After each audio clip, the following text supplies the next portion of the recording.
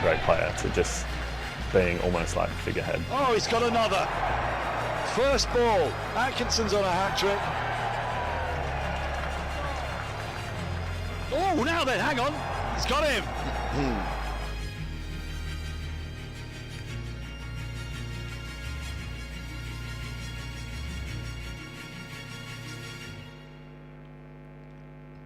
Good morning, welcome to the Kia Oval, the fourth round of the County Championship in 2025, where Surrey are hosting Somerset. A couple of rivals, they were duking it out down the straight last year. Surrey won the championship and Somerset finished third. This time around, neither side have won after 3 weeks. 3 draws for Surrey, a couple of draws and a loss for Somerset. And I'm Adam Collins. I've got Daniel Norcross with me. The news from the middle, the toss this morning. Rory Burns has won one at last, and he's selected to do what they like to do here at the Oval first, Daniel, and field. Good morning to you. Good morning, and good morning, everybody. Yes, they have decided to field, and that is no surprise at all. Let me tell you, that is the 18th consecutive ball first after winning the toss at the Oval. That's 15 county championship matches and 3 test matches in that sequence, and it's what Surrey desperately want, because here at the Oval you will tend to find a bit of grass left on the pitch early on. We've seen the pattern of play when Surrey played Hampshire a couple of weeks ago, that it was not tricky to bat. It was just a good sort of lively-ish pitch. Yep. 250, played 220 in the first innings, then it flattened out, and became incredibly difficult to take wickets. So Surrey will be hoping for that first day clatter of wickets if they can. Let me run you through the teams, because there is a little bit of team news. Well, yeah, there is, and reconfigured Surrey bowling lineup as well. Yeah. So we'll just go through the changes in the teams themselves. So Jamie Smith is back from being rested last week, as is the custom for ECB contracted players.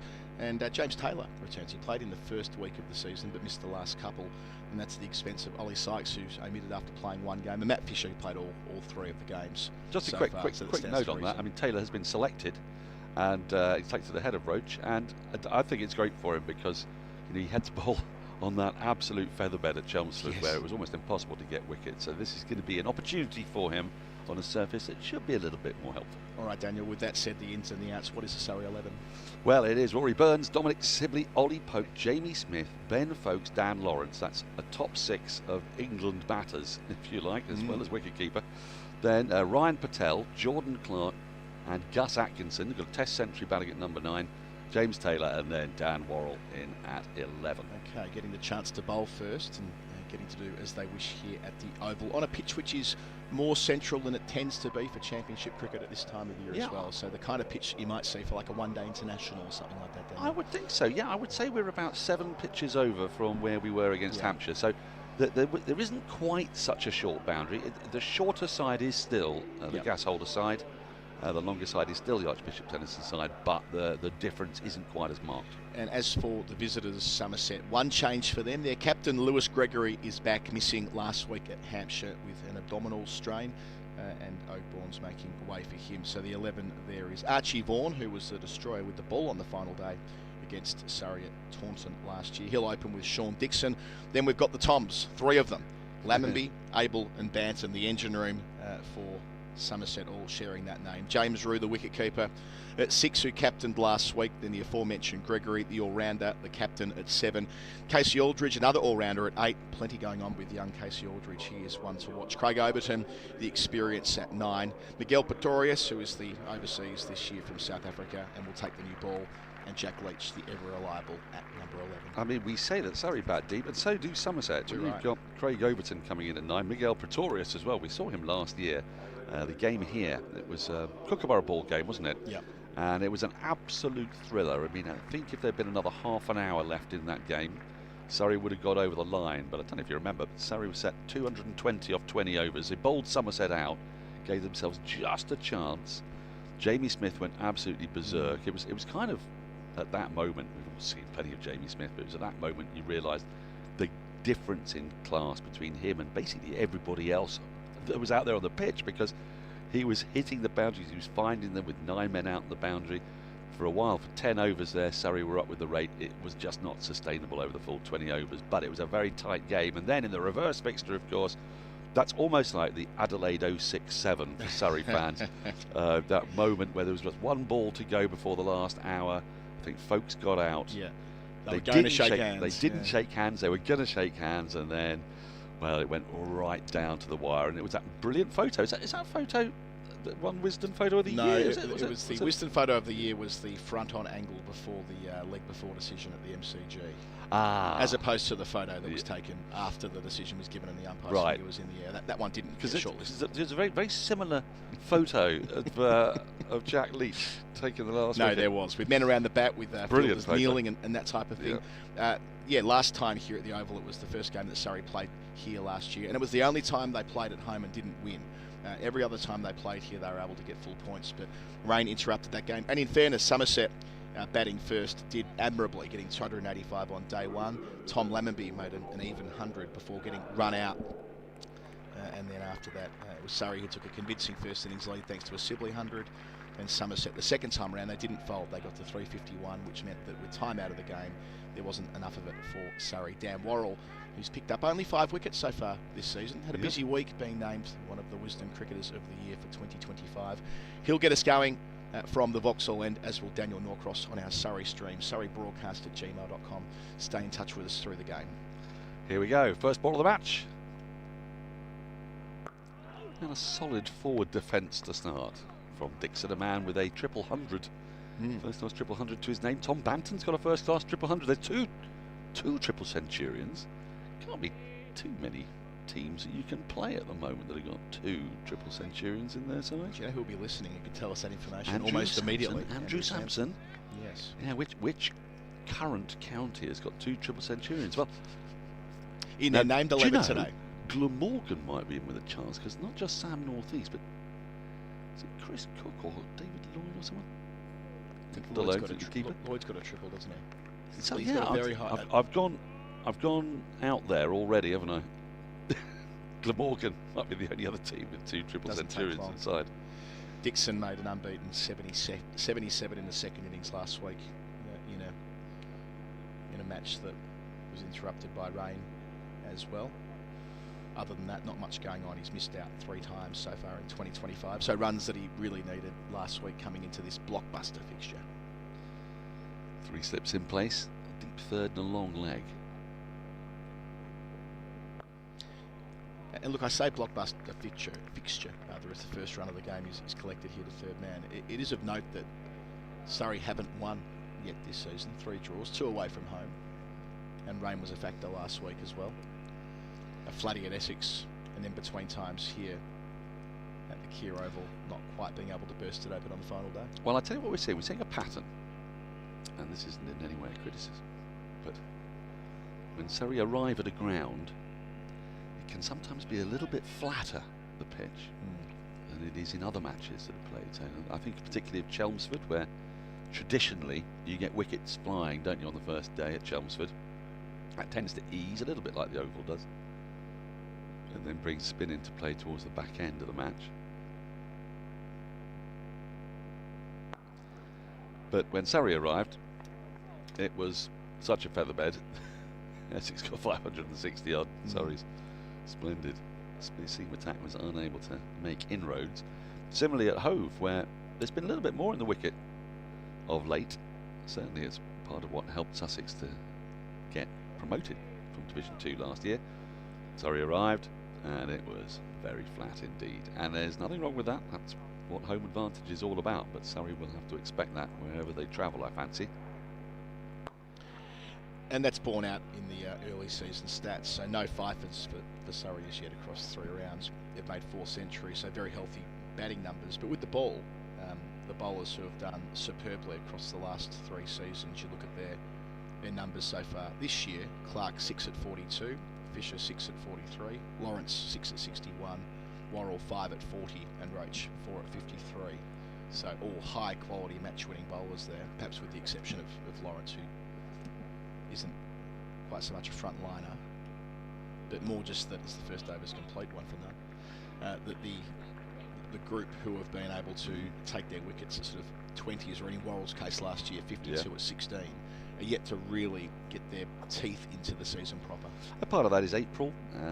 Andrew Sampson crunched the numbers for us, didn't he? April's a very run-drenched month against the stereotype that you may have of it. I think, didn't it move into top spot?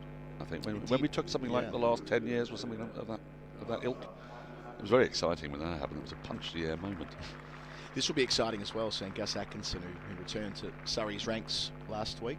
Oh, with a new ball. Of course, a managed player through ECB contract reasons, but played to forfeit, especially on that second day, was able to get some real penetration and, as you say, taking the new ball from the pavilion end. Yep, we know Worrell likes the Vauxhall end. But Atkinson doesn't always get the new ball, hasn't that often in his Surrey career, so this is a good opportunity. Bowled well at Hove last week. On a very placid deck, he was one of the few people who managed to get any kind of life out of it at all. And another thing to note, by the way, is the crowd. Day one crowd at the Oval. We had a monster 5,500 against Hampshire a couple of weeks ago. And similarly, the pavilion is filling up.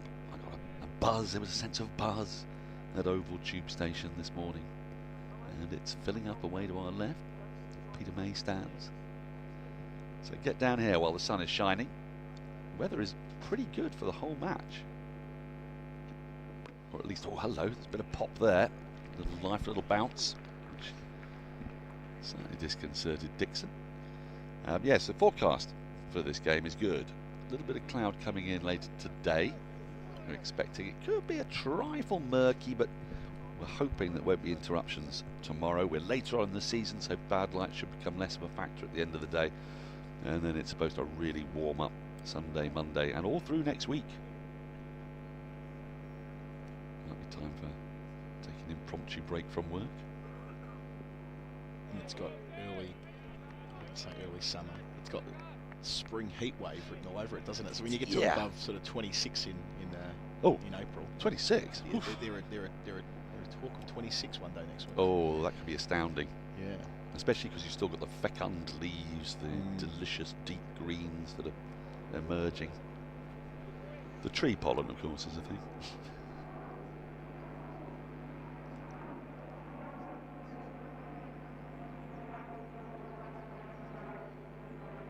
Again, bit of bounce, bit of life. Yeah. That may encourage Gus Atkinson to bring in a short leg, you know, that there's a shortish mid-wicket in front of square, or a forward square leg almost. Absolutely. But I mean, you you think think bounce like that. with the way that Atkinson bowls as well, when he's naturally looking to, with that front-on action, hit the seam and get some movement back towards the right-handers, that inside edge, bat pad is in the game if they dare. They don't tend to. No. It's not the standard form here at the Oval. Although, used to be. one of my favourite wickets in Surrey history has got to be Jamie Smith's catch against Lancashire, pink ball game at short leg. Half the team flew off in one direction, half in the other. Yes, Morny yes. Morkel. It was a really important moment. Now then, what's going on here? We got this is in problem relation already? Yeah, this is in relation to the ball that reared up and hit Dixon. I thought it was initially high on the handle or on the glove, but having taken a moment to review the situation, it's his right index finger, so he's on the bottom hand.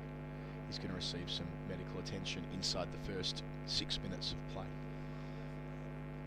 Well, I'm used to this. I've watched a lot of IPL lately, so a break in play is unsurprising. Well, while we have a break in play, shall we just? We've got a little bit of a technical gubbins we want to sort out.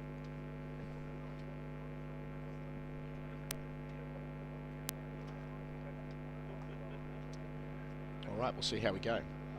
If the hiss remains, then we'll try something else. So that was the ball Yep.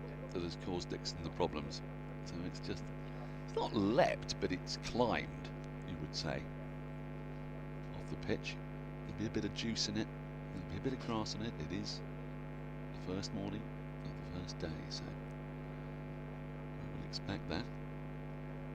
Meanwhile, it gives me an opportunity to fill you in on Surrey Women's historic debut as a Tier 1 county. Yes, I saw the box scores of this and looked at the card. One of those quirky ones where the team with more runs didn't win the game of cricket, so clearly DLS was a factor. But yeah, step us through the intricacies of it, please. Well, that was the first thing that bemused me, and if it was not for my good friend and colleague Ed Seaborn, I would still be none the wiser. So let me run you through it, Colo. Okay. Surrey go out to bat. They're put into bat on a measly grey morning. First half an hour is rained off. Yep, so they started at 11. You can only make up 11 half an hour in Metro Bank games. Okay. So any further subsequent rain takes overs off. Yep. Surrey go out to bat. The ball's doing stuff on this pitch. It's got a lot of moisture on it because it's mizzle. You know, I mean, it's commendable that they went out in it because a lot of time you go, come on, you can play in this. But then it got a little bit heavier, and in that time, Surrey skipper Bryony Smith got out to one that just held up a bit in the pitch, moved away from a prod, hit the stumps, but Surrey were going fine. They're about 21 for 1 after 3.1 overs. Off they go when the rain comes, and we have a significant break, a couple of hours, and as a result, when we come back, it's 33 overs per side, right? Surrey then proceed to lose wickets and score runs. It was brilliant. It was a fantastic, positive performance. They were going hard on a really good day. It's a wonderful wicket for women's cricket. Beckenham, it's got a bit of pace in it, and it comes on, and the ball was flying. Alice Davidson Richards struck some meaty blows. Sophia Dunkley, Danny Wyatt Hodge, you know, stars of the game.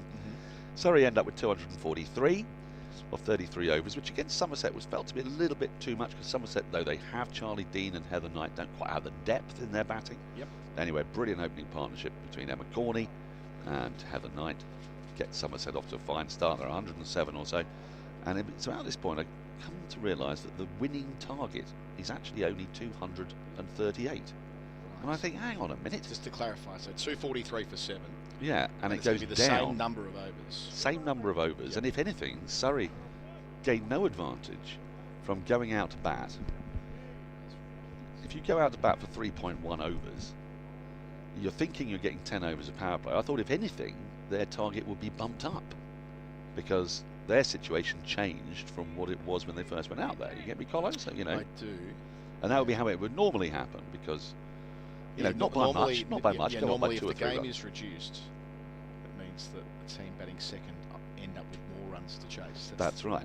Often practice. Right, we're resuming here. Then Ed Seaborn got in touch with me and he said he knows the reason. It's because Surrey lost that 1 wicket. So that has to be borne in mind, because they have slightly fewer resources left. Yes, okay. I mean, it was a bit baffling, because it didn't seem, you know, just the one way. I suppose you could take 1 wicket in 3.1 overs. That has to be borne in mind, or at least understood. So, anyway, that is not by any means the full story of the game. Despite Somerset's good start, they then just got sort of wrenched back in a little bit. Charlie Dean and Fran Wilson put together a decent partnership, but it wasn't quite quick enough. And the departure of Dean, 31 runs were needed off 10 balls. In women's cricket, in men's cricket, it's a big ask. In women's cricket, it's insurmountable, really, wouldn't you say? Tends to be 3 a ball. Amanda Jade Wellington comes out to bat, hits her first 4 balls, the last 4 balls of the penultimate over, for 4. Did she now? I didn't know this. All through backward point, pong, pong, pong. I love the little glide as well. I mean, she played superbly. What a cricketer. It hurt my Surrey soul, but I had to take my hat off to her. Also quite fond of Wello. We all love Wello. We all love Wello, yeah. So, you know, if you're going to have your heart broken, at least have it broken by someone you love, you know. Okay. As Worrell starts the second over, and that's not the end of it. 15 needed off the last over, don't forget. Fran Wilson on strike. Hits a 4 through the covers, then a single. 10 needed off 4. Wello, 4 through the covers, then steps across her crease. 4 over fine leg. Fine leg's up inside the ring, because now the field's been changed. There's a couple of people out on the offside boundary. Need 2 off 2. Finally, Wello doesn't hit a 4. First 6 balls have gone for 4. Then he hits a pad, dribbles to Kira Chatley behind the stumps. Wello hesitates. Wilson runs. Running to the danger end, she thought. Kira Chatley picks up. She throws. She misses the stumps by a fraction. Now, hang on a minute. Sorry, I've got to interrupt this, because I have a feeling that Sean Dixon is going to be retiring hurt here. Looking up towards the steps of the Somerset dressing room. He is, you know. He's coming off. He's had enough. Now, this relates to the ball that reared up and hit him on the right index finger in the previous over from Atkinson. Well, this is a blow. This is a blow both literally and figuratively for Somerset. Having found form last week, as we mentioned before, 77 not out to complete the game a few days ago. Well, you're going to hope he can come back after a bit of treatment, but he's obviously in real discomfort. That ball from Gus Atkinson just coming up off just back of a length, really. It wouldn't rear at him, but quite low hands. Yep. It's crunched the finger on the bottom hand. So he's going to have to toddle off. Why don't you quickly finish your story? Yeah, so two off two. Yep. Throw comes into the non-strikers end. Narrowly misses the stumps. Wellington would have been out if they'd needed 2 off the last ball. It's a very different equation from 1 off the last ball. Field comes in. Fran Wilson steps back and crunches Alice Davidson Richards over deep mid-wicket for 4. And Somerset pull off one of the most remarkable victories in any game that I've ever seen. Now, this is the ball that's caused the problem, and you can see there's a little bit of grimace in Dixon there, and this is really disappointing for him. Let's hope he can get some treatment. He'll probably send off to X-ray for that. It could be a knuckle, of course. If it's a knuckle, it's a bit more awkward. But it brings Tom Lammonby to the crease. It does. And just to recap, if you're just joining our broadcast, Surrey have won the toss and they've elected to field first. But the reason why Tom Lammonby is walking out, Sean Dixon retiring hurt, and Tom Lammonby, the classy tall left-hander who made an even 100 here on opening day in this corresponding fixture in 2024, out there inside the first 15 minutes. Yeah, you don't want to see anybody walking off injured, but certainly not in the first 10 minutes of the game. No. So Lammonby, it was the high point of his season in 2024. He still made nearly 1,000 runs, but it was the only time he passed 3 figures was here at the Kia Oval. He had a really good Bob Willis trophy, didn't he? Extraordinary. He 2020. He hit 400s in 6 games to start his first-class career, including one at Lord's in the final against Essex, where he looked $1 million. Bit of shape there from Worrell back into the left-hander, which will encourage him. Earned his way into a Lions squad, if I recall correctly. And he's had what happens to a lot of cricketers. It hasn't been linear, his progress so far, but clearly a player of some talent.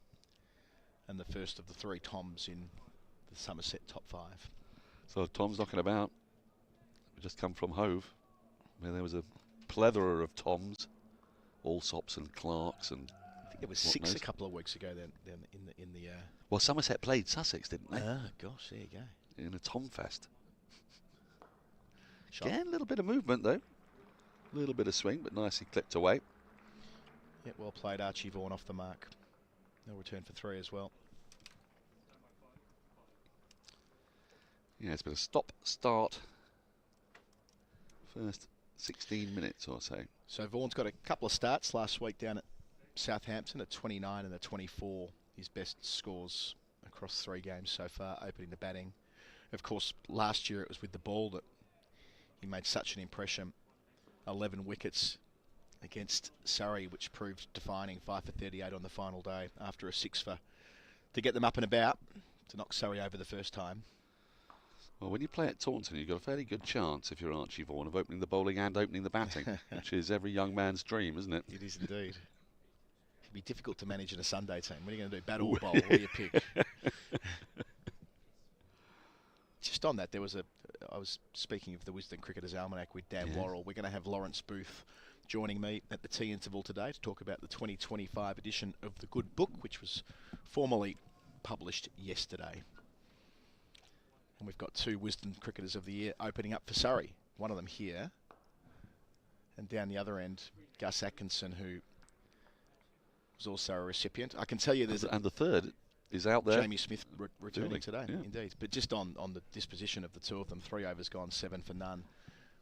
I did the interview with Worrell for the Almanac, and he's Australian originally, but he's been here for a while, and he really didn't have much of a sense of what it was. It's reasonable to say. When he was told that he was a recipient of the gong, he didn't know what it was. That's okay. Not forming a judgment there. Simply that was his starting point. Just is that the thing that Australians they wouldn't necessarily know Wisden? I think that's as much to do with his outlook on life. Right. I don't think Worrell's someone who pays attention. He's not talking about the Metro Bank box scores from Wednesday. He's not obsessed with the game in the way that you and I might Fair be. enough. By contrast, Gus Atkinson, I spoke to at the dinner, he knew exactly what it was. He was fully aware of what this meant and what this landmark moment was in his young career, which was pretty cool. And crucially, that he'd never get to do it again.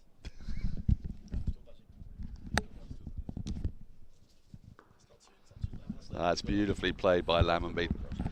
Just a gentle step to the ball and then addressing it. He's not going to get 4 for it, but it's exactly what you want from somebody coming in at number 3 on the first morning.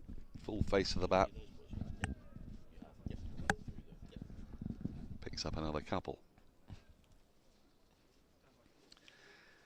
Well, I'm delighted for him. I mean, he was obviously nailed on certainty. You don't get 10 wickets at Lords, 100 and a hat-trick. I mean, I suppose, did the hat-trick No, count? it didn't That hat-trick doesn't count, does it? He was already off to the races by then for what he achieved in the home summer. A reminder that particular award relates to the England summer itself. It didn't. I think Lawrence, when I interviewed him the other day, said it didn't hurt that he picked up a Test hat-trick later in the year, but that, strictly speaking, was out of scope with the way that he's interpreted that award across his 14 years editing the Almanac. But yeah, there was a number of former winners of the Cricketer of the Year in the room, which is a nice tradition that's been developed in recent years. They use the anniversary, so 40 years ago, 50 years ago, etc. Well, and that's pulled away beautifully, majestically. I tell you, Lammonby's feet are moving very well, very early here. Which are ominous signs for Surrey. Just dragged down a touch short by Atkinson, but he's swiveled and pulled it. There's a huge gap out on the leg side. There's only, obviously, at the start of the innings, just a fine leg and a man in front of square. Just take a look at this again. That was played with great ease. I mean, there's a lack of risk to it because of the acres of open space away to his right, to the leg side. Yes, I saw that erstwhile colleague Sir Geoffrey Boycott was in the room, and I'm going to tell you a little story about that. Because Mark Steele, the comedian, was doing the homilies, wasn't he? Was he speech? Ever? It was it's the best of those that I've seen. And Miles Jupp a few years ago was outstanding, but Mark Steele was really. I suppose a performer like Mark. Yeah. Already, he loves his cricket. He loves cricket. He's a brilliant performer, so he was never going to be short of a word to say. But yeah, Jeff Boycott. Well, he rang me. He rang me in the morning, right? I was going to say, I'll just finish my point and you take over. So Jeff Boycott was 60 years. Yep. There were those who received it 50 years, 40 years, 30 years, 10 years ago, all in the room together. Oh, so you get like 6 different. A number of people span it through. So that's the idea of the leather-bound edition, which Boycott had presented to him at the dinner and had a photo at Lords there. Which was can you remember the other 5? The 50 years.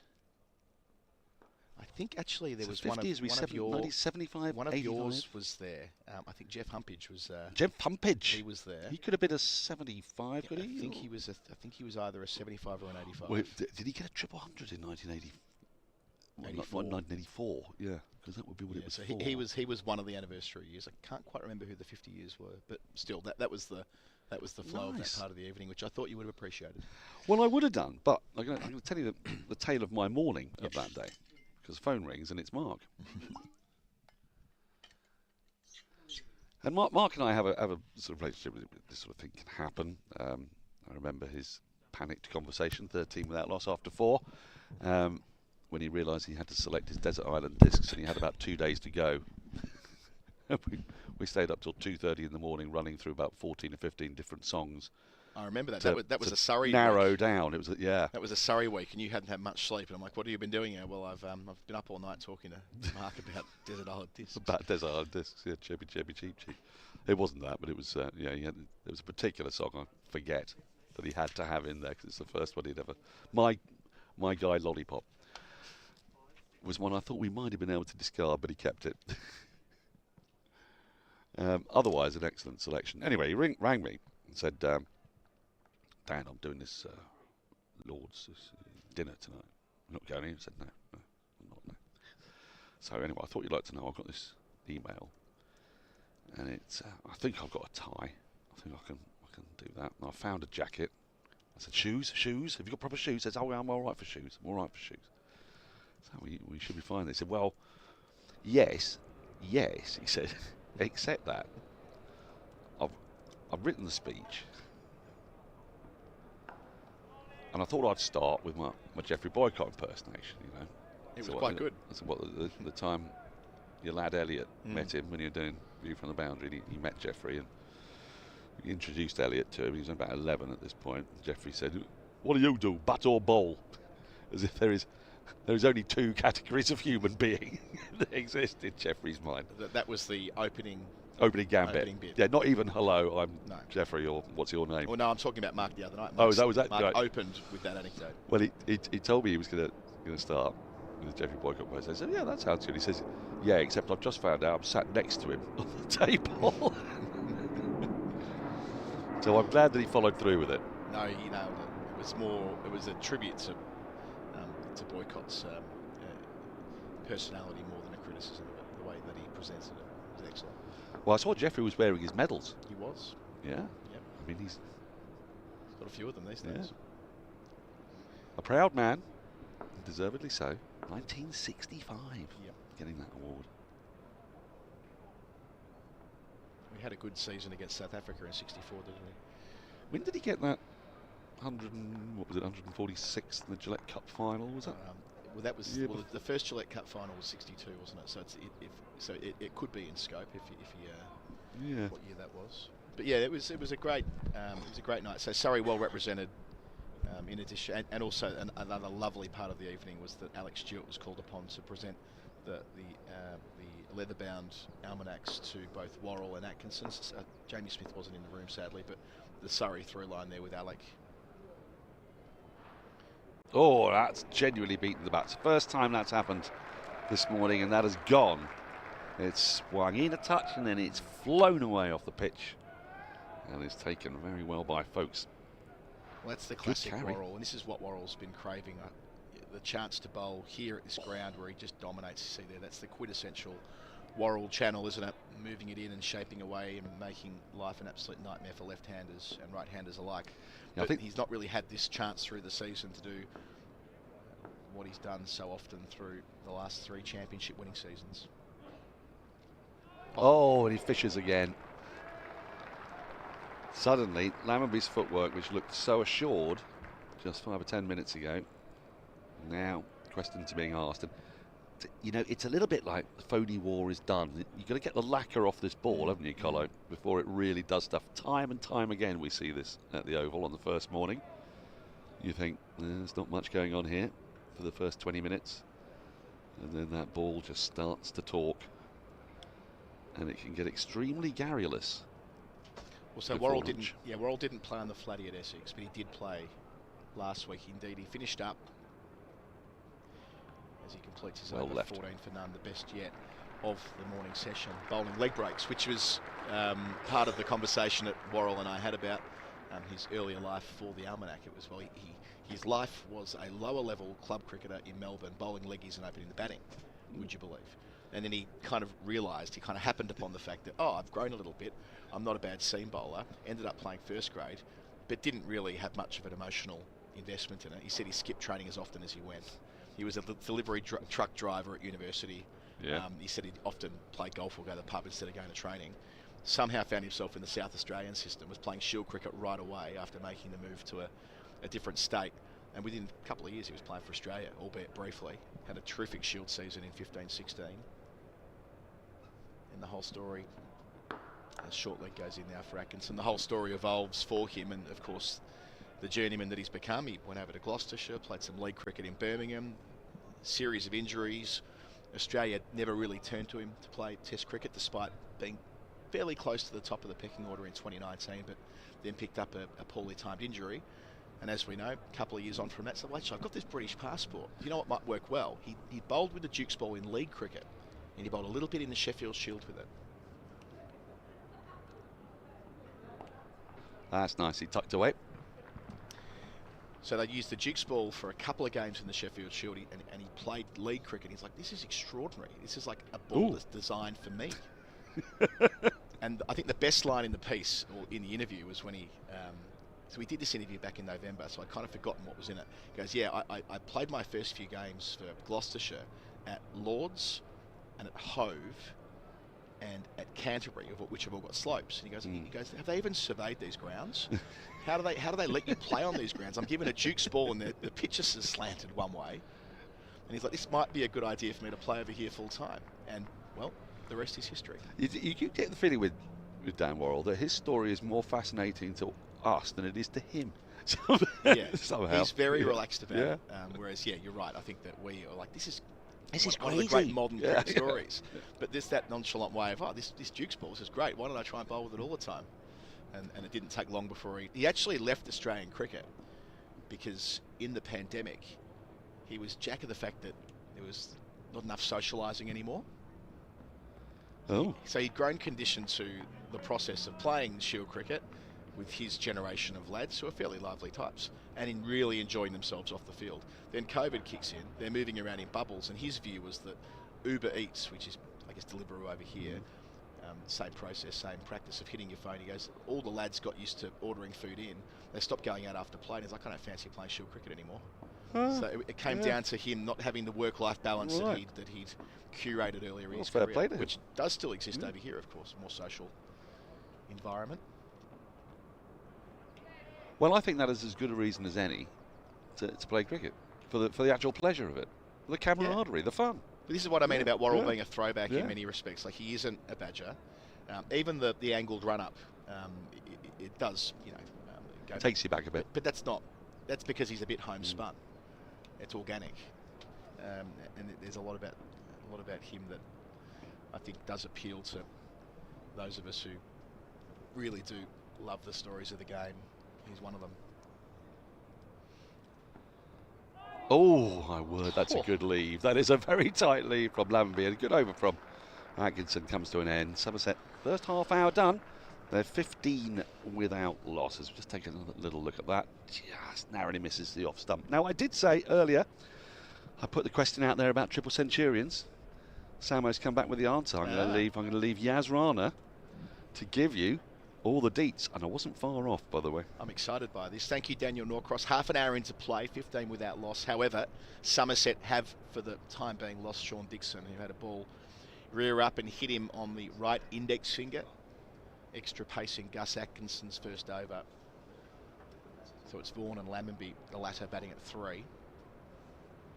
The former facing Worrell, who's operating away from us at the Vauxhall end.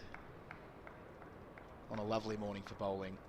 18th time in a row the team that's won the toss here at the Oval has elected to field first in first-class cricket, including a few test matches, and the first time that Surrey have had the chance to do things on their terms in season 2025. Yas Rana, good morning to you. Good morning, Adam Collins.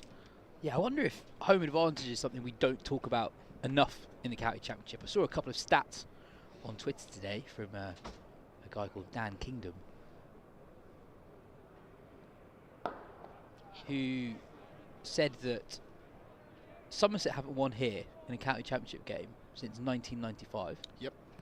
And I don't think Somerset have won an away game since 2023 full stop in the Championship. And this is a side that came very close to winning the thing last year. Surrey, we know, have a much better recent home record than away. And I know that it's talked about a lot in cricket when it comes to overseas tours, but I wonder actually, is it a bigger deal in the county game than we sometimes make out, Warren into Vaughan? Yeah, and on top of that, I rattled through some of the Surrey bowling analysis this year. So they've played on a couple of flatties away from home, and the game here where Hampshire did superbly on that final day to get to safe harbour. Indeed, had they had another hour or two at their disposal, they probably would have had a tilt at the target that they were set. So it hasn't been like as it was the last couple of years, where Surrey have been able to bowl first, typically get stuck into teams here, and squeeze the life out of them by Stumps on day one. So yeah, it's not, I suppose, not just home ground advantage, but getting the right sequence, and this is finally, for Surrey at least, what they want. Yeah, Surrey 6 wins out of 7 at home in 2024, and the one game they didn't win on home soil was against Somerset in a game that they came very close to winning on the final evening, which was the Kookaburra ball game as well, which had rain taken out of it. And indeed, they did have a dart at 230 odd in about 14 overs or something absurd. But briefly, it looked like they were going to do it. Did it ever? I remember Phil and I were commentating at the time, and we believed it was happening. It felt it with Jamie Smith teeing off. Dan Lawrence as well. Yeah, 1995. You're spot on there. So it was June '95 where Somerset got the job done by 5 wickets here. Seeing if any notable batting or bowling performance. Mark Butcher made 100. Your podcast colleague in the second dig, 102 for the defeated Surrey, who left Somerset 383, and they hauled it down inside a day for a loss of 5 wickets. Good going there. 132 not out for PD bowler.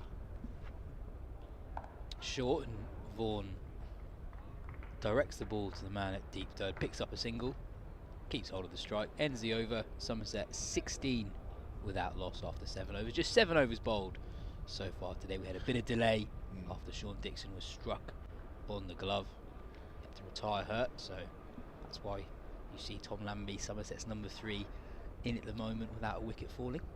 Great name here in the first innings. Surrey bowled out 221. It was Mushtaq Ahmed who really burst onto the scene during the 1992 World Cup. 5 for 54 from 32.1 overs. Beautiful set of numbers. A distinctive bouncy action.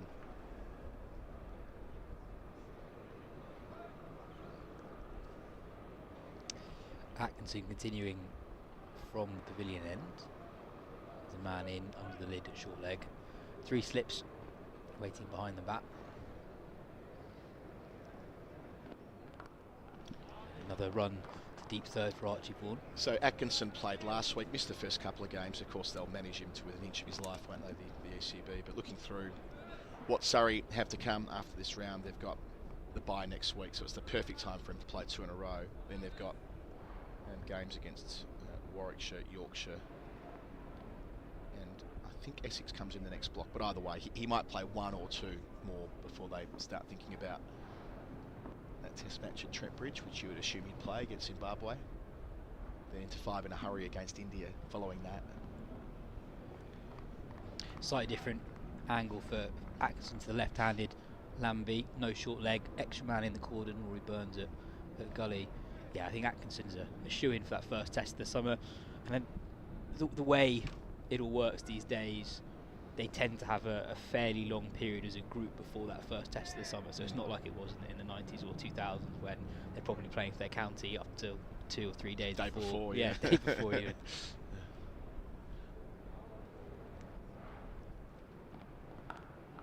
Good pace from Atkinson, defended late from Lambie. Yeah, sorry, we've bowled well without reward here on the first morning. And the other thing I'd just like to say, Adam, what a crowd. Yeah. What a sight this is. Yeah, we got over 5,500 in on day 1 when Hampshire were visiting a fortnight ago. But this is the day to be here, Friday. I said it on the stream then, it's a work from home kind of day, isn't it? You've had the short week, granted, with Easter Monday, but still, laptops out, find a place to take your video calls and all of that. Well fielded by Rory Burns at gully. An edge from Lambie, but got on top of it. Directed it straight into the ground. Yep, nicely played by Lambie. Who knows what it takes to get through a tough first session here at the Oval last year. That 100 was beautiful. It was undone on 100 by Jordan Clark, who pinged the stumps down. At the time, again, I was on with Phil. It looked like Clark was aiming for one set of stumps, hit the other stumps, and Lambie was caught short. He and Renshaw getting into a bit of a mix-up there, who was the overseas at the time. Short ball from Atkinson. He defends well to Burns at gully again. Lambie is a player who, whenever I watch him, I can't believe his average. He looks so good. He looks composed. He's literally right now facing 2 international quality bowlers, bowling at good pace. And he's comfortable with that pace. But 65 games into his first class career, average of 31, which is fine, but perhaps not quite the numbers as he gets through for a single to complete the over. Somerset 18 without loss. Yeah, diminishing returns last year. He started the season with a 90, then the 100 we referred to before, and he knows what it takes to make bulk runs, in tough circumstances, the century in the Bob Willis Trophy final in his breakout year in 2020, when he was the leading run scorer in that competition. Got himself on a Lions tour, had that sort of second album blues, which is very common for young batters in their early 20s. It's okay, that's final, part of the development. But this should be the time in his career. And days like today are the ones that there's more attention on, of course, playing on a test ground in a game against the side that's won the championship the last 3 seasons, when they're able to bowl first, again, on a pitch that's giving them a little bit. Counts for more. Oh, that's a beauty from Dan Worrell. Angled across. Late movement away from Lambie, who does well to take his hands away from the ball. Have a look at the replay. Yeah, I think he's just defending and holding that line on off stump, really. Just protecting his stumps in case the ball swings the other direction from Worrell. Does well not to follow the ball late. And this is an especially big game. Well, it's big for both teams. Neither have won yet, but they are sitting in 7th and 8th in very draw-heavy starts to the season. Driven this time. Doesn't quite time it, but finds a gap and picks up another single. So the points table doesn't count for a huge amount right now, but Notts leading the way with Sussex with 49, and these two sides are at 38 and 29 respectively. But when you think about Somerset getting something from this game early on, will be crucial to any hopes they have of getting towards the pointy end again. They were very close to it last year. That win in the 3rd last round down at Taunton over Surrey gave them an opening. They couldn't seize that chance, eventually finishing 3rd. It was the story of their 2024 in some respects, making it to finals day in the Blast, making the Royal London Cup final, and ultimately walking away with no trophies. But a side that's been so competitive. They did have a little bit of a dip. They finished 7th and 6th, I think it was, the 3 years before last year, but so consistently in the top 2 or top 3 through the course of this century. And their 150th year as well, isn't it, with Somerset? So there's a lot riding on them being able to perform near their potential, which is right up towards the best in the comp.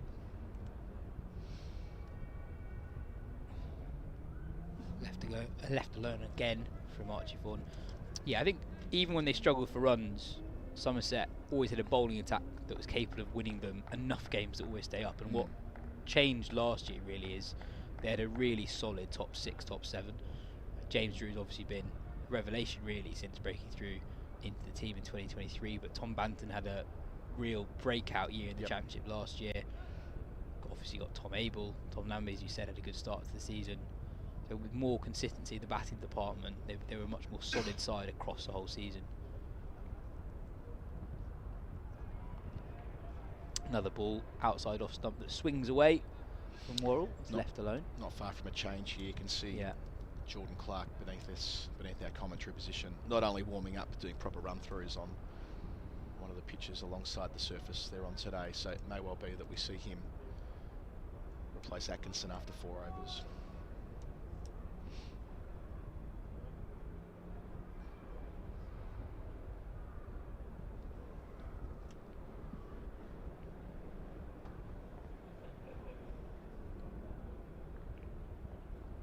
Slightly straighter from Worrell, but defended well from Archie Vaughan. That completes Dan Worrell's 5th over, 1 run from it. Somerset 19 without loss after 9 overs. We've got a change in the commentary box. Adam Collins is taking a breather. He will be replaced by Phil Walker.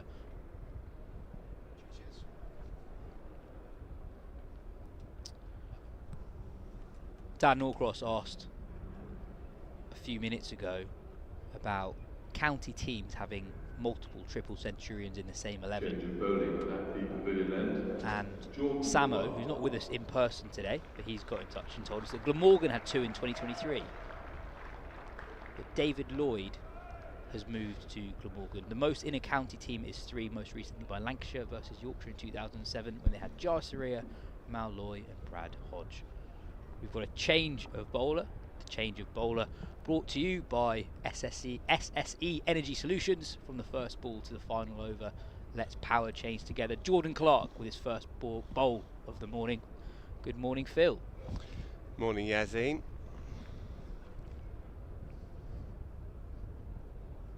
Yeah, it felt like the right time. Atkinson was tidy and insistent, but relatively innocuous.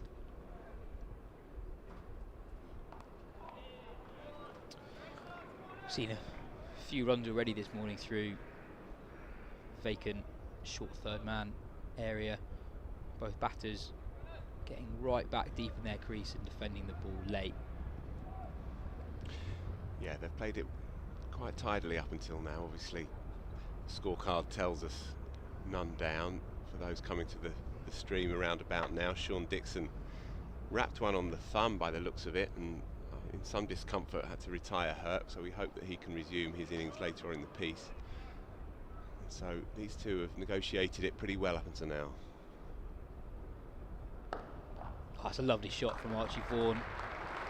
Over pitch from Jordan Clark, and Vaughan just leans into that one and sends the ball on its way to the offside boundary.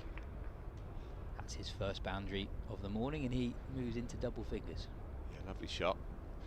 Resist the urge to compare as best one can. Really quite difficult when he does that though, doesn't it? Yeah, that was a classic. And first shot in anger as well. He's played very much within himself. He's played late. He's left well up until now.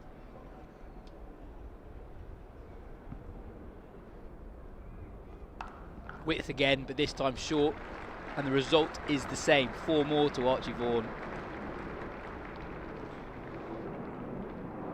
That one was there to hit. A rarity really from any Surrey paceman to drag it down outside off stump, not yet loose, not yet into his work, is Jordan Clark, and that was there to be hit. As rank a long hop as you're going to see, really, normally so relentless with their lines and lengths. He'll be back on it.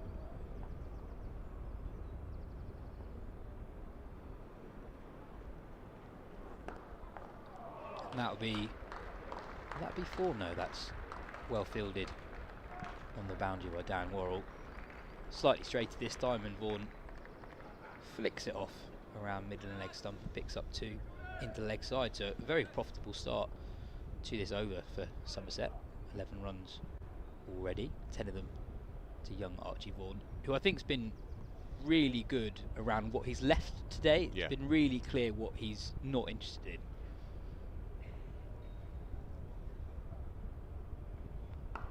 Well defended there. Anything, especially from Dan Worrell, that's started outside off stump, that's shown any hint of away movement, he's just not shown any interest in hitting the ball at all.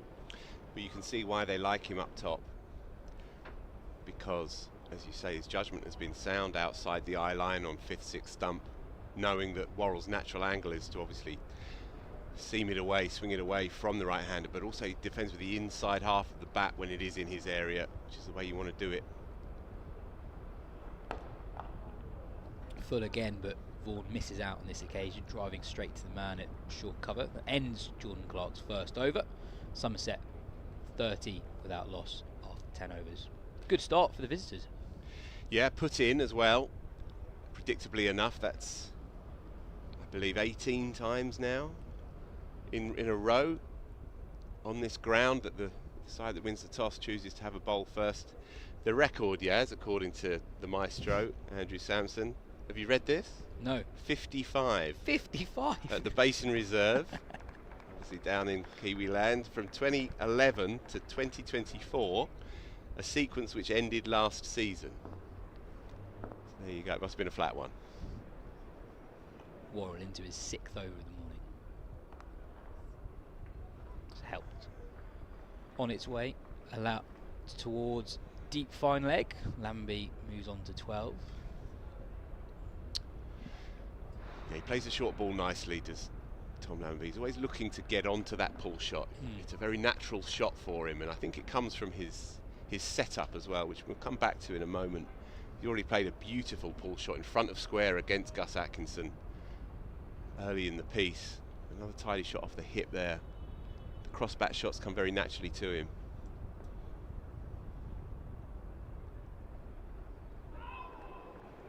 Left alone by Vaughan, but he's quite late to get his hands out the way, so I think the Surrey fielders were briefly interested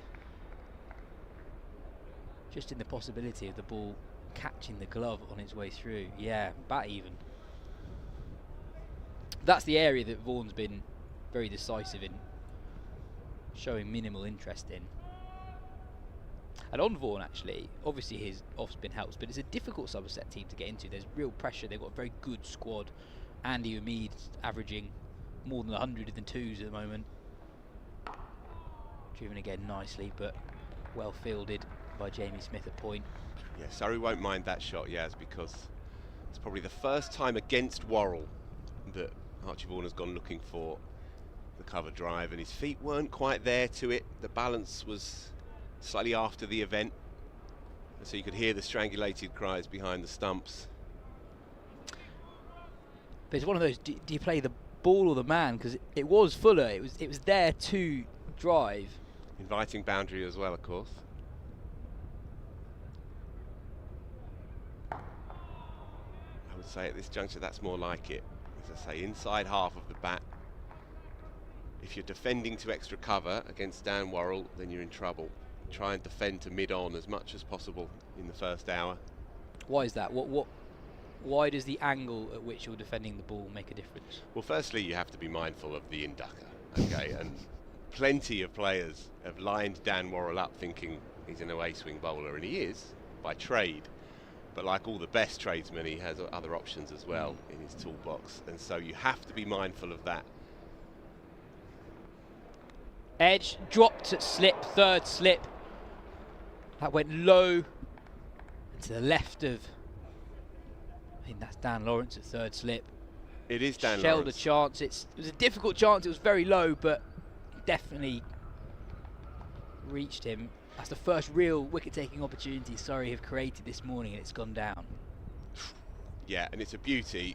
It's as unplayable as you can get, really. You have to play that line. He hasn't followed it. He's played it with soft hands, but it's carried comfortably. And Lawrence, who's been superb with the hands this year, it's the first one he's dropped. Oh, well, very, very nearly finding Vaughan's outside edge again. Brilliant over from Dan Worrell, but it does not result in a first breakthrough of the morning. Just brought his line a little bit nearer to Vaughan, second half of that over, and inconvenienced him twice in a row. And again, if you look at the replay of that final delivery, the one that he played and missed that, again the feet are slightly after the shot, and if you're not still in the shot, then you're always going to be liable to be playing falsely outside off stump. At lunchtime, we're going to have a chat with Tim Wigmore, the cricket writer and author. Jordan Clark continues. Full and driven by Tom Lambie towards that shorter side of the ground. Really good effort on the rope, but it's gone for 4. He moves on to 16. Again, slightly full and a bit of width from Jordan Clark. So yeah, we've got a chat at lunchtime with Tim Wigmore.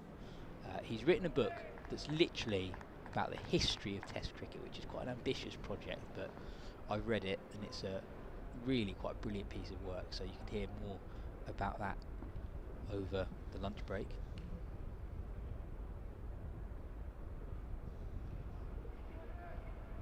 Gorgeous shot by Tom Lambie. Waited on it, didn't try and overhit it.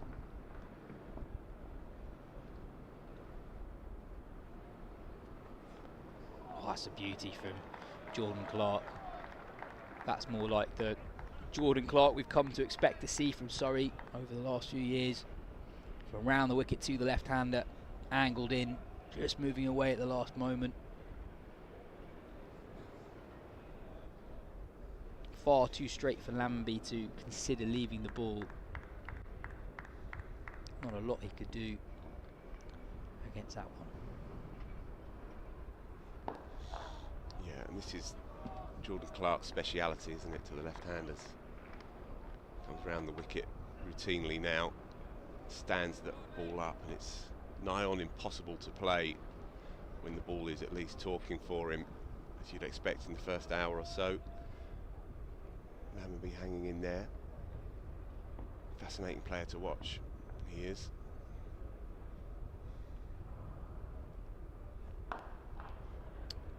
Just off the back foot this time from Lambie. Picks up 2. I think that's the sort of shot from Lambie that I think gets people quite excited. It's good pace from Clark, and he's not really deterred by it at all, and he's got enough time to play it with composure. He's got that intangible, yes. He's got class. And there you go, bang on cue. But he does, and he has, as Adam Collins was alluding to, he has a rather uneven first-class record. He had a disastrous sophomore year, if you like, after the explosive Bob Willis trophy that he had, 300s in 6 games, got a lot of people very excited, was involved in the England Lions side, and then had a disastrous second year. But he's 24 years old and he's building quietly a very tidy first-class career and a useful white ball career as well. He's a fantastic fielder, a useful left-arm seamer, and they like him a lot with good reason. He plays the quicks very naturally. He has a very orderly technique. He stands tall. There's nothing too funky in the trigger. He gets himself in a nice position, and he's a very natural player, I think. Sometimes perhaps wrestles with himself. The sense I get with him, I've interviewed him a couple of times, he's a really cracking lad. He's got it all in front of him though. Warren in for his 7th over of the spell. Defended towards mid-on, and see, that's the model there for Archie Vaughan. That's through for a single. That's bang on against Dan Worrell. Try and maintain your discipline outside off stump, and then when it is at the body, middle and off, the right-handers shuffle, the county cricket shuffle across to off stump, and then punch it to mid-on for a single, playing from the other end. Yeah, Worrell really found his line towards Vaughan in the last over. Different proposition for him now to the left-handed Lambie. Ryan Patel moves to a leg slip, which is a ploy that Surrey used quite a lot. He's actually going a bit squarer now. Yeah, Fine I legs, don't mind it, you know. Fine legs gone a lot finer, and Ryan Patel just marking out his spot at a quite wide leg gully, wider than a conventional leg gully, you'd say. That one angles into Lambie, but it's comfortably left alone. Yeah, I don't mind Ryan Patel round the corner there. We saw Lammonby take one off his hip in the previous over down that way, and it was along the carpet, but just need a slight misjudgment and he's in play there. And yeah, if Worrell's getting the ball to swing into the left-hander, it's a shot that you play off your hip, almost off instinct. And even if you know in your brain that there's a fielder there, you play that shot totally without thinking about it. That's off the outside half of Lambie's bat. Towards deep third, he'll pick up 3. Good running from Vaughan and Lambie. Yeah, Somerset have not only survived, but they've managed to keep the scoring rate just ticking over. It's a 3.28 run done over at the moment. They're up to 41 without loss, but of course with the injury of Sean Dixon, who was struck on the glove by Gus Atkinson early in the day.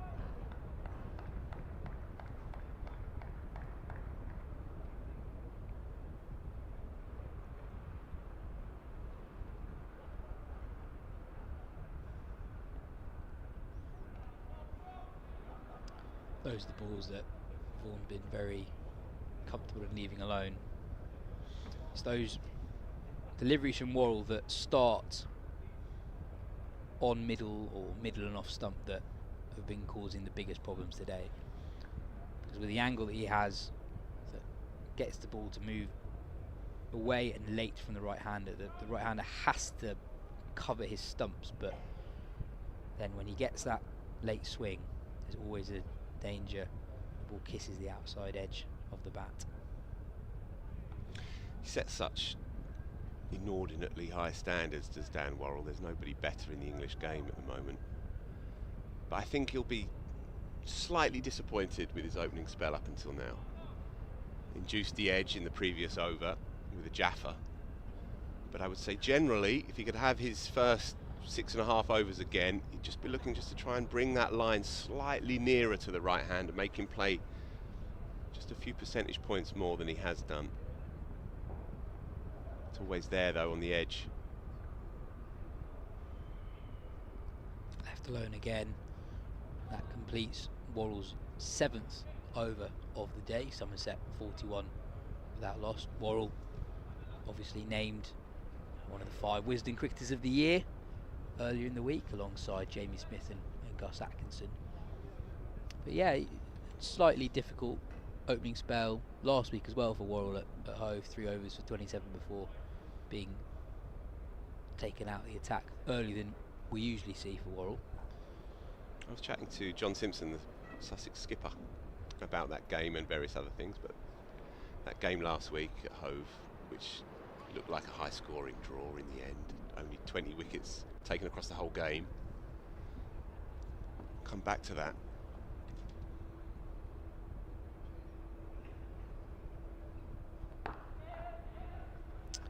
Go through for a quick single. That's good running and good batting.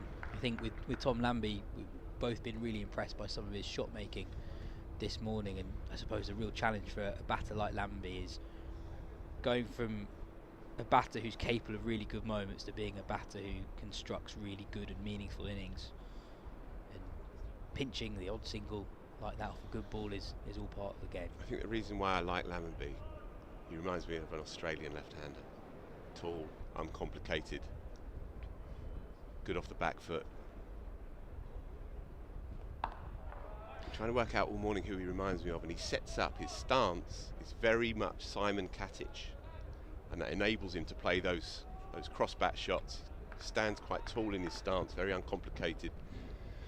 Yeah, just going back to that game at Hove last week, and there was a perception on the back of Sussex's game, Surrey's game at Chelmsford, that 2 flat ones might be the model to try and nullify this incredible cricket team.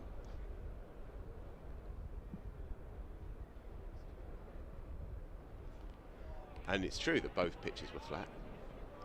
Essex put 580 on the board and Sussex put 430 on the board, and then were 130 for no loss as the game petered out on the final day.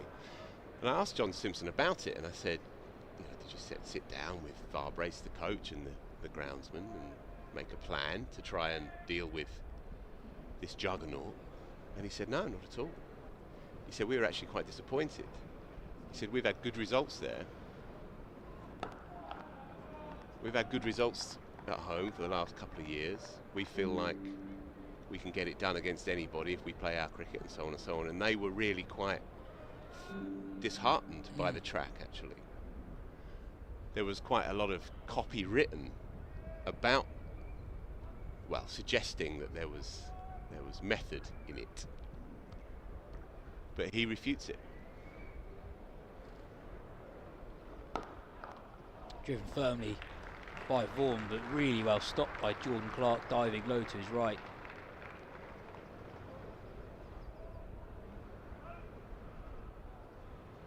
By just inspecting the area around Clark's follow through.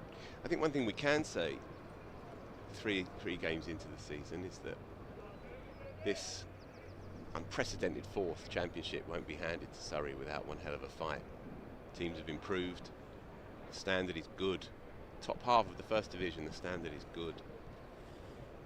Man goes out on the leg side. Short, bit of width again, and Archie Vaughan cuts that one to the offside boundary. His 3rd boundary of the morning.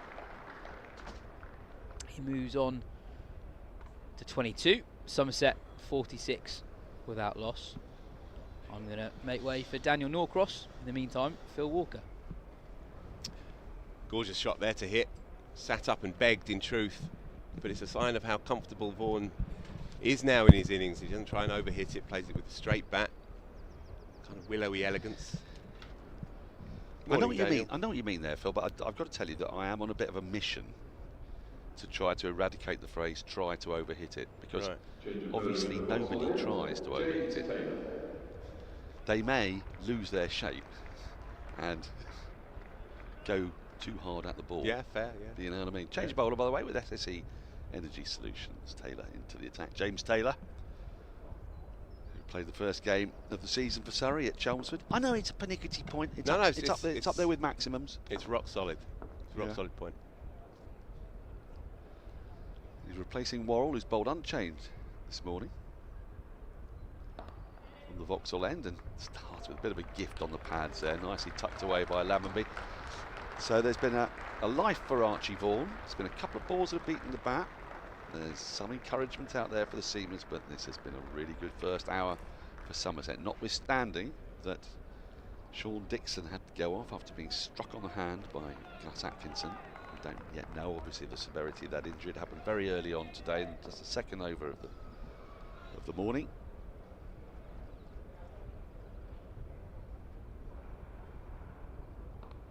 Oh, now that's struck him a little bit high. Might have pitched slightly outside leg as well.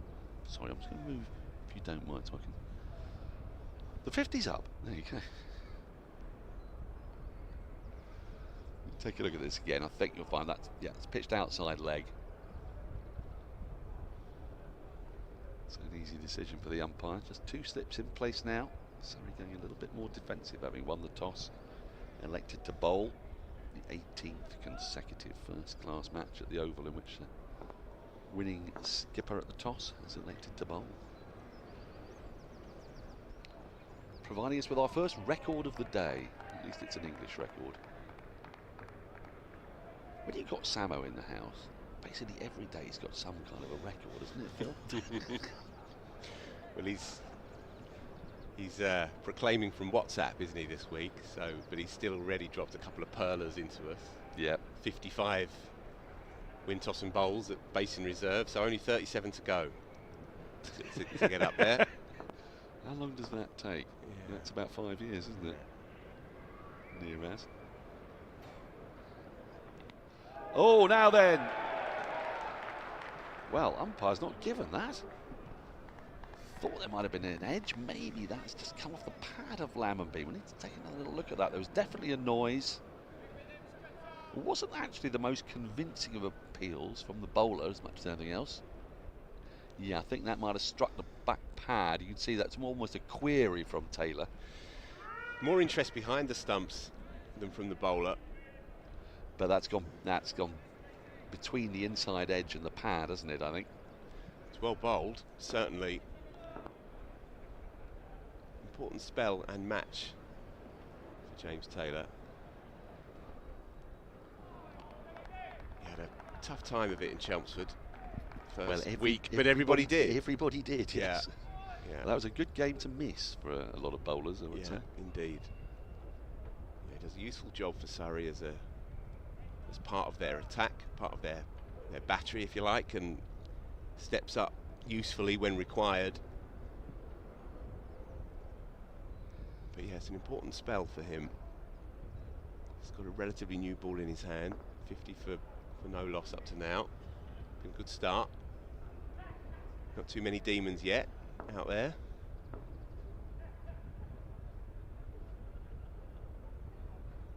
Oh, and again beats the bat. Really good over that from Taylor. He started with a gimme on the pads, and after that really tested Lammonby. Ball after ball in the channel. Nearly got him off the fifth ball. Yeah, just on the move again. Tom Lammonby just wants to try and get that front foot a bit further out, so then he gets himself coming in to the ball. What are you looking at, Daniel? What I'm looking at, Phil the Power Walker, is you recreating the 1970s before my very eyes. To explain, Phil's unbuttoned his flimsy shirt down to the sternum. It's very Dennis Lilly, that. Right, change of bowler with SSE Energy Solutions. Gus Atkinson back in the attack. He bowled first 4 balls from the pavilion end. Jordan Clark replaced him. He's come back on now.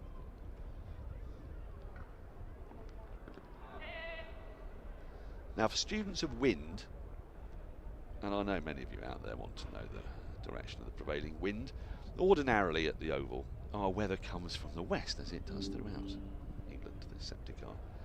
And as a result, if you like, the wind will move from Well, it'll assist the ball coming into the right hander from the pavilion end. Well, today is different as it was against Hampshire. Our winds are predominantly from the east. You can see the flags above the Mickey Stewart members pavilion just leaning towards our right as we look, heading in a westerly direction from the east.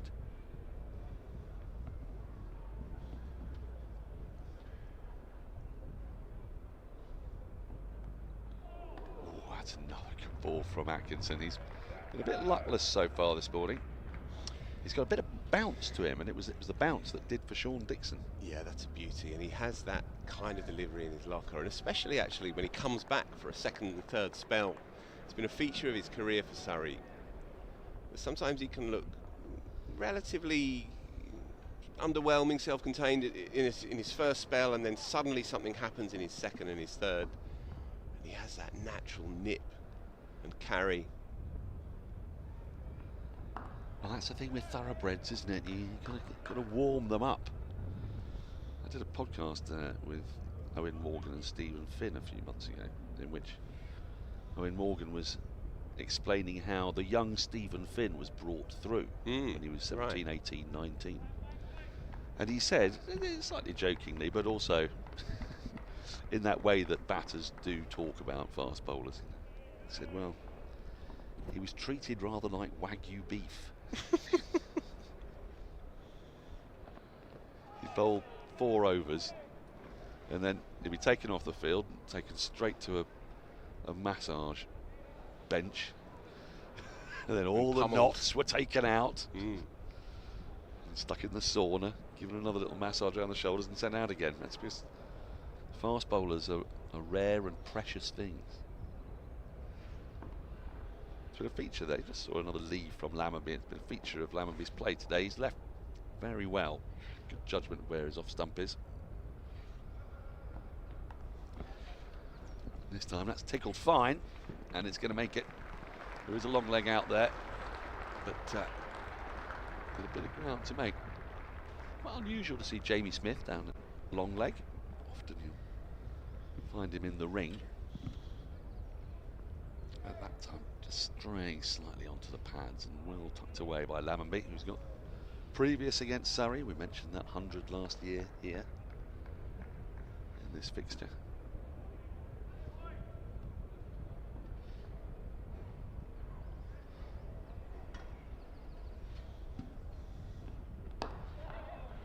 Nicely played again, finds the gap through mid-off, won't bring him 4, should just bring him the 1 in the end. Fielding from Jordan Clark. Yeah, but that's better. Over 56 for that. Sorry, Dan, that's better by Tom Lammonby, coming into the ball now, transferring that weight onto the front foot. He started very nice, he got his feet moving quite early with a couple of straight drives and a lovely swivel pull through mid-wicket. And he's just that awkward length. It's awkward for all batters. Just looked a little bit hesitant, the ball in the channel angling across him. But he has a good leave on him as well. And also, there's always excitement when Archie Vaughan bats at the moment, because we can sort of put on to Archie Vaughan all of our hopes for a future, can't we? Yeah. It's a tough thing for a young player. Yeah, it's tough as well to watch as well, because you don't want to call it. When the shapes start to evoke somebody else, some memories, and it starts taking you back, and the nostalgia itch starts to scratch, and all the rest of it, and it's never far away, that nostalgia. I know it's not, but it's not fair. It's not, and it's reductive, and it's unreasonable. But when that Gun and Moore bat just leans on a cover drive, then it's impossible not to wonder, I suppose. Just let the kid play for now. It's looked good. Well, talking about kids playing, I was covering an IPL game yesterday. Surrey of Hampshire, are you familiar with this phenomenon? Ah, the 14-year-old? The 14-year-old. Yeah. He hit a 6 off his first ball, not yesterday, but first ball in his IPL career. And you get this very strange sensation, because there was Joshua Hazelwood waiting in the wings. Sadly, he didn't get to bowl a ball at Surrey of Hampshire. He was at the wrong end and then got out, bowled by Bhuvneshwar Kumar. many more experienced and older batters have been bowled by Bhuvneshwar Kumar. There's no great shame in that. Oh, now a little flirt there. That was a false shot from Lammonby. Wasn't quite sure what he was doing there. He's half taking the bat away whilst playing the shot, which is never quite where you want to be. As we have a little look at this, hand comes off the bat.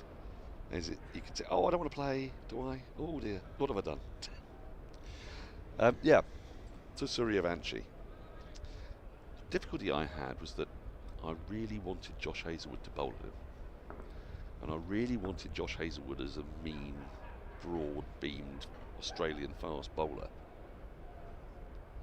to stick one up his nose. And then I remembered that what I was basically asking for was a 14-year-old to be peppered with bouncers. And I thought, something's going wrong here. All's fair in love in the IPL, I think. 14 is mad, though, isn't it? 14? I mean, it's not just that he's 14. When the tournament started, he was actually still 13. So he's not nearly 15. He's nearly 13.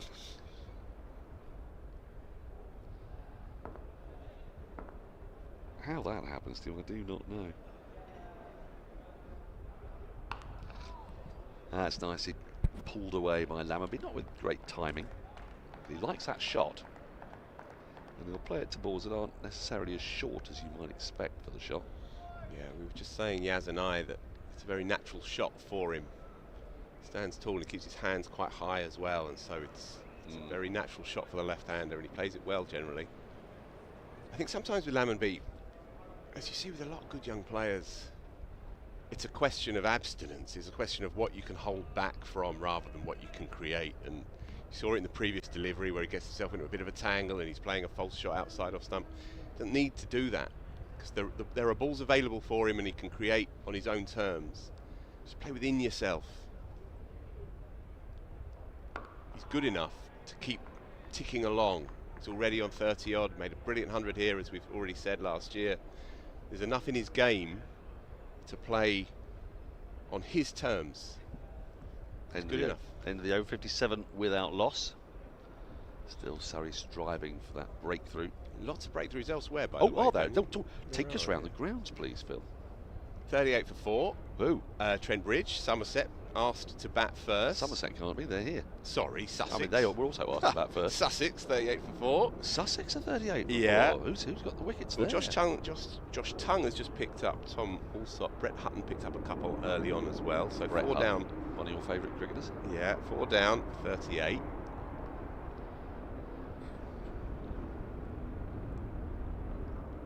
Sounds like there's a bit in that pitch then. Yeah. Trent Bridge. Yeah. Sorry, don't go to Trent Bridge this summer, I believe. It's one of the There's quirks, anomalies. They let's irk say. me. Yeah. Worcester 3 down at home to Durham. Ah, Also in the first division, of course. their top order has struggled a bit, but Yeah. they've shown a lot of ticker lower down. Nearly Yeah. pulled off an amazing victory, of course, didn't they? 3 for on debut for Jake Ball, who's pulled in at the last minute for Durham. Jake Ball, I didn't see No, that it was story. announced. It was announced yesterday. Jake Ball on loan. Durham have got I think 7 squad seamers out. Really? Yeah. That's hard. And 1 or 2 of them, of course, are contracted to play for England, but that still applies. Cass, Wood, etc. But there's a number of others, and so Is Matt Potts playing? Potts is not playing. Oh, Brendan Doggett, brilliant Australian seamer, he's not playing either. And so they brought Jake Ball in, 3 catches for Ollie Robinson, 3 down for 36 Worcester at home, and down in second division as well, 4 down for 36 Gloucestershire at home against Leicester, who are going brilliantly. aren't Leicestershire going well? Yeah. And Well, they had a pretty decent season last season. There were signs of it, wasn't there, the year before? but they've got a bit Metro Bank. more tooth to the attack as well. And Josh Hull in the wickets. Josh Hull's just into his 3rd over, hasn't picked up any yet. Ian Holland, again, another couple. So Ian Holland has been opening the bowling for Leicestershire this year, bowling his little wobblers. Yeah. Open the batting. He's been broadly unplayable with the new ball. Is he the Darren Stevens de nos jours? if you like. Yeah, he bats 3 actually. He was carded to bat 3. Rayan Ahmed has been opening for Leicester, and he's actually... Yes, I saw they got 100 opening, didn't they? Yeah. Last round. He's actually carded to come in at 6 in that game, but Leicestershire going really well, which is good to see. And the other game, Derbyshire 57 for 1 against Middlesex. It's an elegant shot that from Lammonby. I'm surprised they haven't got a single out of that. It's a series of long singles, wasn't it? Yes, yeah, they were waiting to see if Atkinson was going to field the ball. He didn't. I'm wearing my T-shirt in tribute to Steve-O today. The Wisden Yes, I did it for T-shirt, you. Curious Case of Darren Stevens. That's a classic. Yeah. It's an absolute classic of the genre, that is. Helping support cricket. And more importantly, Wisden Cricket Monthly. There are other magazines available. Well, one, I suppose. Oh, now then. It's just shaped back in rather nicely, and it's... Have they decided not to run because they didn't think he played a shot there? I think that's exactly what's happened, but they have... Yeah, so they have turned that one down. It's swung in late, isn't it, Daniel? It really has. Let's have a look at that again. Yes, when he didn't play a shot, in fairness. Yeah. It was swinging down past the leg stump. But again, Atkinson, just when he slips it, he has that extra yard. Just catch you unawares. Now then, how long before Rory Burns gives Dan Lawrence a little twirl? Because we've often seen this at the Oval. Wickets not falling before lunch, and then suddenly Rory Burns with a master stroke. We had it when he got Nick Gubbins, wasn't it, against Hampshire? Oh, now that's really close. That was very close indeed. Did he get a little inside edge on that? I wonder. Wait to see the umpire signal. And there is no signal. So yes, you felt it had to be something like that because he was hit bang in front. Certainly wasn't going over the top. Oh, well, he had to have an inside edge, or else that was stone dead. And umpire Bailey was pretty sure that he had, so he's closer than us. Settled in nicely here, though, into his third over. It's James Taylor.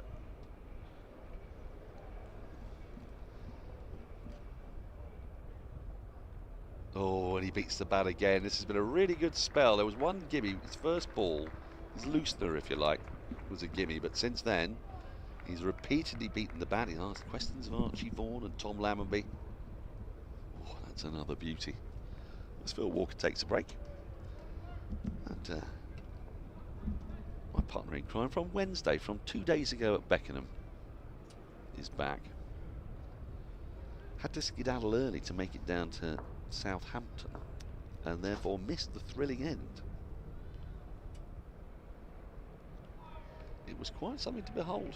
And of course, Surrey play again, Surrey's women, on Wednesday at Beckenham. Get yourself down there. It's supposed to be a beautiful day, 25, 26 degrees. Plenty of opportunity to soak up the rays, and on a flat deck, potentially see quite a lot of runs.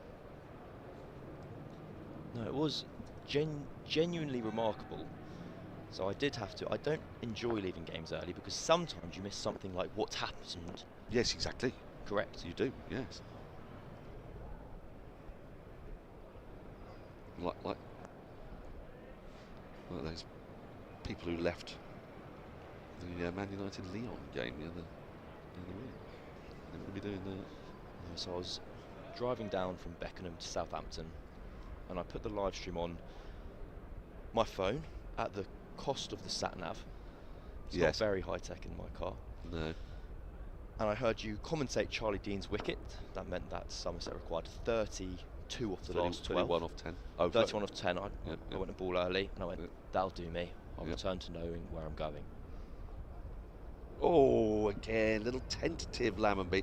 If you get that length, suddenly that assured foot movement just goes missing.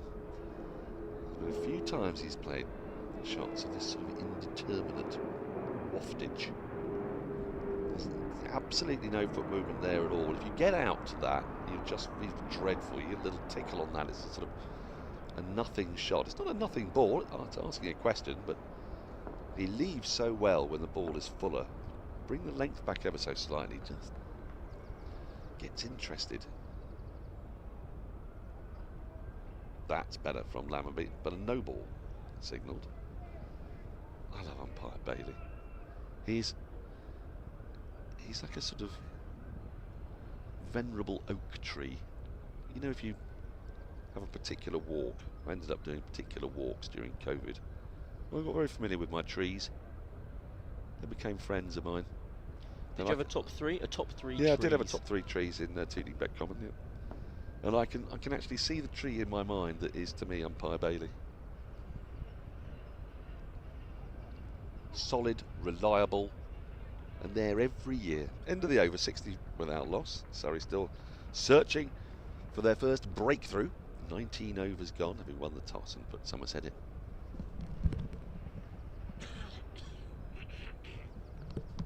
So you gave up the game, you assumed. Oh, by the way, sorry, I should point out that membership is available now. 2025 membership. There's all sorts of different categories of it.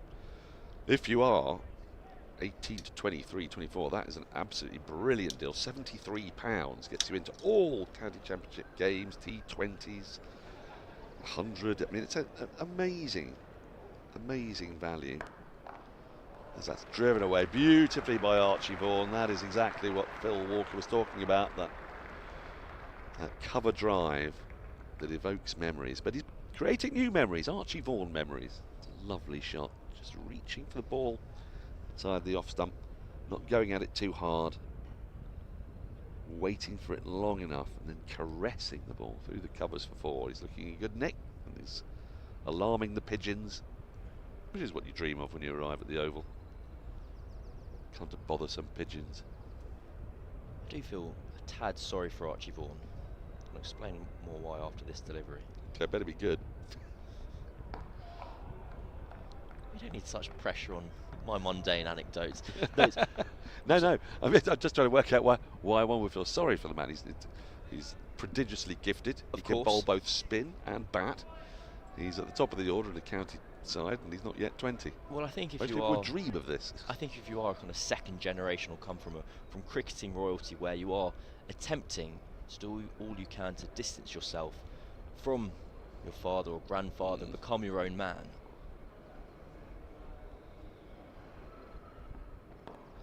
Oh, that's nice. He worked away. Only be the signal. But again, he's got a lot of time. Plays the ball late enough. It becomes a lot more difficult to pursue your own kind of personality when your mannerisms are so similar to the generation before. And Yeah, when you do same see with Rocky Flintoff, isn't it? Actually, saw the absolutely, and you see with the way kind of Archie Vaughan kind of sets up, how tall he is at the crease, the way he tucks his bat under his arm if he does get out, and it flashes you back to the 2005 highlight packages. beaten outside the off stump. Again, Lammonby's been beaten a few times today. It's been a mixed bag from Lammonby. He's played some wonderful shots, and he's also ridden his luck a little bit. Again, it's just in that area where his feet don't quite move with the same certainty as slightly fuller deliveries or slightly shorter deliveries. It's the art of bowling, I guess.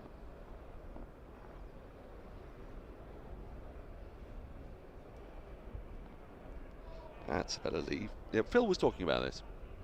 This exact point. I don't think you need to feel sorry for him. I don't think he wants. He doesn't want my sympathy. He doesn't. I also don't think he needs it. I think he's forging his own way perfectly well. And yes, there are certain similarities to certain shots, but I have to say, so far he looks like a better fielder and a better bowler than his old man. I'm sure Michael won't mind me saying that.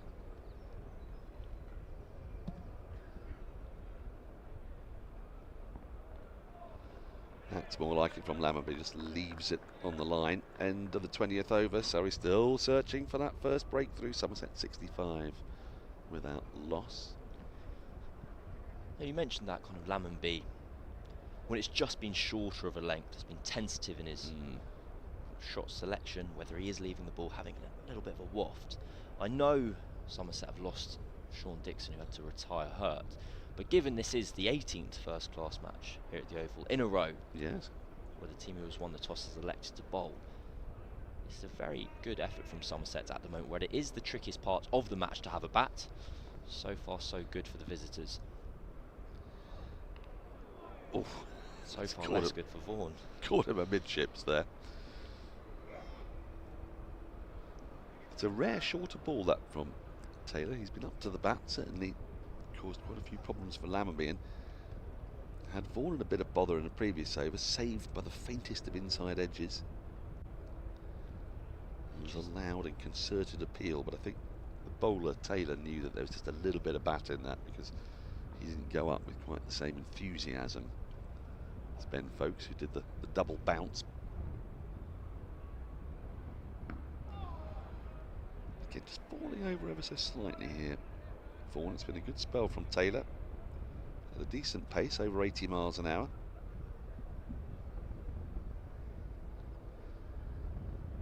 So you made it to Southampton, though. Your sat nav worked. You got there. It was all good. All well. Well, it was an incredibly poor part of geography, I think, for myself, because I went, well, Beckenham's further south than I am, so that's en route to Southampton. Yes, there's east and west to take into account, isn't there? That's the problem. So I've always been more of an up and down man rather than side to side, so yes. I didn't consider east. I'd never considered east. Never considered east. No, so you need to go back west to get to Southampton. So many directions, Daniel. But you made it. I did make it. It was all very pleasant. Saw some family. Saw my sister. Drove my sister back up from Southampton. I had to drop her off at Peckham. That was actually quite irritating. She really guilt trips me into that.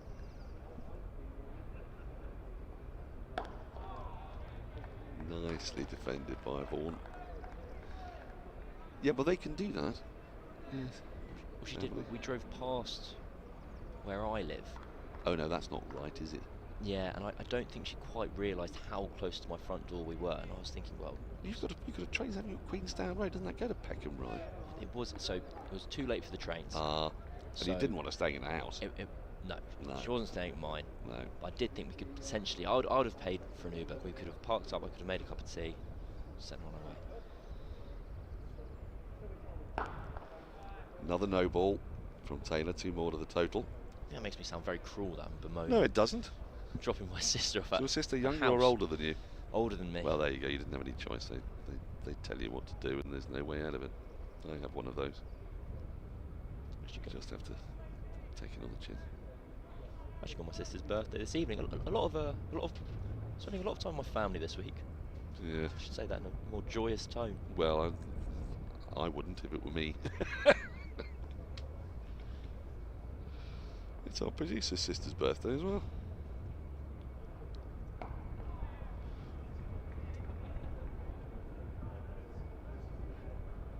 Another single for Vaughan, which is closer to the 30s. Ever so slightly being reminded of this same fixture last year, where Tom Lammonby made around a century, exactly 100. And Somerset got themselves all the way to 196 for 1. Lammonby and Matt Renshaw scored some runs. Yorkshire's Matt Renshaw. Yorkshire's Matt Renshaw now? He's born in Yorkshire. Oh, goodness me. So I'd missed some transfer news. No. Furious. Before being bowled up for 285. It's still a long way to go before we get to those exact scenarios. That's more like it from Lammonby. Languid in defence. End of the over. 21 gone. Somerset still going comfortably enough at 68 without loss. More ruminations from Cameron Ponsonby. And I should get out the way for Yas Rana. Somerset will be very happy with their first hour and a half's work in this match. 68 for none after 21. It is a bit of a misnomer on the scorecard if you are just joining us. Sean Dixon had to retire hurt after taking an early blow, so they are in effect 1 down. Gus Atkinson will continue from the pavilion end. Yes, Yas Rana is going to start from the commentary box. It's been a good morning for Somerset. 68 without loss, obviously. Sean Dixon who went off injured very early in the day when the score was just on 2. These two have fought hard, got through some testing new ball spells. There was that drop catch by Dan Lawrence, the 3rd slip off Archie Vaughan, the bowling of Dan Worrell. But aside from that, it's been pretty good going for this Somerset pair. There was two early changes for Somerset because Craig Overton dropped out of the starting lineup just before we were due to start play. Josh Davey has replaced him. It will remain to be seen if Sean Dixon will be able to bat in this innings or in the second innings. I believe he took a blow on the hand, if I'm not mistaken.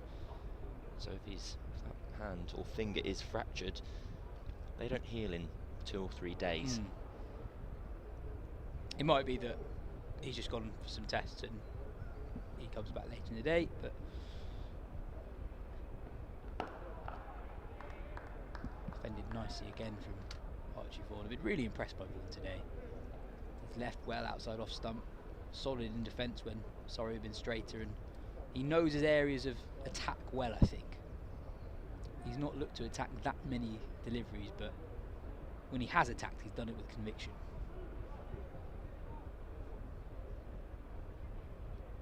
An impressive level of conviction for someone so young.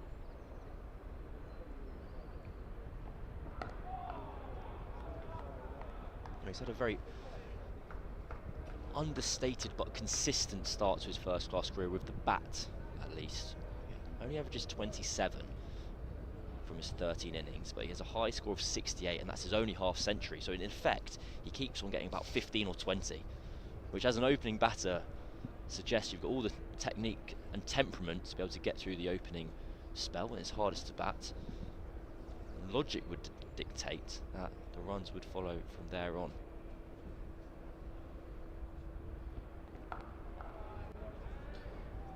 Yeah, there's been a really exciting shift in the last year or so where we've seen a cohort of really quite young batters play a lot of Div 1 cricket. It is unusual for a 19-year-old to be opening the batting in Division 1, as Archie Vaughan is doing here. Obviously Ben McKinney up at Durham is a year or so older than Vaughan. Hamza Sheikh at the moment batting at 3, age 18, doing so for Warwickshire.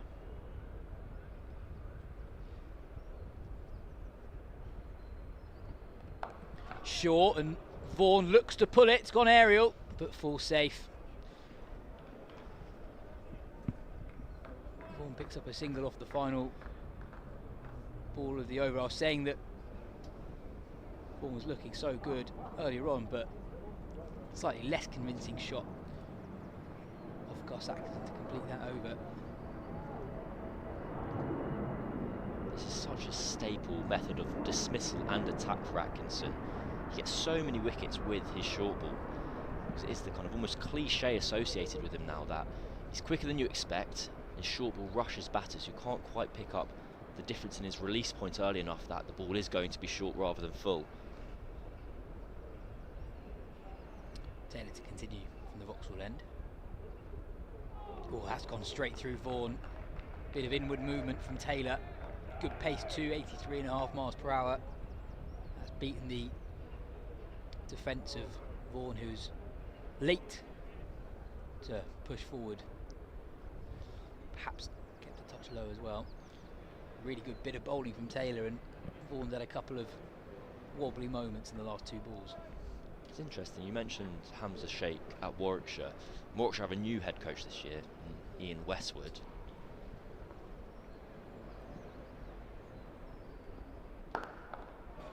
Better from Vaughan. I just wonder whether there seems to be a little bit of a mentality shift at Edgbaston, where Jacob Bethel was there, kind of young and prodigiously talented, batting 6 or 7, and kind of England have plucked him out of the county setup and stuck him at 3 in the test side. And that was the Warwickshire of the last 2 or 3 years. And now they have both Hamza Sheikh and Tazim Ali, who as teenagers as a number 3 and a leg spinner, two of the kind of hardest positions in the sport, they've gone, off you go, lads. This time Vaughan gets across his stumps and defends that into the leg side. I do think more generally, I think at times county sides can just live a little bit more. I think, especially in Division 2, when there is no consequence to not winning. Basically, you either go up or you don't go up. There is a real problem in just how scarce wins are. There's so many draws over the last few years in Division 2. I think last year only 3 teams won more than 2 games.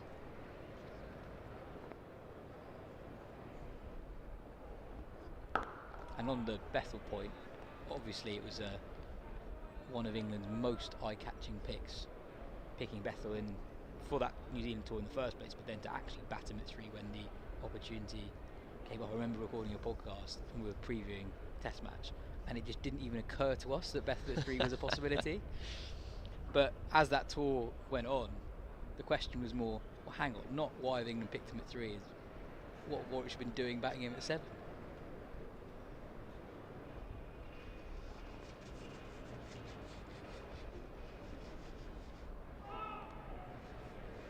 In that context, last week's century for Ollie Pope was important runs.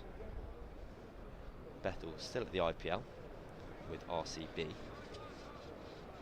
Because England, quite rightly, with Pope down the order, wicket keeping, Jacob Bethel in Pope's position of 3. The questions were asked of England, well, hang on, like, what do we do here when everyone's fit, and how does everyone fit in this team? They went, oh, we'll wait, that sorts itself out. And we're getting closer to the point where everyone's still fit. Sighted leg side from Taylor, and Vaughan once again gets across his stumps. Angles it towards fine leg, but I think it was off the body. Yeah, umpire confirms that. 2 leg buys.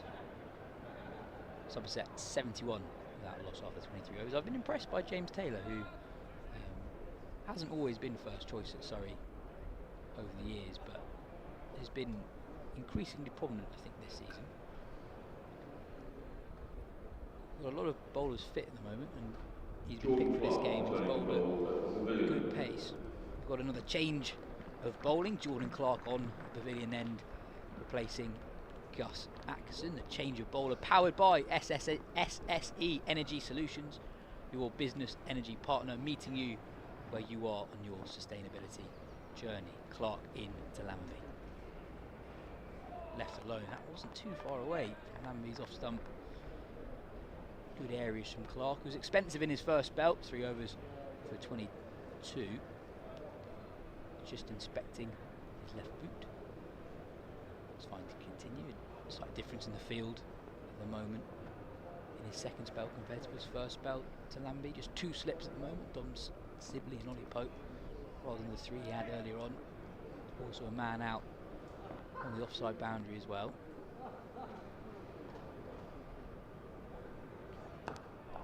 Driven nicely by Lambie to that man on the offside boundary. Picks up a single and moves on to 33. No, it's a really good opportunity for James Taylor this week. He was handed a bit of a poison chalice in the first week at Chelmsford, where it was very flat. They went, off you go, James, have a bowl on that. But you're right in that early season opportunities have been presented to him in a way they haven't been in kind of previous years, due to the absence of kind of Jamie Overton at the IPL, injuries to Tom Laws, the rest and rotation that all counties are doing this early part of the season, where you have 7 back-to-back county championship matches. So here with a slightly livelier oval pitch, we're hoping to make an indent. Oh, that's not too far away either. Really good carry. Clark getting that one to angle in towards Archie Vaughan's off stump. Left alone. The sounds from the Surrey fielders suggest that wasn't too far away from his off stump. Just before that delivery, Cam, just looking at Rory Burns at mid-off, really proactively moving his men around, desperately trying to create a wicket opportunity before lunch. 18 minutes to go until the interval. He's pulling the men at cover and mid-wicket in a bit straighter and a bit closer.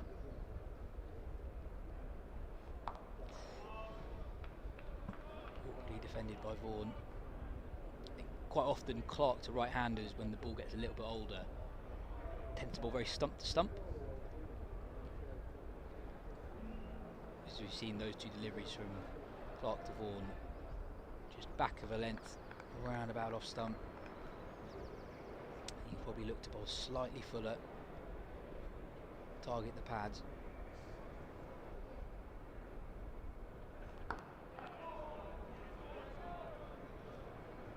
See Vaughan playing a lot more to deliveries from Clark compared to maybe Worrell earlier on in the day, where Worrell gets the ball to shape away and Vaughan is able to leave more deliveries outside of stump. And Clark's accuracy allows Surrey to set a very kind of pragmatic field. They have 2 catches in the slips, and they have 4 fielders in the ring, as it were. If it was a white ball game, cover mid-wicket, mid-on, mid-off. It can all be very straight. Bit too straight this time from Jordan Clark. It allows Vaughan to tuck that one into the leg side, picks up another single. He moves on to 31. Somerset 73 without loss after 24 overs. And as I mentioned earlier, just 17 minutes to go until the lunch break. But then it, in effect, means that they can have their fielders at square leg and point on the boundary. Because in reality, if Clark's bowling the line he intends to, they're out of the game at that point, and they can just protect the runs. Be a bit sensible in their field settings, where they're both attacking with their catches and the slips, and their tight men in the ring, and also defending, protecting themselves from any kind of rogue boundaries slipping away. Somerset just been under the cosh a little bit in the last few overs. We're seeing that run rate dip down to closer to 3. Yeah, and that's a good point. Not too long ago, it was around the 3.5 run per over mark, and we've seen a couple of very tight leaves, balls left by both Lambie and Vaughan, that have been very, very close to their off stumps. There was that shorter delivery from Gus Atkinson that Vaughan pulled, didn't really get hold of it, and he was fortunate to end up hitting the ball into no man's land. I think with Taylor, actually, I think he's put on a yard of pace. Seeing the way the ball's hitting Ben Folkes' gloves and the speeds that he's hitting on our speed guns here, consistently in the low to mid 80s so far this morning. As I'd always say, speed guns on county streams are very good, but I think compared to the ones you see on the Sky, in a Sky Test match, for example, or a Blast game on TV, those tend to be slightly higher for the same bowlers.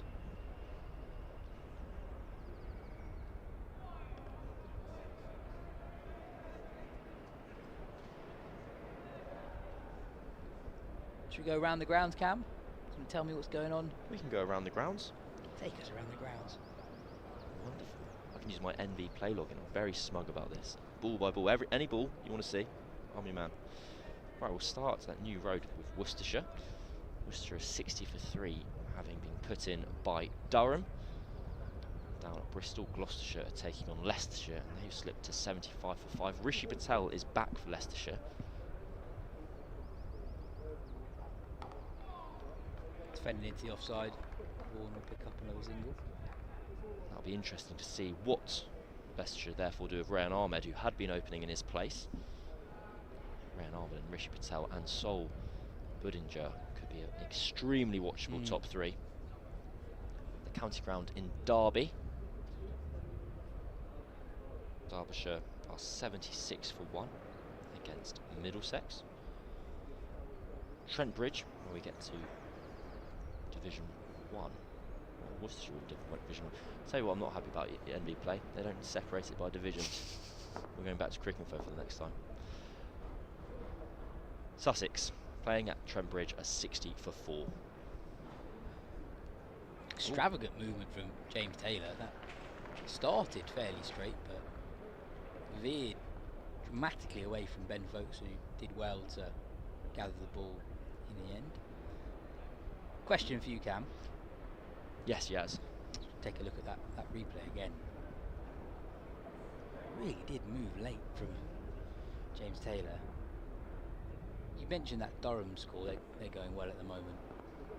at New Road. Tell us who did bowling for them.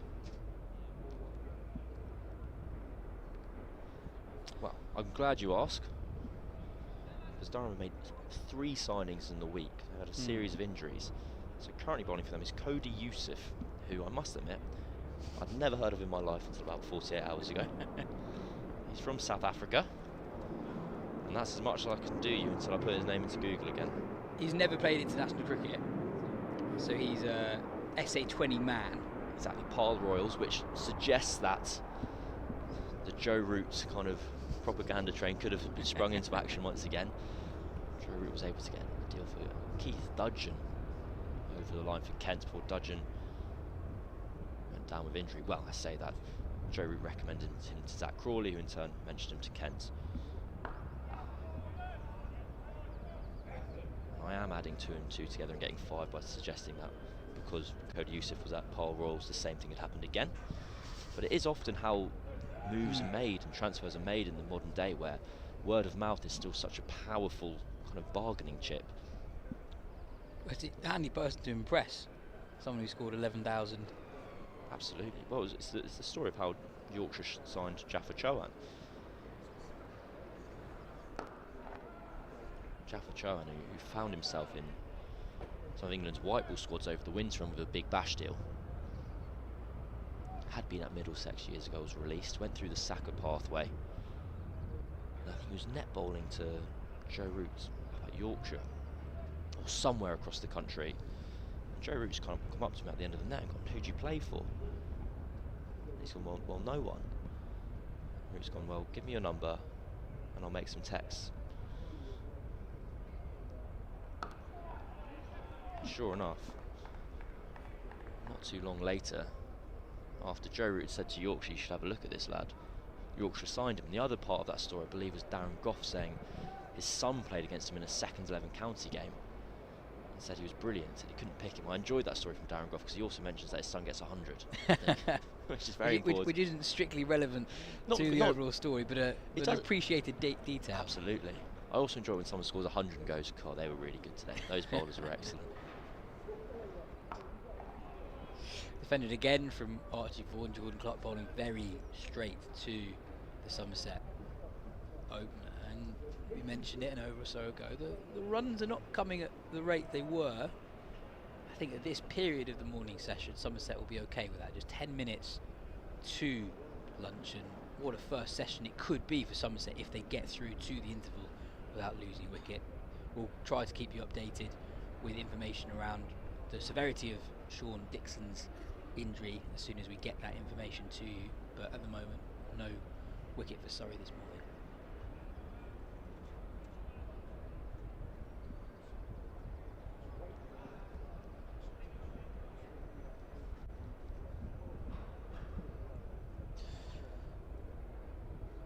Rory Burns making a few tweaks to the field. It's a bit more protection on the offside cam.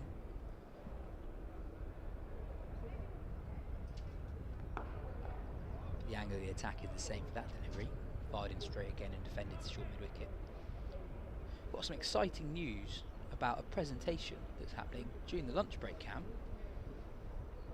Gus Atkinson, who you know, is going to be awarded his Surrey County cap by Alex Stewart. Obviously an amazing week for Atkinson, also named as one of the 5 Wisden Cricketers of the Year.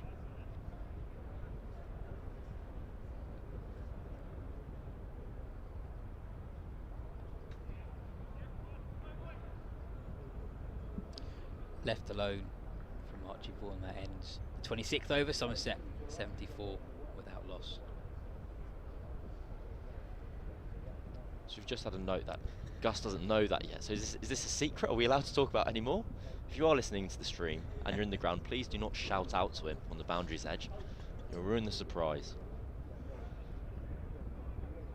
As you mentioned, a continuation of a very good week for Atkinson, who was named as one of Wisden's 5 Cricketers of the Year.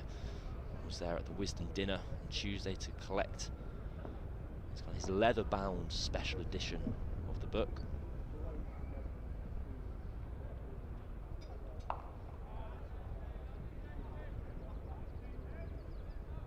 As his dad, who lives overseas, had made the trip across to London to be there especially. I mentioned our passing acquaintanceship. It's actually quite boring now because I don't see him very often. Every time I see him, I have to say congratulations to him for something.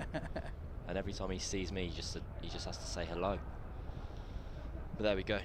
His dad was chuffed to bits about it, and that was a very nice thing for everyone.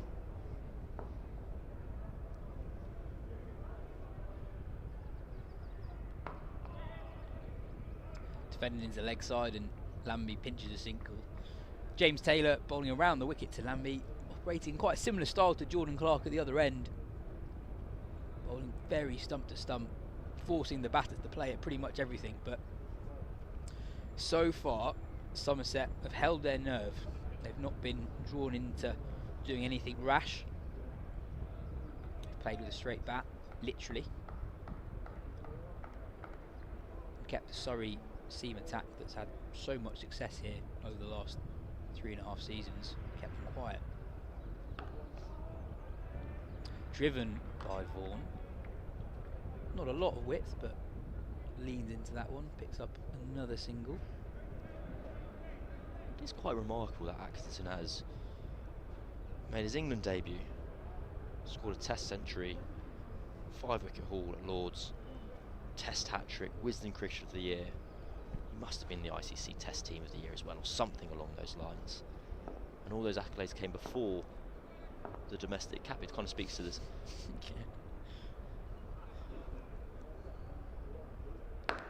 Full and driven into the offside by Lambie, but there's protection out near the offside boundary. It's the longer side of the ground. I think it more than anything speaks to the rapidity of his rise, how quickly it all happened. I don't know the exact criteria for kind of earning your cap. It is subjective to a point. It's kind of after you've delivered and committed a certain amount of time and performances to the club. Ryan Patel, I think, was the last player to be capped. He did so at the end of last year. Driven nicely by Vaughan, but straight to Rory Burns at mid-off. So I just wonder here, you mentioned the field change last over to Jordan Clark, where they kind of swapped their angles. So what had been point that had been out on the boundary, and then cover was in. Now, at both ends, point is now in the ring, and it's cover that's gone out of the boundary. We've seen Surrey then move their lengths a little bit fuller, so they're giving themselves protection against the drive, risking going for a few more runs, but potentially trying to attack these stumps a little bit more in the closing stages before the interval. Another one that's just been dabbed into the offside and picked up another single, the fourth of the over. Good over. Somerset, they're now 78 without loss after 27. Just 5 minutes to go until the lunch break. Don't go anywhere in the lunch break, because not only is Gus Atkinson receiving his Surrey county cap, but in this room, Dan Norcross will be interviewing Tim Wigmore, who's just released Test Cricket, A History. A very ambitious but also brilliant book that Tim's written, charting the games, the formats, rich history.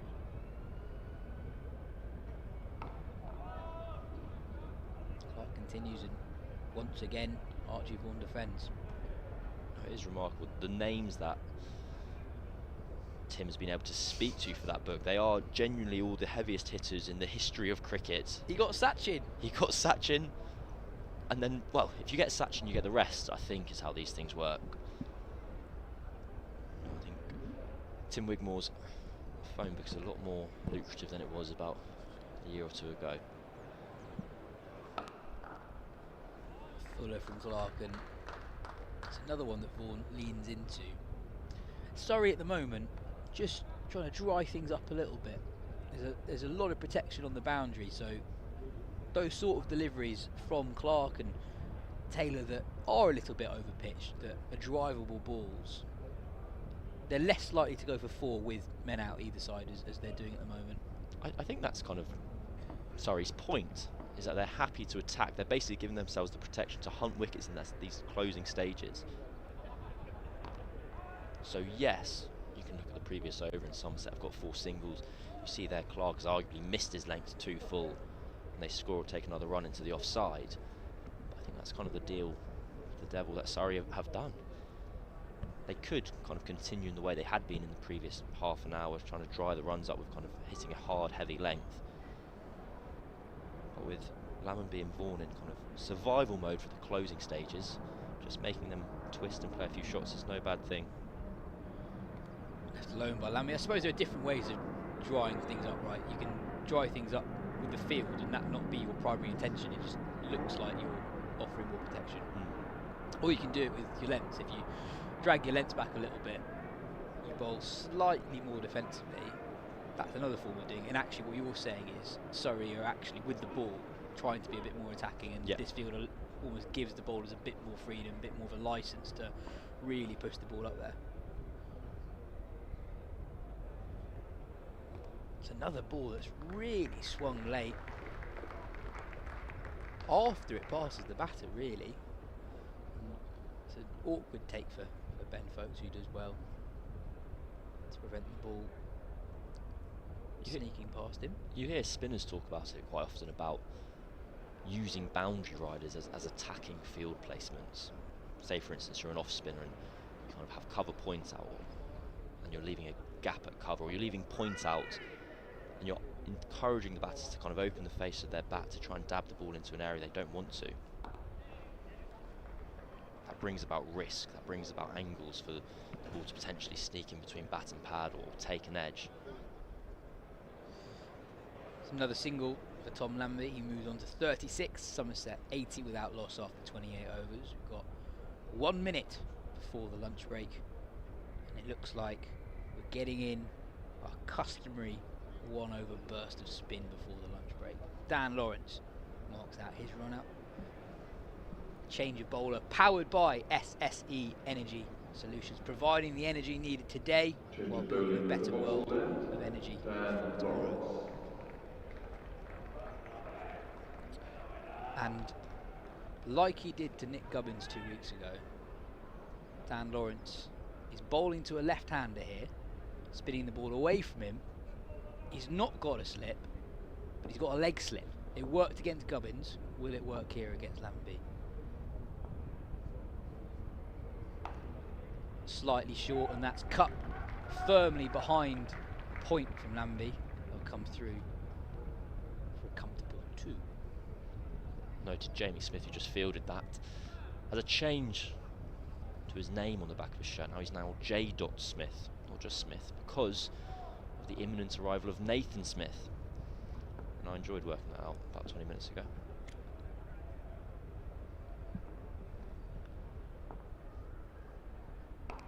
Talk us through what Surrey are trying to do here, because normally when you have an off spinner bowling as a left-hander, when they get the ball to turn away from a left-hander as their stock ball, you have a slip in for the outside edge. We do not have a slip, we have a leg slip. Tell us after this ball what the thinking is. That's defended by Lammonby, because it worked against Nick Gubbins last week. I think quite simply it's a newish ball on a day 1 pitch, so they're not expecting masses amounts of turn. So rather than that outside edge of the left-hander being targeted, Surrey more confident in the ball kind of skidding on, slipping on, and taking the inside edge, and Ollie Pope leg slip being in play. Well, that one has spun sharply from Dan Lawrence, and it's gone exactly where a slip would have been, and it's been given runs. 4 runs to Tom Lammonby. It's not convincing, but it's a really good ball from Dan Lawrence. Pitching in and around middle stump and turning sharply. Good bounce too. Yeah, actually just pitching outside off stump. And maybe if we give Lammonby the benefit of the doubt, he's aware of the gap there, so maybe pushes at that ball knowing that there's less risk because there's not a slip there. But really good piece of bowling from Lawrence. I think that's incredibly generous of you there. Yes. I think Tom Lammonby has just nicked one. A very, very good delivery from Dan Lawrence. And Dan, Lawrence, Burns, Surrey, ourselves up here were all incorrect there, not expecting the ball to turn. And Lawrence, who is not by Surrey, but in the kind of wider cricketing population, a very underrated bowler. People often look at his action and kind of think of it as a bit of a party trick. He's a very, very fine off-spin bowler. So you've got one ball to complete his over. The right-handed Vaughan on strike. Now we have a slip and a leg slip. Final ball before lunch. And it's defended resolutely by Archie Vaughan, like he has done so many times in this morning session. Somerset end the first session of the contest 87 without loss. This partnership, though worth 85, because very early in the day Gus Atkinson struck Sean Dixon with a nasty blow onto the glove, forcing Dixon to retire hurt. But since then, these two have batted really nicely. These two young Somerset top order players have defended really well. They've been very precise with when they've decided to leave the ball. And there's been the odd moment. Archie Vaughan dropped at third slip by Dan Lawrence off Dan Worrell. There's one that Vaughan skied attempting to pull Gus Atkinson, but generally speaking, it's been a pretty good session for Somerset. No, Somerset would be delighted. It can't have really gone too much better, bar the obvious injury to Dixon.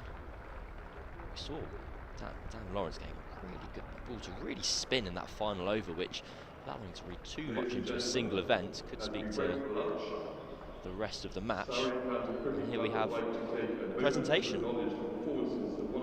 Yep, Gus Atkinson, as Cam said a couple of moments ago, has enjoyed an extraordinary year. It's hard to believe, but it's been less than a year since he made his England Test match debut. That remarkable day at Lord's, and he's won lots of awards, received many plaudits. He's established himself as firmly one of England's go-to men in the Test team.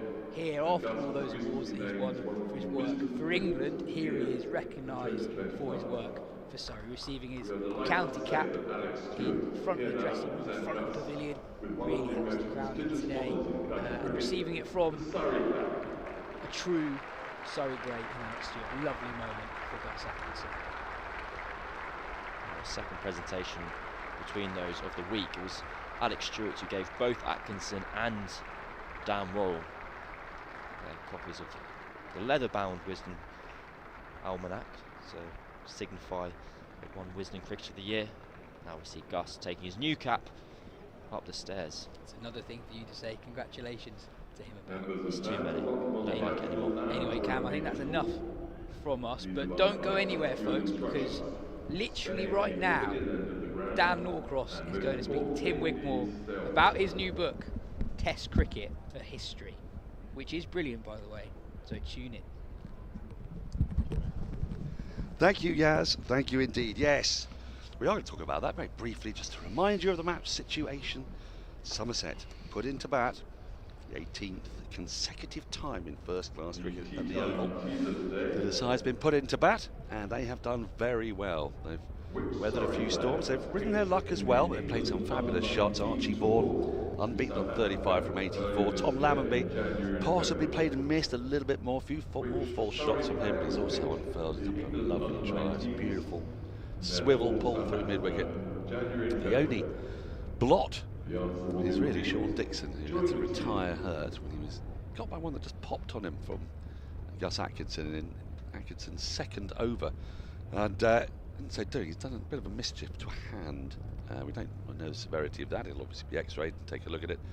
But other than that, it's been, well, relatively plain sailing for Somerset. Surrey will be pleased for the lunch break and for the opportunity to regroup. But that is for 140 odd or so. Up until then, we are going to be talking about this.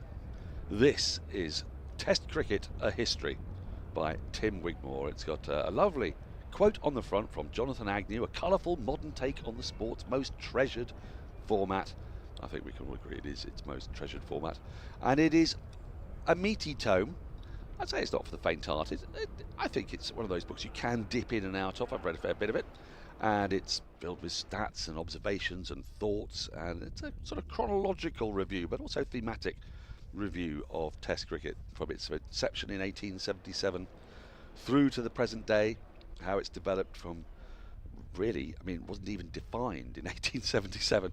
Tim, congratulations on this book. You did slightly ruin my day by making a book that's good and long, because as a reviewer, it means I have to read all of it. Sometimes you get a book that's long and it's not good, and you can read the first 80 pages and discard it. Sometimes you get a book that's good and short, but you've done the worst possible thing. You've created a really good book that's really long. Thank you. And I have to ask you first up, before we get into the weeds of it, it sounds a daft question, but why? Why a history of Test cricket? So, I guess I wrote the book I wanted to read.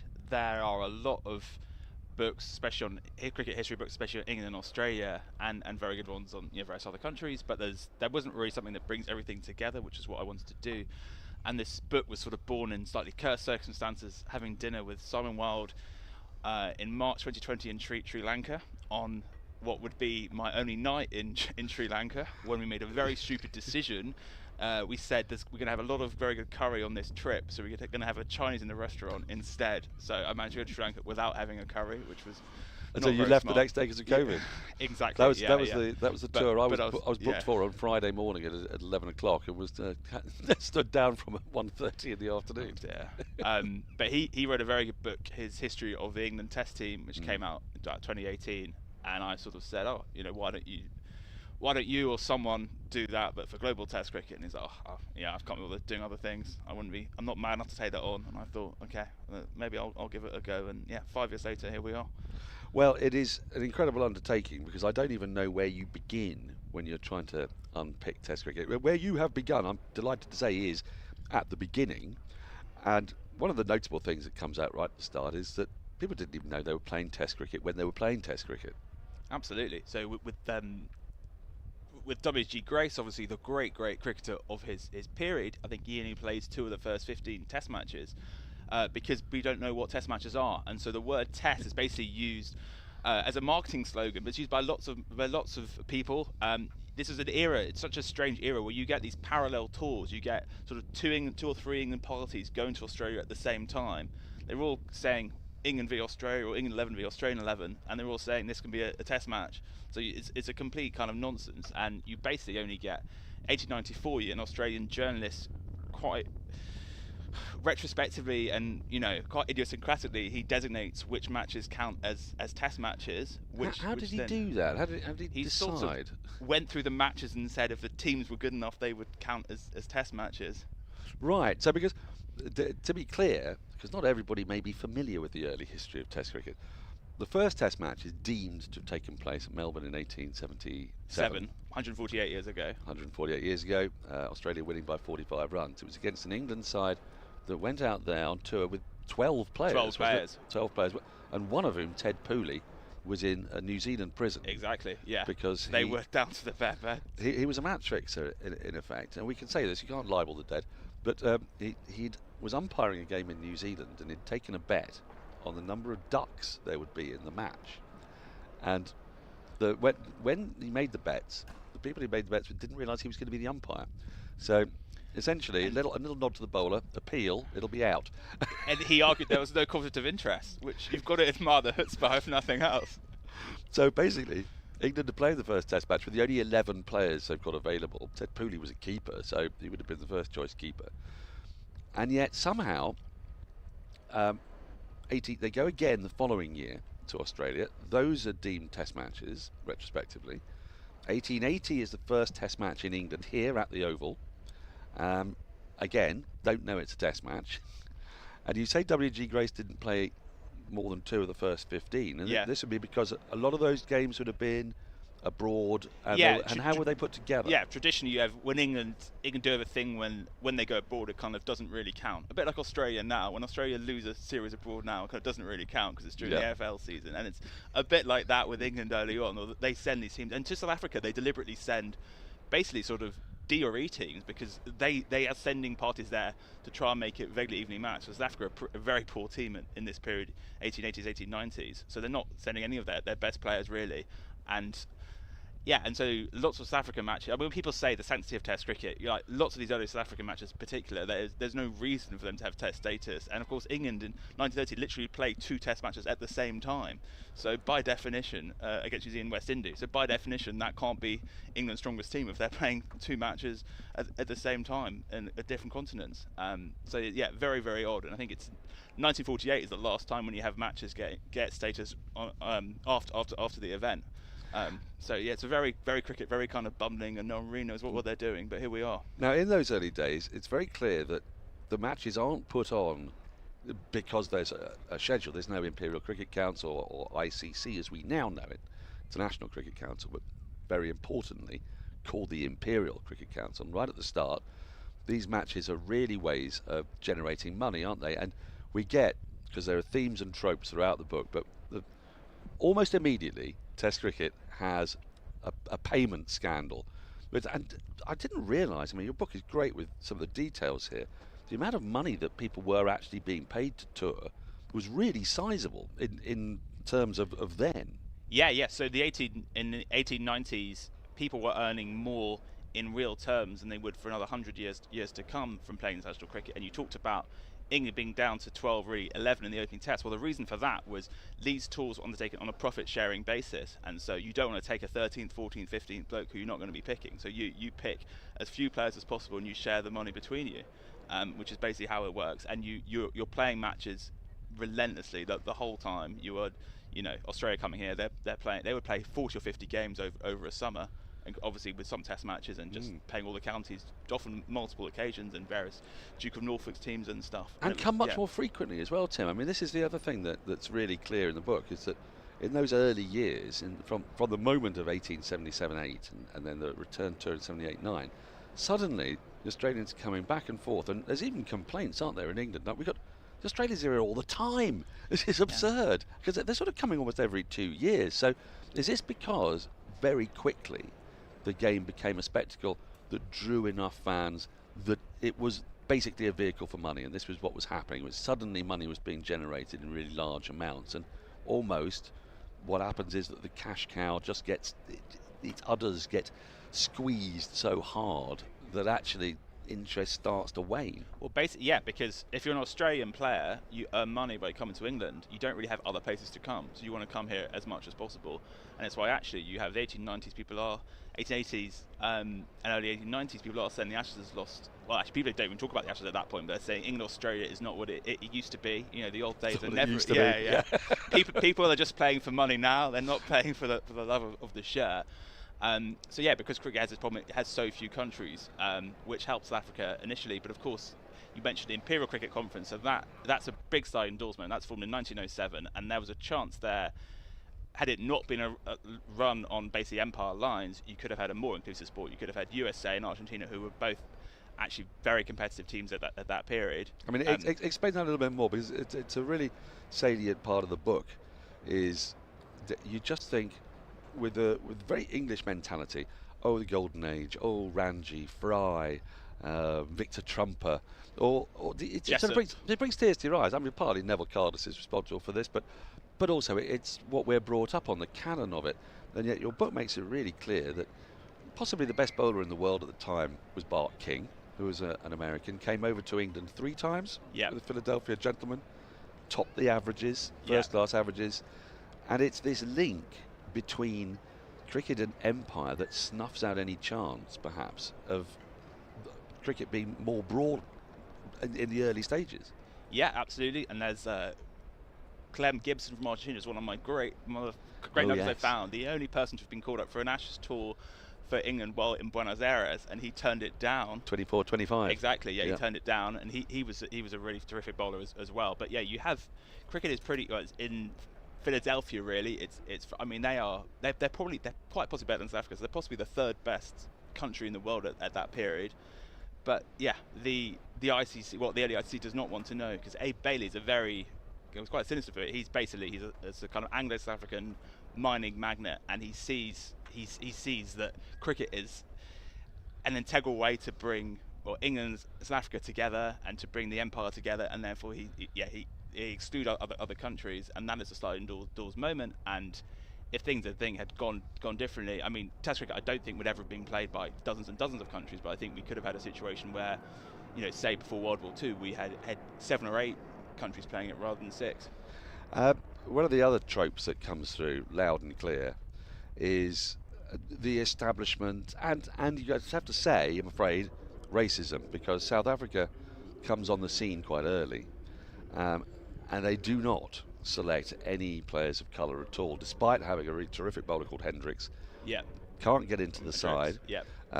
Despite players playing against him and saying, you know, he's absolutely mustard, this guy's brilliant.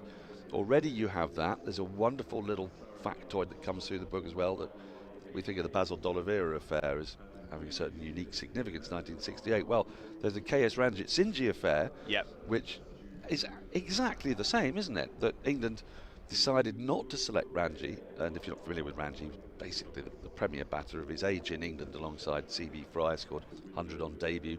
A debut, incidentally, he only got because he was playing at Old Trafford. Yeah. And the selectors in other grounds weren't going to pick him. Yeah, so again, we talked about Test. Yeah, so that's another example of how kind of ad hoc it is, that you have the home ground is instrumental in who gets to play. So so you don't really have the sort of national selection board as we would now. Which makes you again wonder about the integrity of those early games, because, you know, who is selecting them on what continuity basis. But Ranji is not selected because it would be impolitic to go.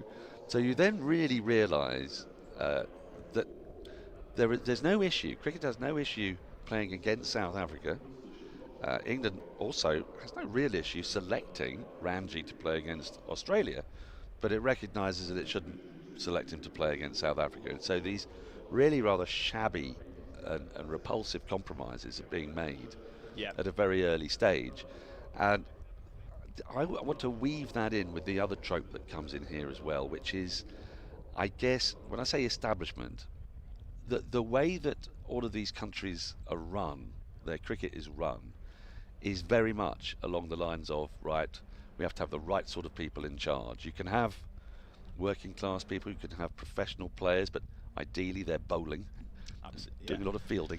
But bowling is too much like hard work for other people. Right, and so tell us a little bit about that, because that again is a really large character element, not just at the beginning of the book, but you place it there without bludgeoning us over the head with it, you simply point these things out.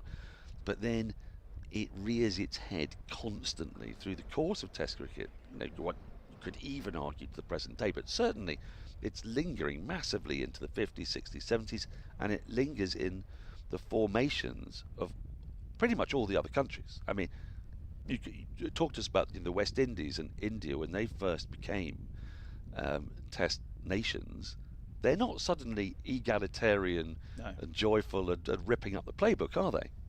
No, so with the MCC, I think it's the most establishment figure, so that's probably a good place to start. So the MCC takes control of England tours at the start of the 1900s, which is important for the development of Test cricket. But what they do, I mean, they very much have a approach that we need to have the right sort of chap who's captain, and this is the result is again and again England basically pick a captain who's not worth his place in the side. So this remarkable stats of the first 10 MCC Run Ashes tours, so from 1903 to 51, on average, over 10 tours, the England captain has that batting average of 22 and a bowling average of 34, and doesn't score a century or take a 5-foot. So you're picking a captain who's not worth his place as a default, and you get into all these not a single century or a 5-foot. So you get all these grand theories about why England losing. Well, it's like, well, they're not picking anything like their best 11 players just to start with. I suppose Gubby Allen would just have, I mean, Gubby Allen's a bête noire of mine, but he became captain probably 36-7 out in Australia. He might have just about justified his place in the side. Yeah, and he was a great player before, but nevertheless, on average, they were picking someone who wasn't. There were better and worse examples of that. But that does continue. I mean, you can say that this is all about the past, but Brian Close was one of the most celebrated captains in county cricket. Actually, when he was captain of England, briefly, England were very successful, but there's suspicion, isn't there, all the time? Yeah, you could say with Fred Truman, he only plays 20 of his tests abroad, and there's always a sense, do we want him representing the MCC abroad? So this does. I mean, that's another part of it, isn't it? Yeah. That Test cricket has been used not just simply as a means of showcasing a sport, but as diplomacy. And is this where, the Commonwealth element to it and the imperial baggage lingers for that much longer? Absolutely. I mean, one of the incredible things is that the ICC, well, England, Australia, and New Zealand, they ignore the ICC's own rules, because the ICC, we talked about the imperial element. Well, so that means you have to then be in the Commonwealth to be a member of the ICC. So South Africa kicked out the Commonwealth in 1960 because of apartheid, and England, Australia, New Zealand just ignore that altogether and just say, we're going to carry on paying you, we're going to still call it a test match. So actually, some people argue that South African matches after 60 should not be test matches. Ooh. Because that's another... Well, so poor old Graham Pollock would have no average at all. Barry Richards, no, yeah. So there's a sense, I think, of the rules being invoked when they're of use to the establishment and ignored or adapted when they're not. That's a reoccurring theme. And obviously, in terms of how that affects players and captains, West Indies is such a classic example in terms of Frank Worrell, the first black captain with tenure in 1960. Obviously, his first series is that epic series. They're one of the greatest series of all time in Australia. But again, so where West Indies have an attitude that they generally tried to have sort of 4 or 5 white players in their team, and there was a real dearth of white bowlers. So they basically ended up repeatedly picking white batsmen who weren't up to it. So until Frank Worrell becomes captain, of players in the top 6, white batsmen for West Indies have an average of 28, and everyone else has an average of 42 in the top 6. So these guys are 50% worse on average.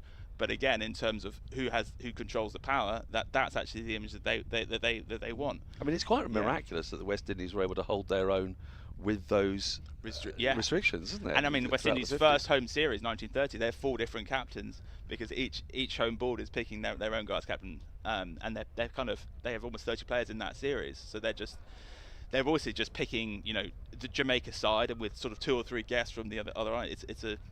And again, all these matches, of course, are tests, even though this is happening against the England team, who's on a parallel tour to New Zealand at the same time. Parallel tour. So this would be the time when Andrew Sandham got his 100. Would it be that sort of era, 1930s, 1920s?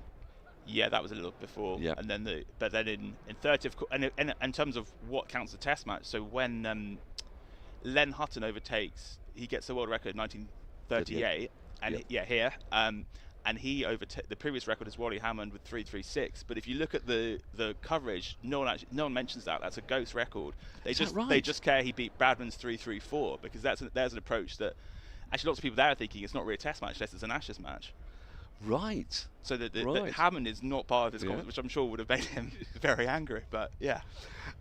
Before we move on to some other themes, I just want a quick stopping off point in 1912, because 1912 is a significant year. It's a time when there's almost a bit of invention going on here. With our old friend Abe Bailey. Right. Yeah. So tell us about that. So that is when, led by Abe Bailey, you have the first attempt to bring any structure to Test cricket, really. So you have a triangular series in England between the only 3 countries playing Tests at the time, so England, Australia, South Africa, and it basically rains all summer, and you have all these matches which are 3 days. I mean, actually, one of the big issues actually for early Test cricket is you talk about kind of perennial thing. You have county v England, and it's such perennial, and there's a real feeling of anger towards the counties that matches are only 3 days in England, apart from the final Test if the series is undecided, because counties want to reduce the amount of time that players are leaving. And obviously counties are also there's a movement among counties to have one every 2 or 3 years have no England Test matches at all at home, so the county schedule is completely unaffected. Because there's no real sense, is there, that the Test matches are bringing people into cricket? I mean, nowadays people consume their cricket largely, the gateway drug would be international cricket, won't it,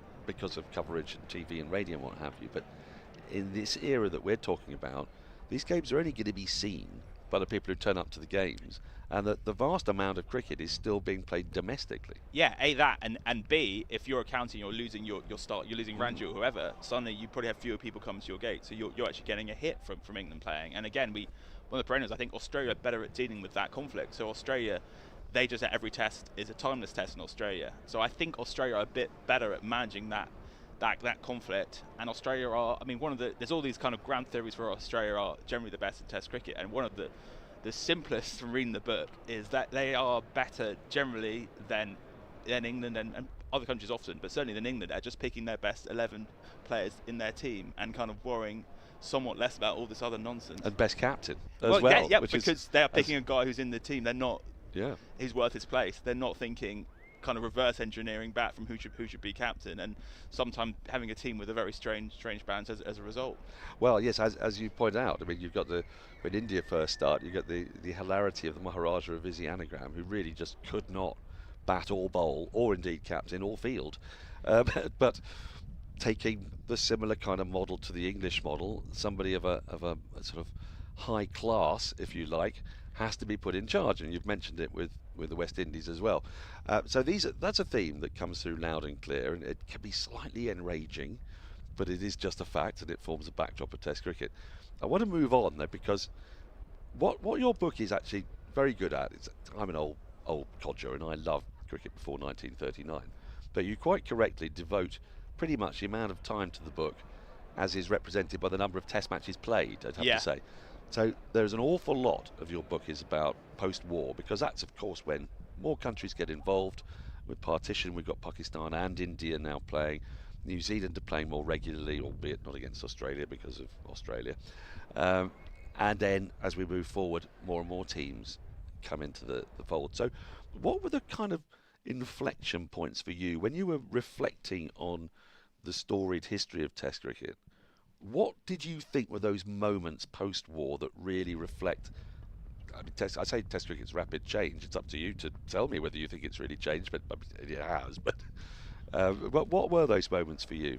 Look, I think until sort of 1950, Test cricket, as we think of it, it's very different, because Test cricket is really a series of bilateral engagements with England at their centre. So I think 80% of Tests until 1950 involve England as one of the two sides. And so England are the centre, even when they're not the best team. England are kind of what the world revolves around. And so when you have actually partition, you begin to create the first great rivalry that does not involve England. And obviously Australia-West Indies from 1960 really becomes an absolutely incredible rivalry that doesn't involve England. So you then, because of the tied Test match and that incredible series. Yeah, and that 1960 is probably the first time you could say you have a series that unofficially is to be the best side in the world that does not involve England, because traditionally that would just be an Ashes series, and so you begin to have it as a slightly broader game. Obviously it's still a very exclusive game. We talked about at the start, there's not that many countries playing, but there are at least there's more happening. So I think from the 50s you at least begin to get a sense of you're not just judging, other countries don't just judge themselves on how they do against England. You have these other rivalries develop. But of course, the 50s is a turgid era. I mean, the lowest scoring era, the lowest scoring decade in Test cricket history. Slowest scoring. Slowest scoring. Yeah. So yeah, we sometimes have this image of kind of Compton and Edrich. It's not always as simple as that, sadly. Well, and also that negativity continues, doesn't it? Through the 60s, you get a lot of drawn Test matches. England, especially when they're abroad. You have moans about. I mean, the other thing, you have moans about slow over rates of only sort of 17 overs an hour. It's outrageous. Yeah. Well, and actually, England, 1953, England basically save a Test by bowling very, very slowly, but they still bowl. I think they bowl 11 in the last 45 minutes, which now you'd be getting a pat on the back for how quickly you've bowled. But the game itself has become quite turgid, and so is it sort of individuals that take Test cricket on? Because at the 60s there was a lot. I mean, there's always been existential angst in Test cricket. We love that. That happens before World War One. It happens in the Golden Age. Yeah, precisely. And you do great work in sort of digging down into the sort of the scoring rates, and we sort of think of some of these great players in the past as being really rapid scorers, but actually, just on one thing I would say is there's one of the lovely stat is, because you think as a spectator going to a game, you're not really thinking in terms of balls, you're thinking in terms of time. And Victor Trumper is still the fastest scoring player in Test history per hour. So you do get a sense actually watching Trumper would have been a really incredible experience. 40 runs per hour, isn't it? I think you said, but a strike rate of only 67, which is, look, it's not a bad strike rate, but it doesn't. How are you getting 40 runs an hour with a strike rate of 67? You're getting a lot more balls. You're also getting a lot fewer fast bowlers with long run-ups, and you're getting far fewer fielding changes, and the game is a lot more static. It becomes more dynamic as we move into the early 70s, really, and that the inflection points of 74-5 with Lilly and Thompson and the arrival of the West Indies. So how much is this about cricket's need to attract other people? How much of it is about the sudden arrival of great, really dynamic cricketers, fast bowlers, Viv Richards, the arrival of the great West Indies team, colour TV, beaming into people's houses. Are you able to sort of draw these lines and work out what's going on, or is it just such a nuanced picture? It's lots of things happening at once. In terms of what you haven't said, I think one-day cricket is an important part of this story as well. Even just this book is on Test cricket, but one-day cricket has a big impact. I think even from obviously the Gillette Cup starts in '63, but and especially from when ODI started in 1971. But you then to see more emphasis on athleticism, on the spectacle in terms of bowling faster, some of that then just and potentially scoring quickly or relatively quickly, and that does translate into Test cricket. Obviously, World Series cricket from '77 is a massive thing. You know, most players would still. Ian Chappell still says, interviewed him, and he says that was comfortably the hardest cricket I've ever played in my life. And none of them are Test matches, by the way. Yeah, they're not exactly. And you talk about some of those bizarre matches of a century before, which have to say these obviously do not. World Series cricket takes professionalism to a new level, because with Kerry Packer, he wants his people, his employees basically, to put on the best show possible. He also doesn't want them to get injured, which is why he has this shouting match with Ian Chappell with a lot of expletives, which we're not going to share with listeners now, basically saying you have to wear a helmet, because I don't care if you get hit per se, but I am not paying for you to be in hospital and doing nothing. That's a form of enlightenment, isn't it? Exactly. Yeah. Now, one of the things that characterises your book, there are many things that are, but one of the things that characterises it is that you've undertaken a lot of interviews with different players.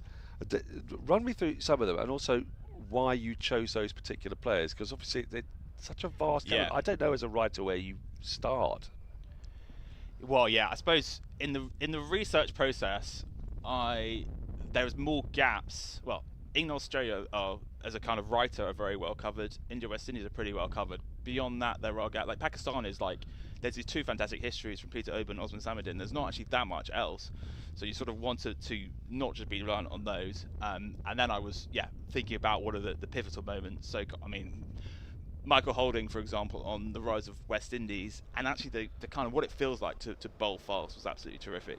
Ian Chappell, I think, possibly knows more about Test cricket than anyone alive. And he sort of, he was been there in terms of as a player, like we saw, in terms of facing fast bowling both with and without helmets. Must have been a thrilling guy to interview, Ian Chappell, because Yeah, as you say, he knows a lot. He's also quite fierce and intimidating. No, I thought he was very nice, but I have heard otherwise. But he played with Sobers for South Australia, so that was he talking about the advice he got from Sobers about actually batting further on the offside was a nice one.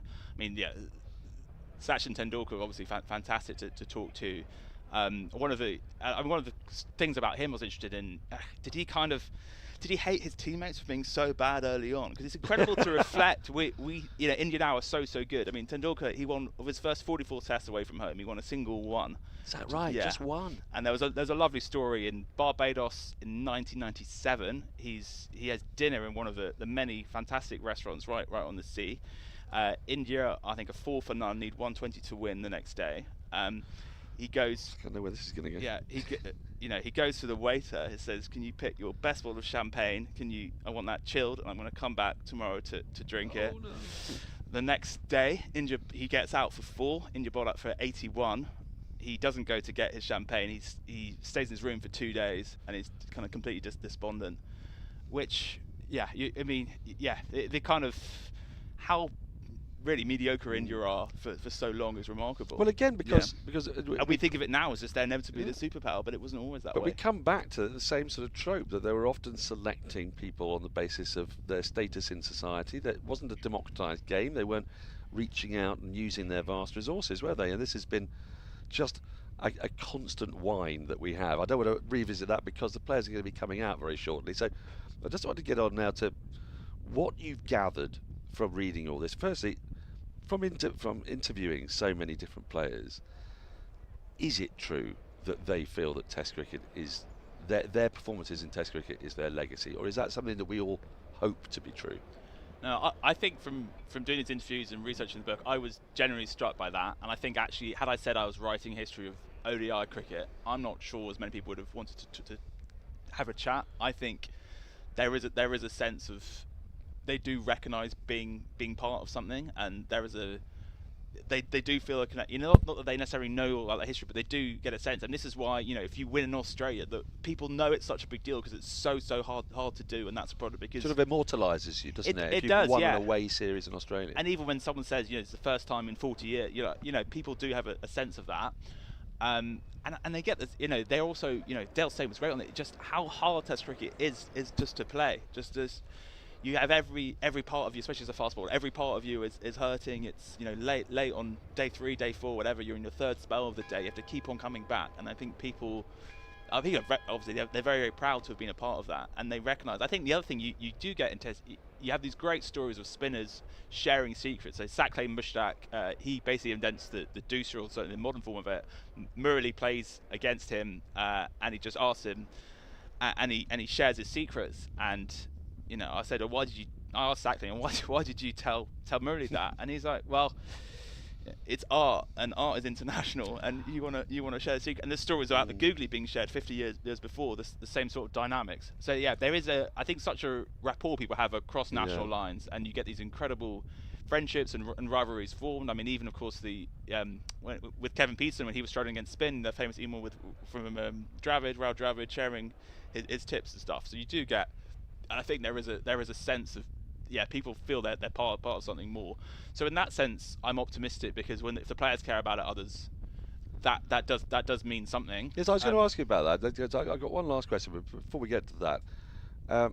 Everybody's constantly petrified of Test cricket ending, and part of that I think is because it's such a ridiculously brilliant thing, but you absolutely know that if it hadn't been invented now, it would never be invented. It was something that is of its time, and we've been able to. There's almost this feeling that we're able to hold on to this gem, which is such a strangely cognitively dissonant thing to think at the same time. In your investigations and in your talkings to all these players, do we need to be existentially worried, or is it just a state that we're always going to be in? Are you optimistic? Are you pessimistic? So there's a quote from when World Series cricket's being created about how people don't have the attention spans to watch 5 days of cricket anymore.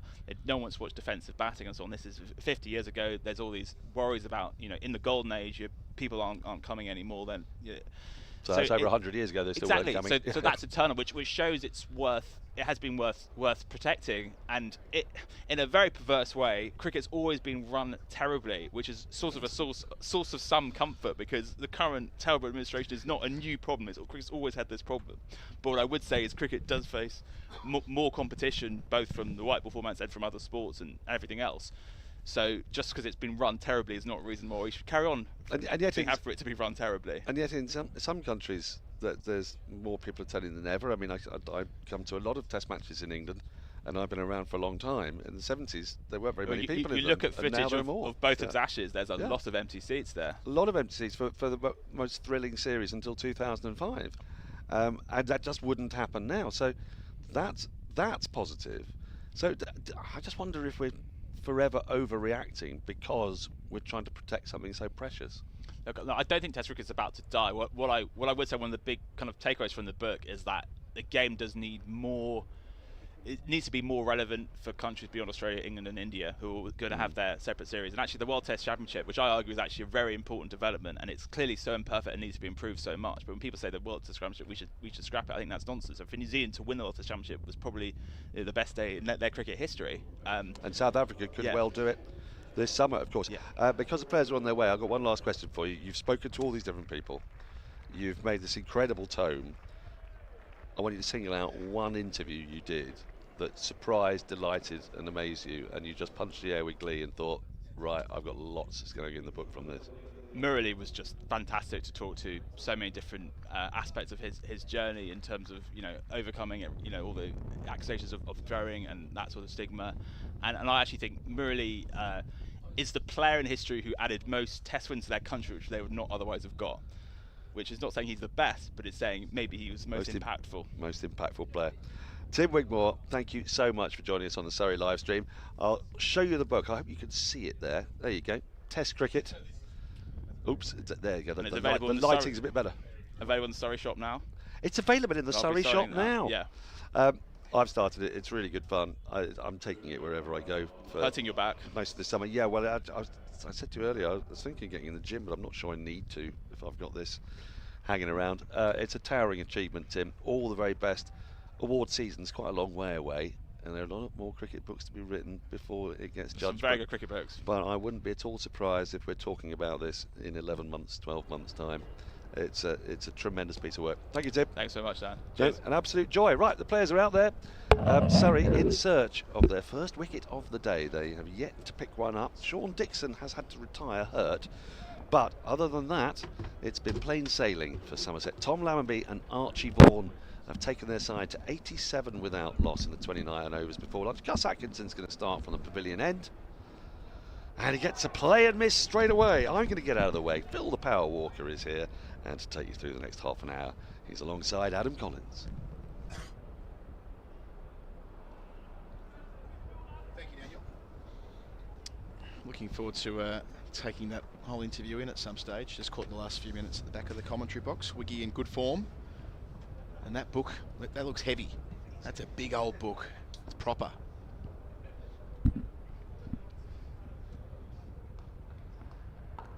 To recap where we're at, as Phil Walker jumps in with me, an 83 run stand before lunch, and I say that because they had a few runs on the board before Dixon had his right index finger whacked by Gus Atkinson, and these two have batted beautifully since. There was one chance in there, but taken as a whole. Morning one at Surrey, getting through unscathed with the exception of that retired hurt. That's a terrific effort. Yeah, aesthetically pleasing too. They're both very easy on the eye, these two players.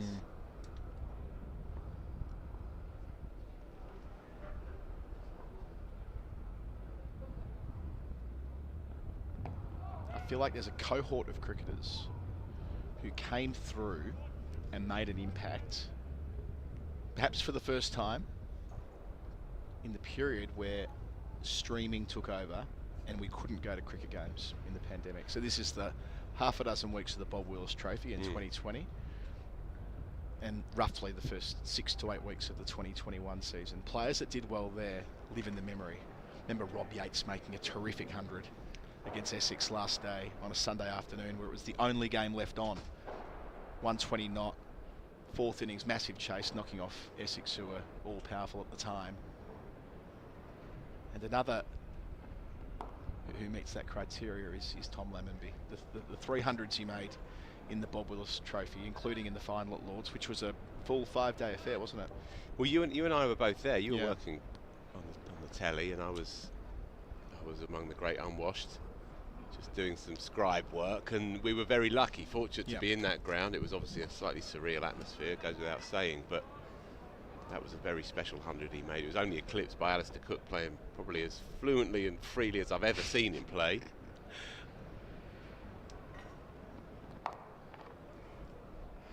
But yeah, he has that intangible, doesn't he? He has just that extra split second of time. The shapes he makes are very, very pleasing and correct. And he hits the ball just that split second earlier. We saw it early on in the piece. In the first half an hour, Gus Atkinson banged one in short and he was on it immediately, pulled it through straightish mid-wicket. It's always a good sign, I think, when a player is onto it quicker than your average. I was saying though, just before lunch, that sometimes I feel with Lammonby that he's almost got too many shots, and that sometimes I've seen him quite a lot in the last few years, and he's a player that I've always rooted for. But I feel sometimes that there's almost too much going on. Perhaps it's a hangover of that horror second year he had post the Bob Willis Trophy, where he averaged under 20 across a full season, and he's adorned the edges of county seasons since. He played well last year overall, just shy 900 odd first class runs, just shy of 1,000. But you feel like at 24 now he's approaching his prime now, and his game looks in very good order. I think if he can get the mind just right as well, rid some of those lingering self-doubts, then I think there's a serious player that we're watching here. I was saying before, he reminds me a tiny bit of Simon Katic, the way that he stands quite tall, plays the crossbat shots very well. Worrell away from us to start the new session from the Vauxhall end. Very uncomplicated in his pre-delivery moves as well. It's a tiny back and across, Katic-like, but I was going to say it reminds me of Katic Mark 1. Yeah. There's the two Simon Katic stories, right? There's Mark 1 where he was very fluent, very much as you described. Limited movements before the ball was bowled, then a big stride often through cover, and then he returned the second time around as the quintessential nuggety opening bat. He describes how he made a lot of hundreds and a lot of big hundreds through that time. And he's a very uncomplicated guy, Simon. I mean that in a flattering way. He says what he thinks, he means what he says. He goes, yeah, you just have to make about 150 good decisions in a row to make 100. I'm like, oh yeah, I just like that, is it? Yeah. And he'd go across his stumps and make himself very difficult to be caught behind the wicket, and that led towards a beautiful time in the Aussie team. But yeah, I like that. And I think that's a good shout as well, that applies very much to Lambert, as it does to most young players, of course, but especially to a player with as much talent as he has. And that's another good decision. There was just one moment in the first session where he lost his shape on a attackable ball outside off stump and just got outside his box once or twice. And naturally you're going to play and miss against this attack, of course you are. As long as you play and miss on your own terms, then I don't have a problem with that. Generally he played pretty compact cricket in that first session. And further evidence really of why they like him so much. You know, he's always been a top order player for this side. He's been an opener now, perhaps in his best slot 3. And look, he's already prompted a change from Worrell. 3 balls over the wicket. He's changing angle, prompts a change in field as well. Surrey moved to a 5-4. Out comes the third slip. Jumps over to square leg. A catching deepish leg gully as well. Yeah, well worked. In the same rough direction where the gap was created, adds a couple. Yeah, he's just slightly offish this morning, was Dan Worrell. Didn't make them play as often as he normally does, right? Exactly, yeah. It was to the right hander in particular. He just maybe just wanted to move his line just an inch or two nearer to Archie Vaughan, who showed commendable judgment.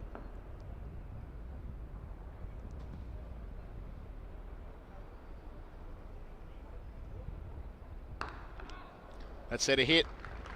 Uncomplicated through the covers, doesn't middle it. Not a lot of venom in that delivery from round the wicket. They return for a third, and that'll be his half century as well. Nicely played, Tom Lammonby. Made a century here at the Kia Oval this time last year. Halfway to one again, laying the foundation for the visitors. 95 without loss.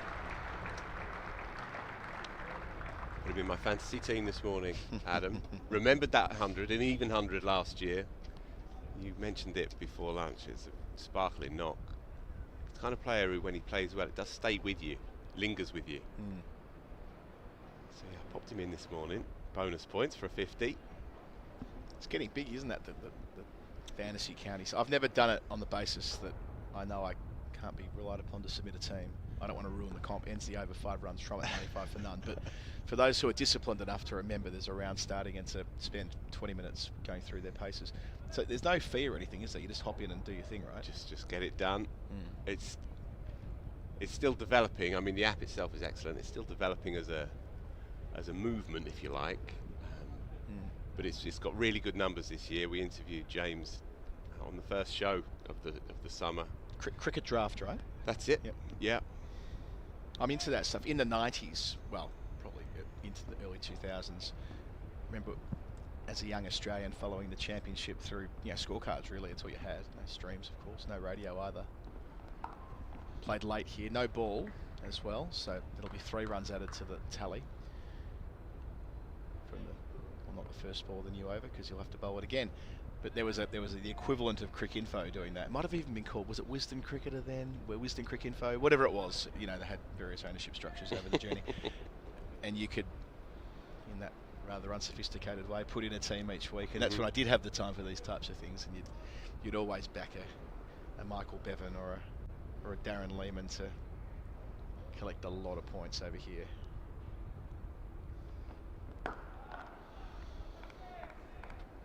Yeah. kept Dan Lawrence in my side. He rewarded me last week with an unbelievable 100 at Hove. That's a gutsy play having him there last week, giving him a bit on that rough trot. That shows your Mate, bond, I know your him bond. I know him inside out. You know him better than he knows himself. If he has a couple of bad weeks, there's one round the corner. Yeah, and a very classy 100 as well from Ollie Pope. Backing up the 50 he made here the week before. It's that extra bounce that got Dixon in trouble earlier. It's young Vaughan in the midriff. Yeah, it's the Atkinson quicker ball, isn't it? He just has that extra nip sometimes.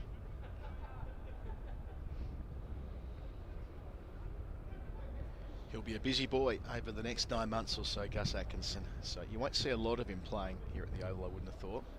2 games in a row here, a bye next week for Surrey. He might play one more in that May stretch before the first test match against Zimbabwe. Then of course 5 against India.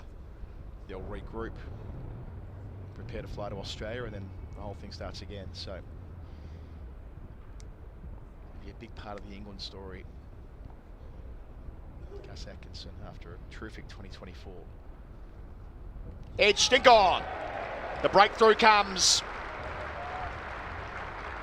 5th stump line, just enough movement away off the seam.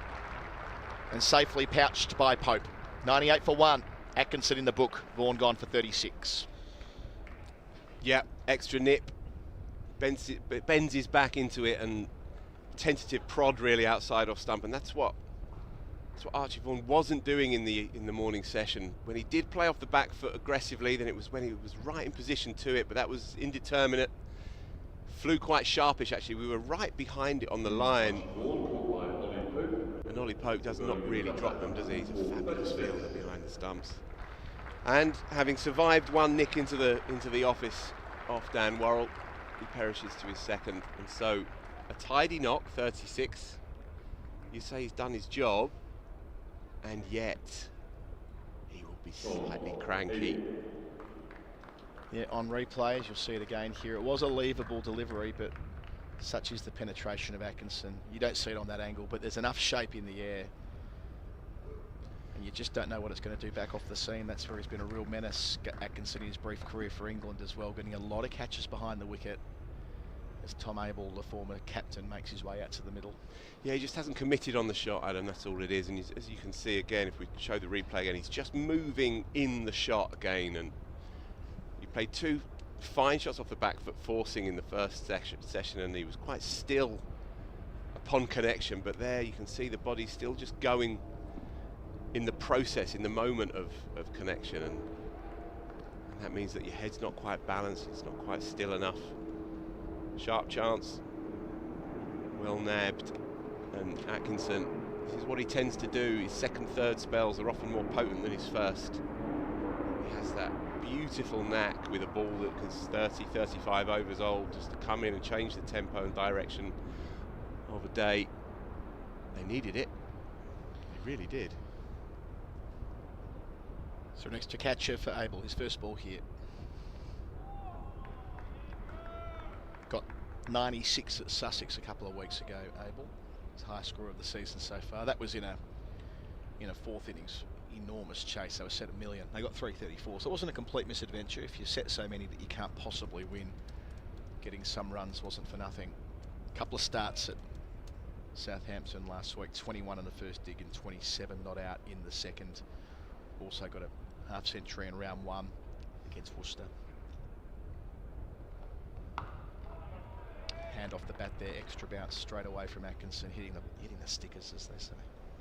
Yeah, he got a fabulous 100 here. I'm just trying to find the scorecard. He got a superb 100 here 3 or 4 years back, did Tom Abel. And those things are important, I think, when you come back here. Such a hard ground to get a result from, but if you've played well individually, then you turn up here with a bit of pep in your step. You've seen it with Lammonby following up his 100 from last year with a 50 here. Hopefully the same for Somerset. Abel can get going. Play that. It's just what Surrey required. Atkinson, their attack leader. charging in, finding the edge and putting Somerset under some extra pressure. 98 for 1. Yeah, Tom Abel didn't play in this fixture last year. He hurt his hamstring in the university game. That was as he was giving over the captaincy after 7 years, and Lewis Gregory took over. But yep, big heart on his sleeve kind of guy. Abel wants to progress in the game. He's been on the periphery of England's squads. There was that mega squad they put together during COVID, wasn't there? Which I don't think he was in the 50-odd they took, but that was one of the surprise omissions. So he's got that pedigree and days that you're referring to before, Phil. Yeah, it was 2022 again. Almost to the day, actually. Late April 2022. 150 not out from 3. And he was in early as well. Lammonby went for single figures inside the first 10, and Abel batted throughout that first day. 150 not. Yeah, it was a masterful innings.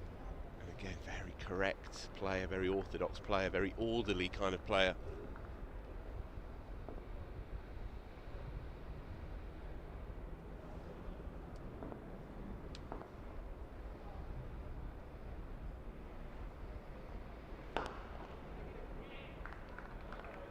Straight of the man at mid-off. If you remember, actually, that was, so 2022, that was obviously the first of the 3 of Surrey's championship wins, and they won here by 3 wickets, having been in a real ding-dong with Somerset across the course of 3.5 days, and eventually got home 7 down. Ryan Patel made 100 in that 4th innings, chasing 237. They got it done just about. Ben Folkes 48 not out as well. And the same result happened at Taunton as well. Another 3-wicket win. Good late leave there. He was looking to follow it, but withdrew at the right time. And I would say that's been the story between these two sides. Obviously, we had the remarkable game last year at Taunton. But aside from that, it's been a case of Somerset nipping away at Surrey's heels, but then come the business end of the game, Surrey just being able to get it done, and that was a mark of that season, and it has of course been in subsequent ones too. Yeah, I remember that game very clearly.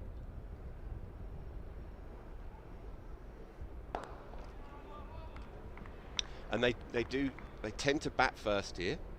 They tend to lose the toss. They tend to be put in. And they tend to go well initially, as we saw last year as well. You had 200 for 1 or whatever it was with Renshaw, and as you say, Lammonby made that 100. It was one of those days where Surrey got to about this point, maybe another 45 minutes into the day, and it looked like it was going to be all Somerset, but they managed to bowl them out with about an hour to spare on night 1. They were able to get things back on their terms. That's what they want to do again here. Can they go bang bang?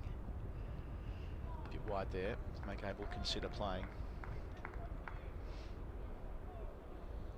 Good looking top 6 for Somerset, isn't it? I think Abel at 4 is perfect for him. Lammonby's a natural stroke player at 3. Sean Dixon retired hurt, for viewers just joining us early in the piece. The blow to the right hand. Hopefully he'll be okay. But he's a rock solid opener. Archie Vaughan's got plenty about him. Edged and gets there. 2 in 2 overs. Abel for a duck. Worrell gets him playing at a ball that earlier in the over he left alone. 98 for none becomes 99 for 2. You have to say it's a poor shot. Neither one thing nor the other. Tempted by the foolish Frankie Worrell tantaliser, and yeah, he'll be cranky there because either committed to the block, the leave, or the drive. It's a bit of that and a bit of this, and the result is that he has to walk for a blob. So the big build-up comes to naught.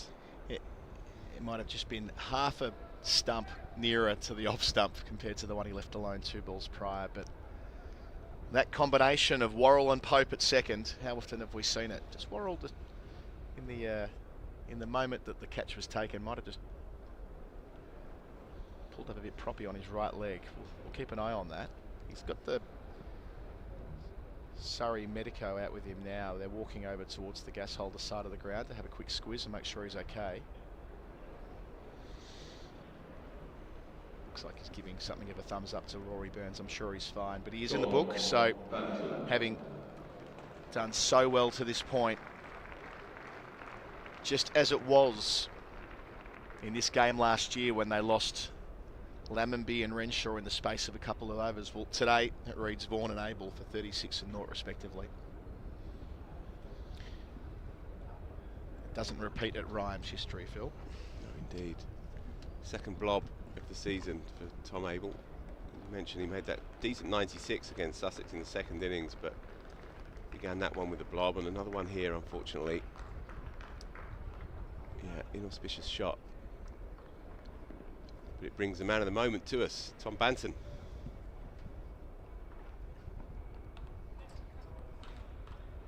We'll get given the strike straight away here from Lammonby. So one of the three Toms. We've seen Lammonby is still there. Abel came and went, and Banton to the crease as the 100 raised, 100 for 2. Partnership of 96. That was broken a couple of overs ago by Gus Atkinson. And Tom Banton, who started the season in extraordinary form, made headlines around the world. He's been caught short in the last couple of weeks, ready to roll again here. Classic game, isn't it? 3-7-1, 6, blob, 5.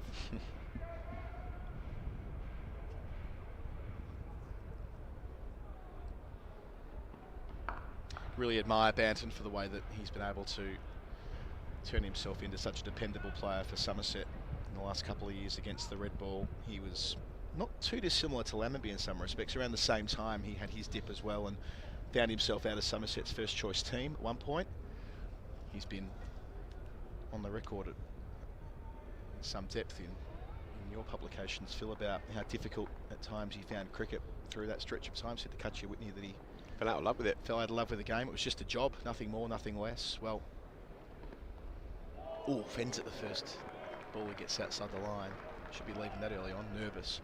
But having gone through that, got out the other end of it, he now finds himself in his mid-20s. He's still a prodigiously talented player with heaps of time on his side and the ability to do it in the exhibition T10 nonsense tournaments where he did well over the winter, back in the England white ball team. And in round 1, a triple century to his name.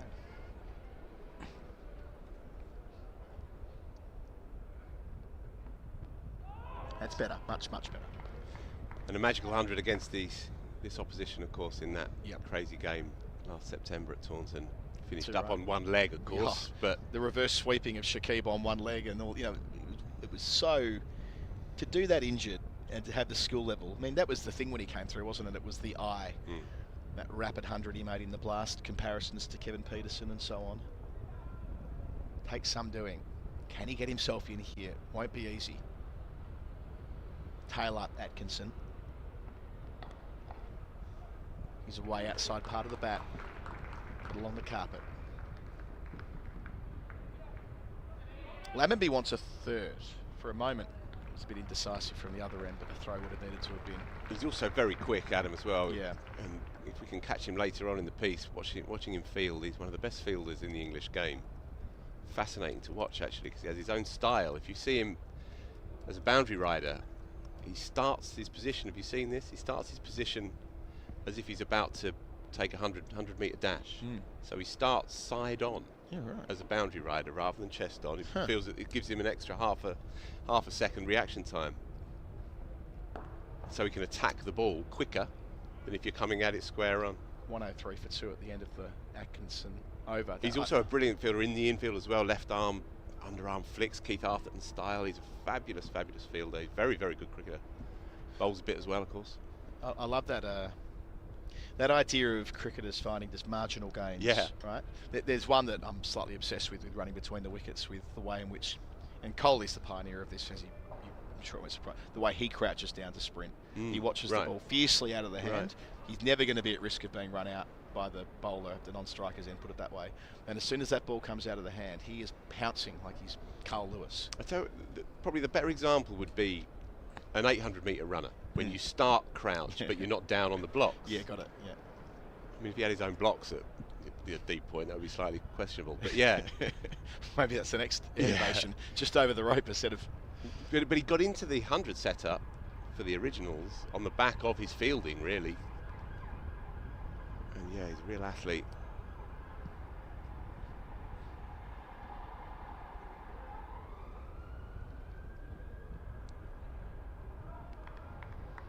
Back in that channel.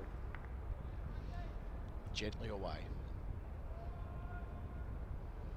And that's again, that's something, that setup I referred to with Coley and what you're talking about there with setting up for as a boundary rider. It would have been unheard of before the T20 era. And it's where some of the best of white ball cricket has found its way into the red ball game.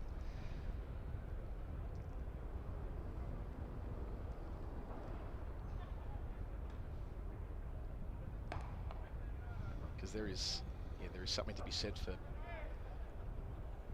and it's more the case in white ball cricket, but games of inches and making sure that you're maximising what you can when you're running between the wickets. Not just sort of walking in with the bowler, as it were, which can be risky as well. That's when you do find yourself in strife. If someone is of a view to, or of a mind to consider running you out, as infrequently as that's seen in cricket, but getting a look at the ball. This happened many times here a couple of weeks ago. Bit of stitching, I think, just come undone. Big Rob Bailey getting it sorted. Big test this for Tom Banton. These are the kinds of examinations that you want to see a young player of his talent be faced with, and you already see just in that previous delivery, just a half step forward, little shimmy just to try and smother the swing in effect.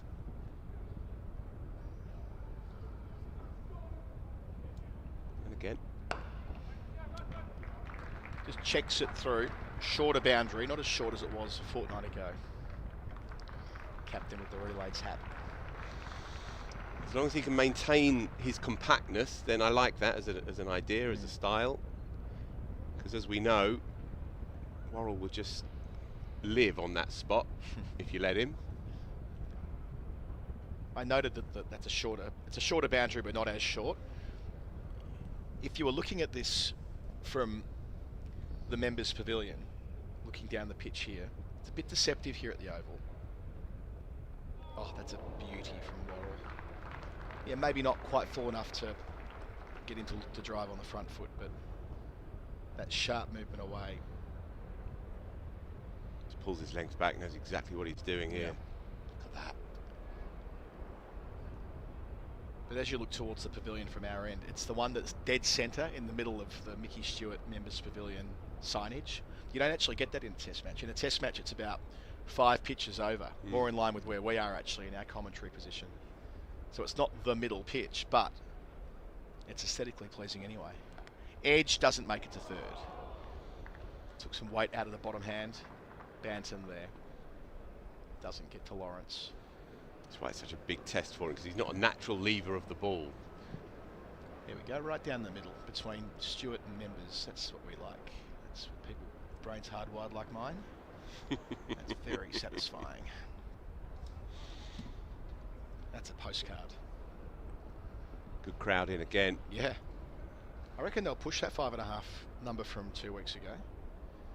Remember, free after tea. Free after tea, Claxon. Bring your laptop down. Playing out to the offside to finish. Quickest shingle, Lammonby through. Needed all that pace, didn't he? Yeah, and look, it was a late-ish call by quick single standards. 106 for 2 at the end of 35. 2 wickets since lunch.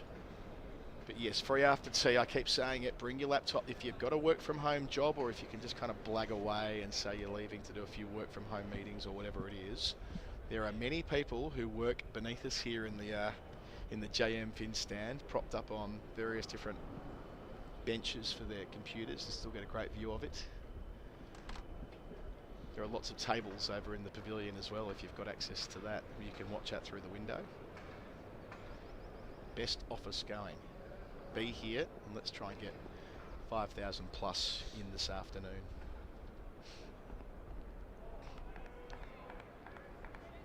That's good. Banton, that's good. Yeah. Just needs to get himself in here. Hey, Phil, question without notice. Yep. Well, it's a loaded question. How good was the Charlotte Edwards portrait? I reckon it's got to be one of the best I've seen. So, can we say that not all of the works at Lord's are masterpieces? Can we say that? You could definitely make that accusation. Let's make that suggestion.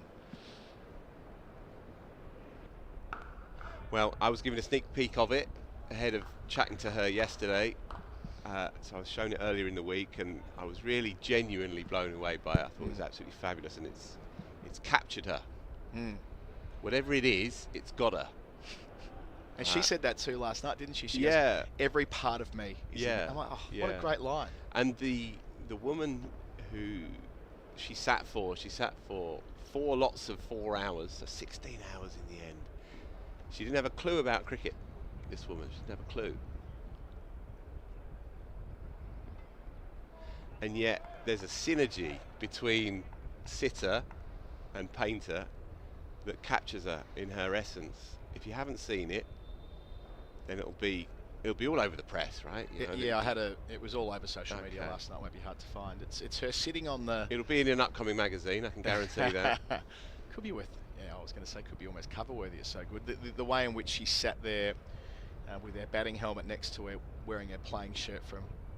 I would imagine that's the 2009 World Cup shirt. It looks like that to me. Yeah, that's it. On the face of it, where they won 2 World Cups. And the Lots captaincy, the 50 over and 20 over tournaments that year. And she's sort of sat there looking out from the home balcony at Lord's, out towards the ground, just with her hand on the helmet. I don't know, there's something about that, the tactile nature of it. It's a belter, and we all love Lottie, and obviously has a massive job ahead of her, and her role will change, and she'll be under scrutiny, and we'll have to, write those articles and say those things when they do poorly, as every team does. But at least in this moment, we can step back from the day-to-day and go, this is just a great tribute to a wonderful human being. Yeah, well said.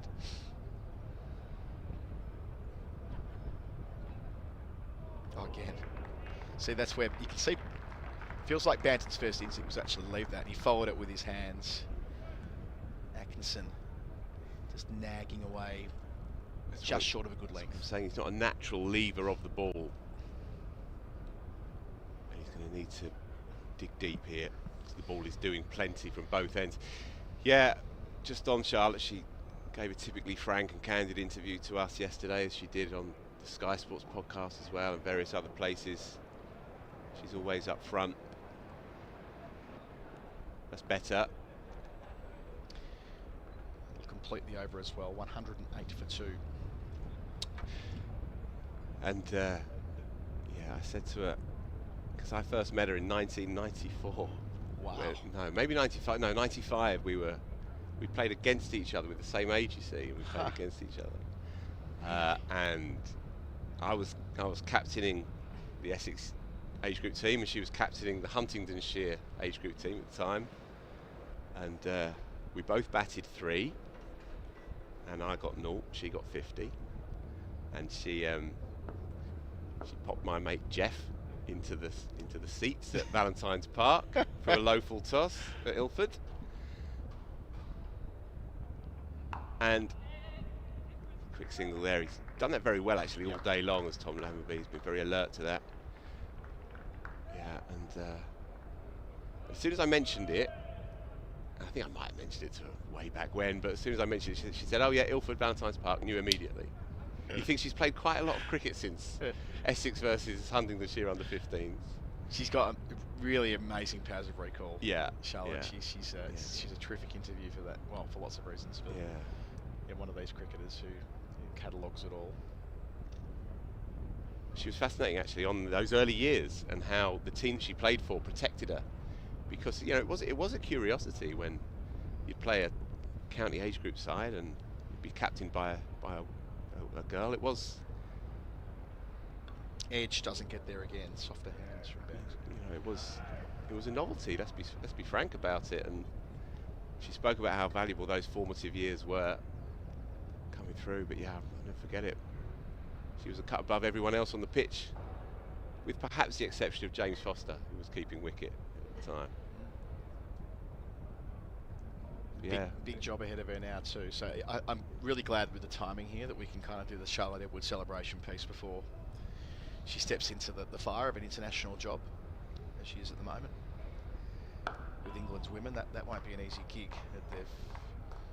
They've got themselves into a position where they almost have to move quicker on the transition than they would have liked, I think, is my impression. Yeah, my feeling is it's a long-term job. It's a 5-year job. You know, the foundations are there, but it's going to take a hell of a lot of time to get these good young players, talented young players, but raw, up to the levels. And again, it's a kind of agony here for Tom Banton. That has broken a long way too, hasn't it? Yeah. Because he's trying to get out there again, the little shimmy. But it's gone so much. It's doing far too much for anyone to lay a bat on it. But it's his compulsion to want to find the ball, go looking for the ball. It's what makes him so dangerous. But it makes him susceptible in conditions like this as well. Worrell getting the Dukes to talk here. Squares you up once more. Has to dig deep, doesn't he? Got to dig deep here. Just to finish off your point there, or to add to it, the tiered system centralising the talent in the top flight. Of course, that competition started this week, and Daniel Norcross spoke about Somerset's extraordinary victory over Surrey on Wednesday out of Beckenham. What a game of cricket that was. Amazing. But yeah, there'll be room for players who aren't 18. That's the point I want to make here. Because this is not new. There's been semi-pro and pro pathways in place inside part of the bat there. Better. Come back for a couple. So 3 from the over. 111 for 2. So, yeah, a decade ago or thereabouts, when the semi-pro and subsequently the professional system started, there was a real thrust for like, well, who's been in the system? Let's find the next generational talent who's 17 or 18 or 19. Now they've got players that have been basically professional cricketers for the last 6 or 7 or 8 years. So you can improve dramatically, as it is with men. You often see men who are making their international debuts at somewhere in their late 20s, and that'll give them even more options. That's a good thing. There'll be competitive tension both from the younger players who are trying to make their way and older players who are becoming battle hardened. They've had to fight hard to get to where they are at the top of the domestic structure. Thinking Pat Schofield in that conversation, who's got a lot of experience now, and of course has played under Charlotte Edwards for a long time as well. So she is a player who has just about banged the door down now with weight of runs. You use the phrase battle hardened. I think that's a good shout, really. I think these young players need time to build up a body of evidence of intense cricket. I think that's what's been needed and found wanting up until this point. But this is now the revolutionary moment for the women's game. You take somebody like Maya Boucher, for example, very good player, very talented player. She's made 2 professional hundreds in her career. She's 26. She's opening the batting for England in 50 over cricket and 20 over cricket. And compare her, say, to someone like Georgia Vole, who is 21, Australian. She's made 6 professional hundreds already in her career. And she's doing the equivalent job for Australia. And I think if there's an area that English cricket can improve at, it's heightening the level of intensity, and I think that's going to happen naturally enough over the next few years.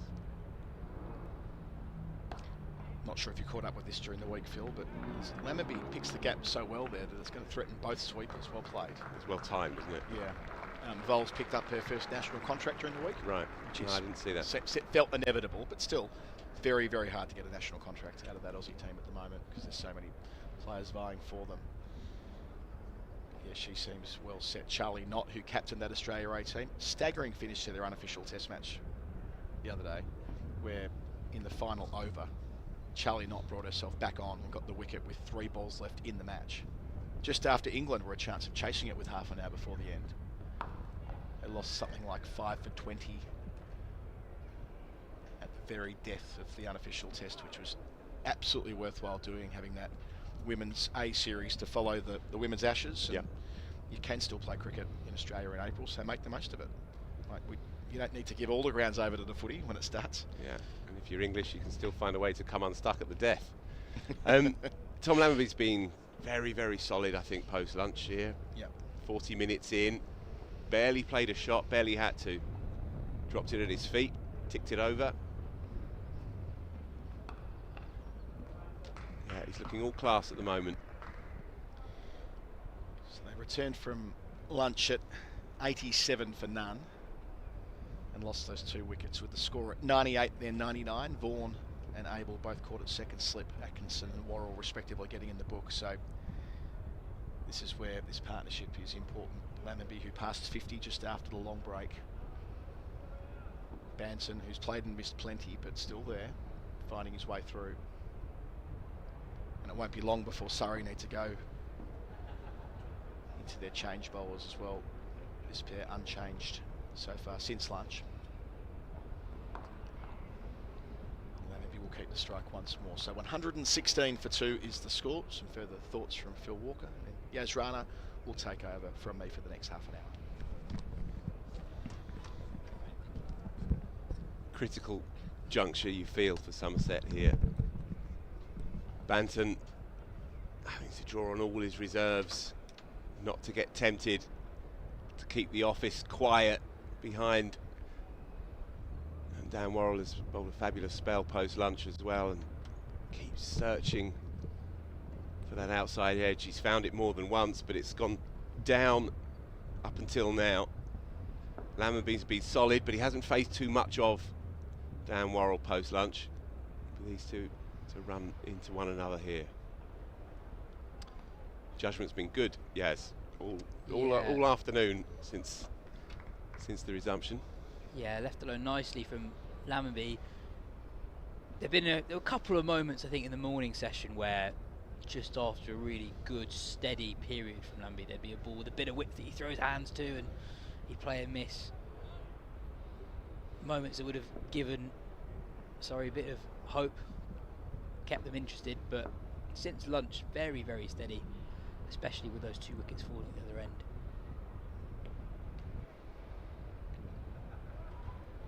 I think with a bowler like Dan Worrell, who is so good, so much talk about him, so much talk around him at the moment, almost when you're that good and receiving that attention, it almost focuses the mind of the opposition more, that it's such a big thing to get through that guy's spells.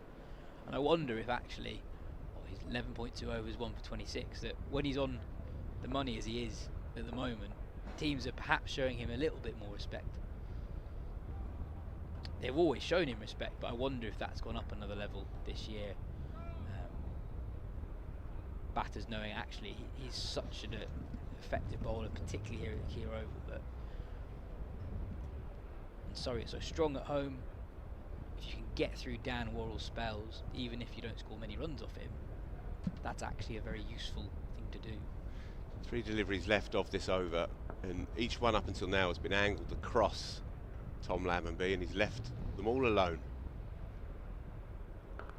This time defends slightly straighter from Worrell, and also interesting to see that Worrell is bowling from over the wicket, the left-hander, quite often bowls from around the wicket, and often has a leg slip in place as well, getting the ball to swing into the left-hander, targeting mid and a leg stump. Well, you have to sense that delivery is coming. Yeah. Will it be this ball or the next 2 to come in the over? Everyone has been angled across. And angled across again and comfortably left alone, and Worrell now 1 ball away from completing his 12th over of the day. Tom Lammonby has played a big role in neutralising Worrell. Lammonby came to the crease very early this morning, just 2 runs on the board when Sean Dixon walked off the field after receiving that nasty looking blow to the glove from Gus Atkinson. So it was in early, and Somerset managed to get through Worrell's first 7 over spell without losing a wicket. Good carry to finish the 39th over. Somerset 116 for 2. Lammonby's played that well. He's kept control of his instincts. Just let it go by. I think it's a good point that you raise about Dan Worrell, that there's an intensity to proceedings when he is on. And every batter in the English game knows that if you can survive that spell, then by small increments it gets a bit easier. We have a change of bowler. Jordan Clark is on, replacing Gus Atkinson from the pavilion end. A change of bowler powered by SSE Energy Solutions. Stay ahead of the game, implement a winning sustainability strategy. Clark not quite on the money in his first spell this morning. 3 overs, relatively expensive, I think 22 runs from that first 3 over spell, but much better in that second spell just before lunch. He also came out 20 minutes before, or certainly 15 minutes before the resumption, and bowled quite a heavy practice spell. Full tilt into Jade Dernbach's baseball mitt. Coming back for 2 and Bounty Company makes it home. And indicative, I think, that he's searching a bit for rhythm.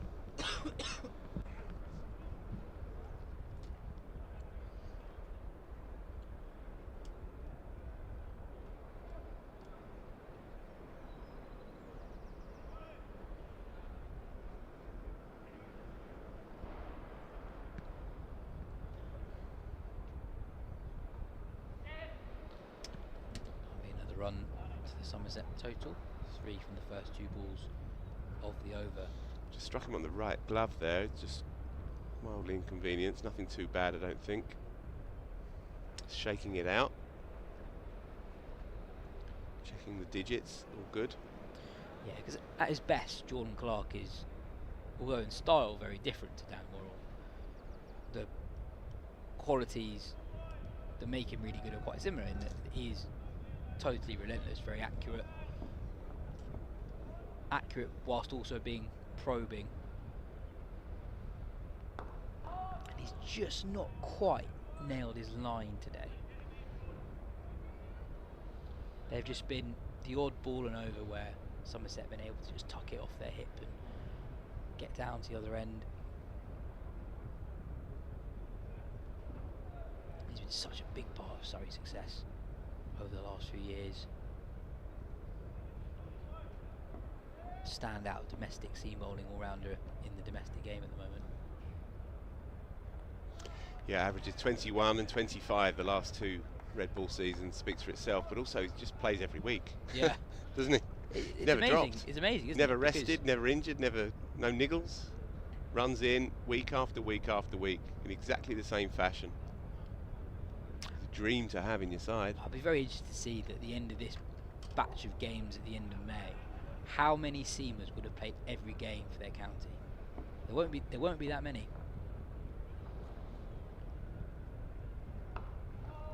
He's putting it in here as well, yeah, as you can see, he's really running in hard.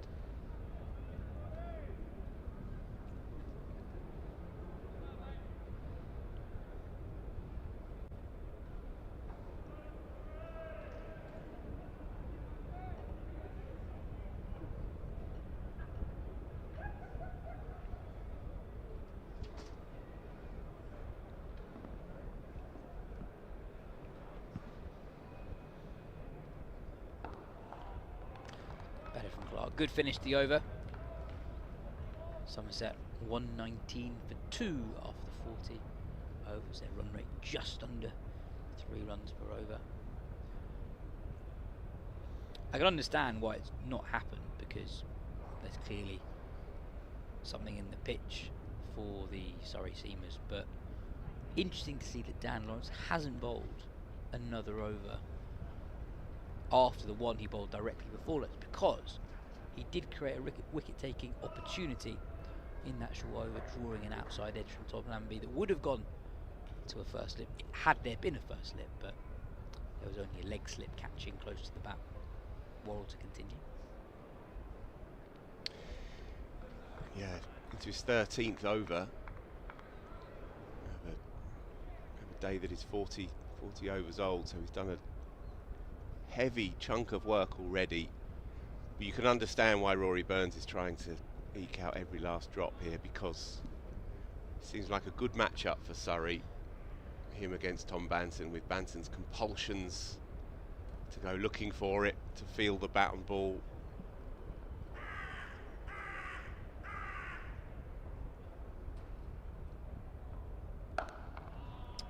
He gave a really interesting interview, Tom Banton, to our colleague Cathy Whitney earlier in the year, where he talked about not always having his love for the game, but also on, I suppose, the thought patterns he goes through to help him stay calm in the middle. Initially in T20 cricket, there's a line that stuck with me, that you're only ever 2 balls away from catching up. There's no rush.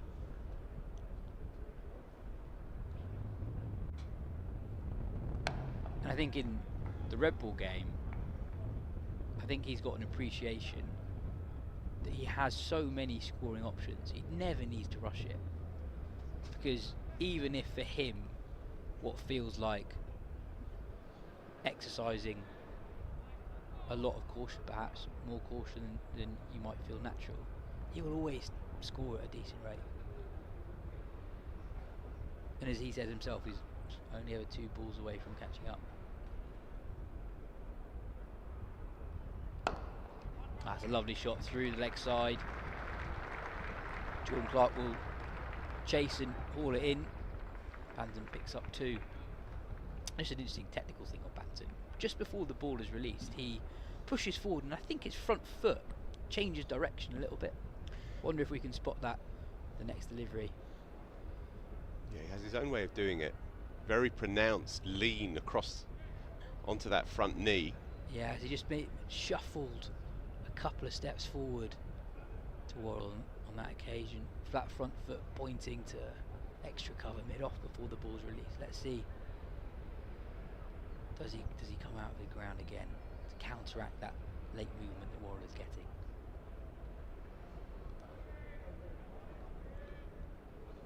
Just signs he's getting his measure here. Worrell, you fancy this might be the final delivery of his spell. He's been all over Tom Banton here, but he's survived. Can he get through this final delivery? What will be his 13th? Bowled for the best part of an hour post-lunch. Big final delivery.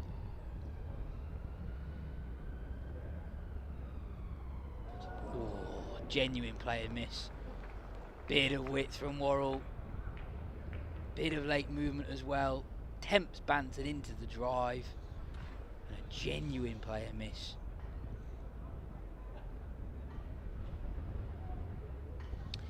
Yeah. And that's the one shot he shouldn't be considering for a second, for a nanosecond. Not now, not at the moment. This innings is too delicately poised, and Dan Worrell is too good to start playing these kinds of shots. Wait for it to come to you.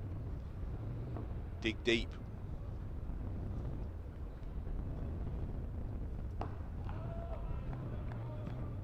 We've got a change in the commentary box. Phil Walker's taking a breather and replacing him Dan Norcross. Yeah, I think part of the extra respect that Dan Worrell perhaps gets showed this season is that he bowls so many of, left alone by Lambie, he bowls such a high percentage of the first 45 overs that are actually bowled in an innings. He's bowled 13 of the first 41, so he's literally bowling about a third of the overs, and that won't sustain for the whole day. If Surrey out there for 96 overs, I think we can be pretty confident. He's not going to bowl 30, he's is not he? going to bowl 32 of them. So that respect that batters show Worrell, I think, is in part knowing that. Oh, that's a brutal ball from Jordan Clark, back of a length. Lambie does well to get his gloves out of the way of it. Yeah, this is a delicious ball from Jordan Clark. Assisted slightly by his green tinged wicket, but yeah, lovely bounce. Able just to drop his hand slightly at the last minute. I've got a theory I want to run by you after this ball. I look forward to it. It's the oval in spring.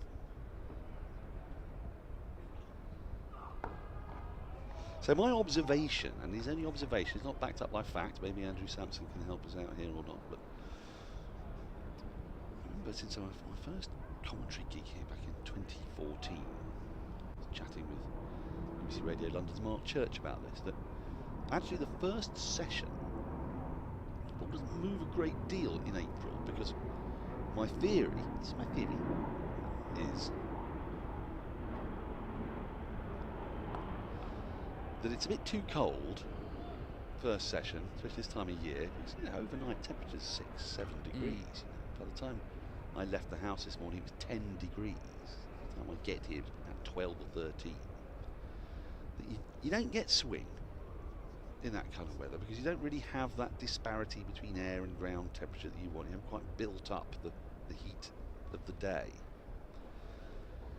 But it's the afternoon session, often early in the afternoon, where things start to happen, which can be very frustrating. Sorry, the over 121 for 2, because you think when you're bowling first, I've got to get in them in that first session, but actually it can be not too bad then.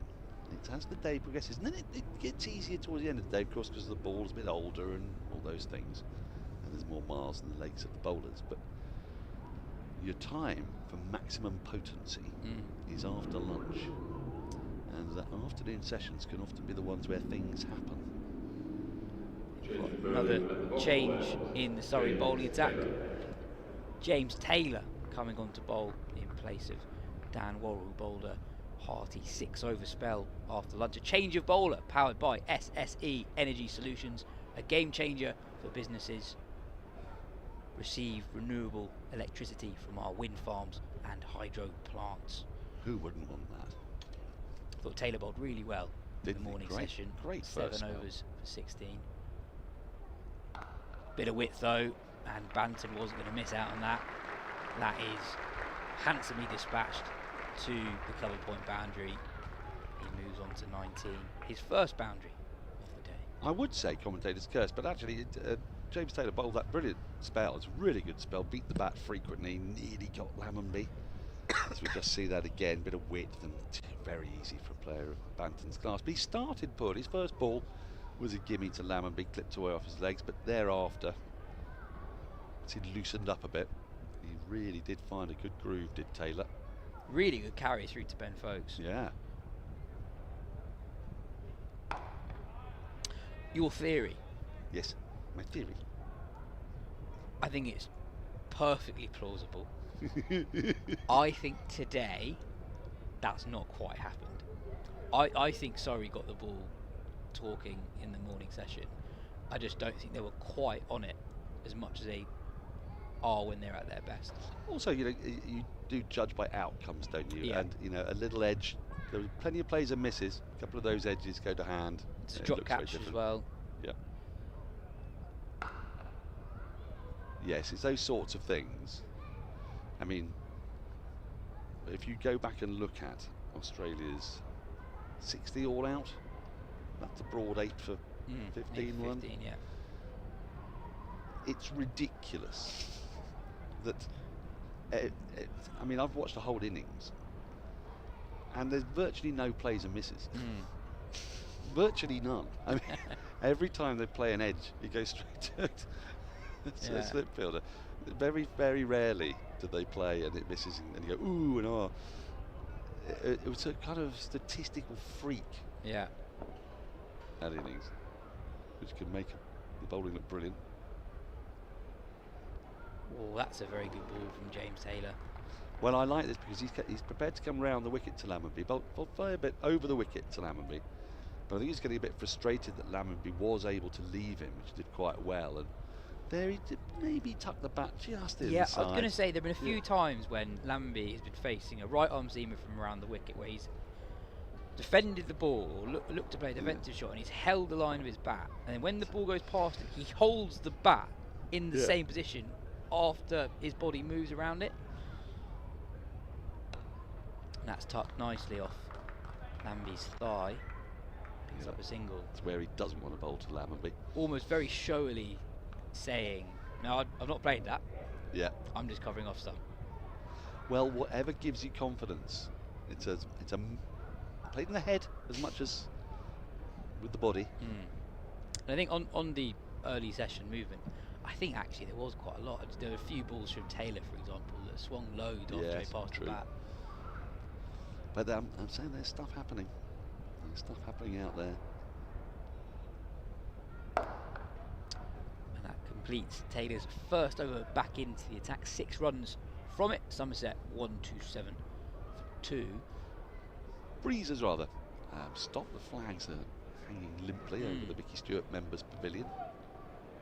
A little flutter. It's not the warmest day. It's going to warm up over the course of this match, so I urge you to get down here at the weekend. Is it still not quite yet club cricket time? May the 10th. May the 10th. I mean, no friendlies? You're not playing a friendly? I played a friendly last week. Did you? How did you get on? We got thumped by some kids, basically. But was it friendly? Yeah. No, that's a shame. I don't believe in the concept of friendly cricket anymore. They were literally children. So by literally, are we talking Surrey Avanchi children, or are we talking under the age of 18? Right. Okay. Very good.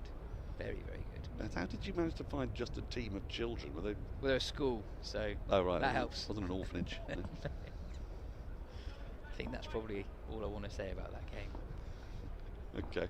I'm sorry. Got a couple of weeks to go before the league season starts. Okay. Anyway, Jordan Clark to continue. Was it an early season wake-up call? Well, it certainly made me reassess what am I doing. Life choices. Yeah. Yeah. Well, it's a bit colder as well. I think, you know, kids don't feel the cold in the same way. I mean, I remember when I was that age, it was just cricket. It was cricket, and you went out and you played, and you only realised you were cold when you got back into the pavilion and your feet and fingers were blue. But you didn't care because just the adrenaline excitement was coursing through your veins. Whereas you're an older man now.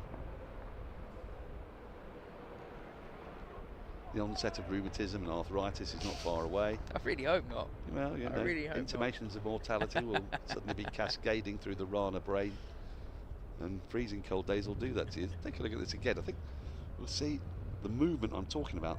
It's nice. It's a good carry. Good carry once again. It's a lovely deck here at the Oval. I mean, I'm not complaining because I totally understand why it happened at Chelmsford and Hove, why pitches are prepared to be flatter and to negate Surrey's seamers. But you just didn't see that carry at home. You didn't see that carry at Edgbaston. So, look, it's been proven by the Somerset players that if you dig in and if you ride your luck, you can score runs. You could be 128 for 2. But at the same time, if you're a bowler, you're looking at that and going, well, I think there's a good chance my edge is my carry. I think, to be fair, it is just quite hard to inject life into early season pitches. I think even here in round 2 in the Hampshire game, on day 4, there was not a lot of life left. No, in the pitch. I mean, it gets more placid, but you leave grass on, don't you? Or you don't. Ooh. Banton defends, but the ball goes nowhere.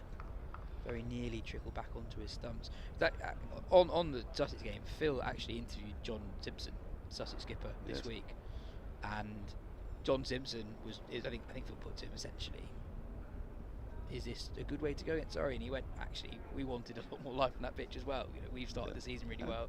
We've got Jane Seals, Ollie Robinson, etc. We want to give them an opportunity to take 20 wickets.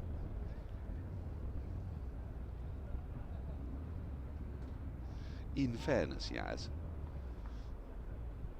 no skipper is going to say, well, actually, no, this was exactly what we wanted. We wanted a high-scoring ball draw. I mean, look, he probably did mean that as well, because as a skipper, you've got to stand out there in the field while Surrey are racking up 450 plus inside 110 overs, and that's not much fun for you either.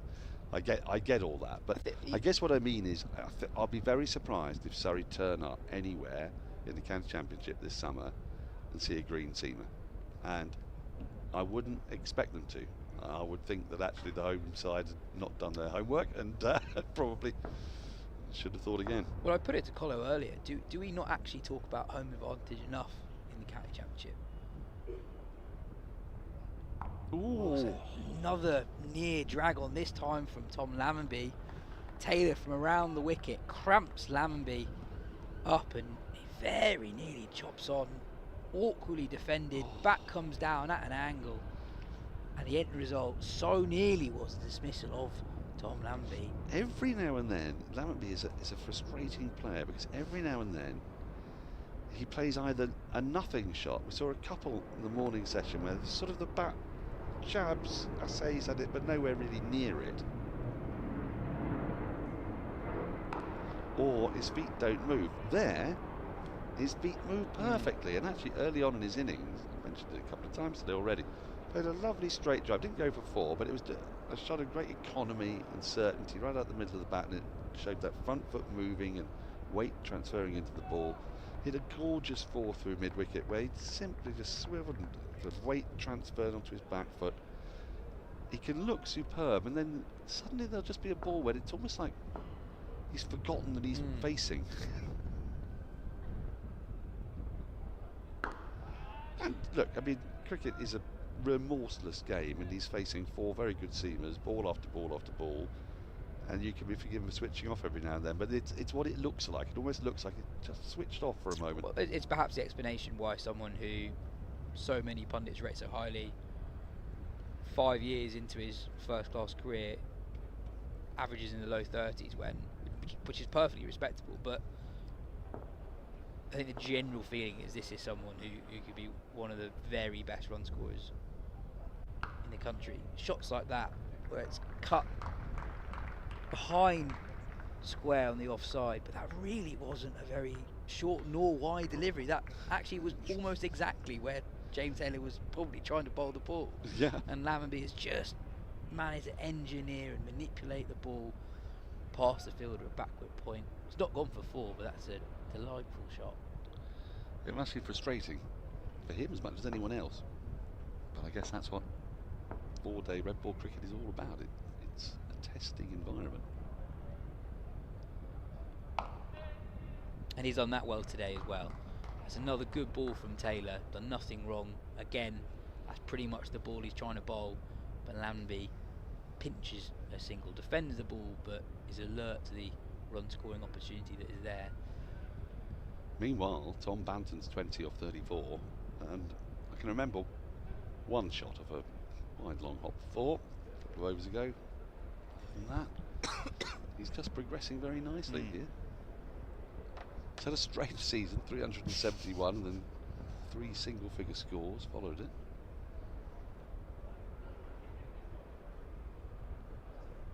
Oh, that's a really good delivery from James Taylor. Beats Banton's outside edge, completes the 45th over, 131 for 2.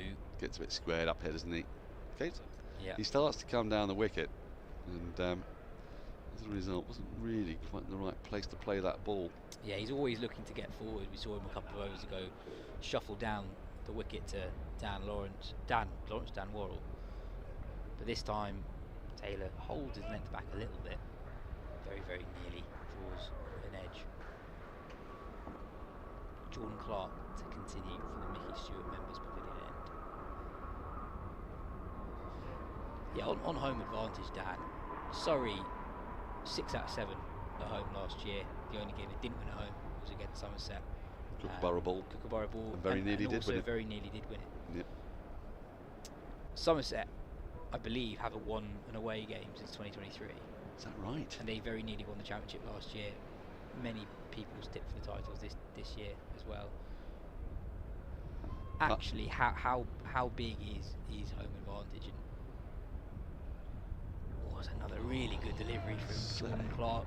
He's bowled lucklessly today, hasn't he, Clark? Surrey's bowlers have actually had a really good 5 minutes here. Taylor from the other end and out Clark. And that's a definite player to miss. There's no disguising that, Thomas. But it's the sort of line where Lambie has to bring his bat towards the ball, because if that ball doesn't seem away from him, it's hitting the stumps. So he has to go forward. This time he leaves alone a ball that very, very nearly jagged back in and cannon into, if not his stumps, his front pad. Clark's got his line after struggling to find it initially.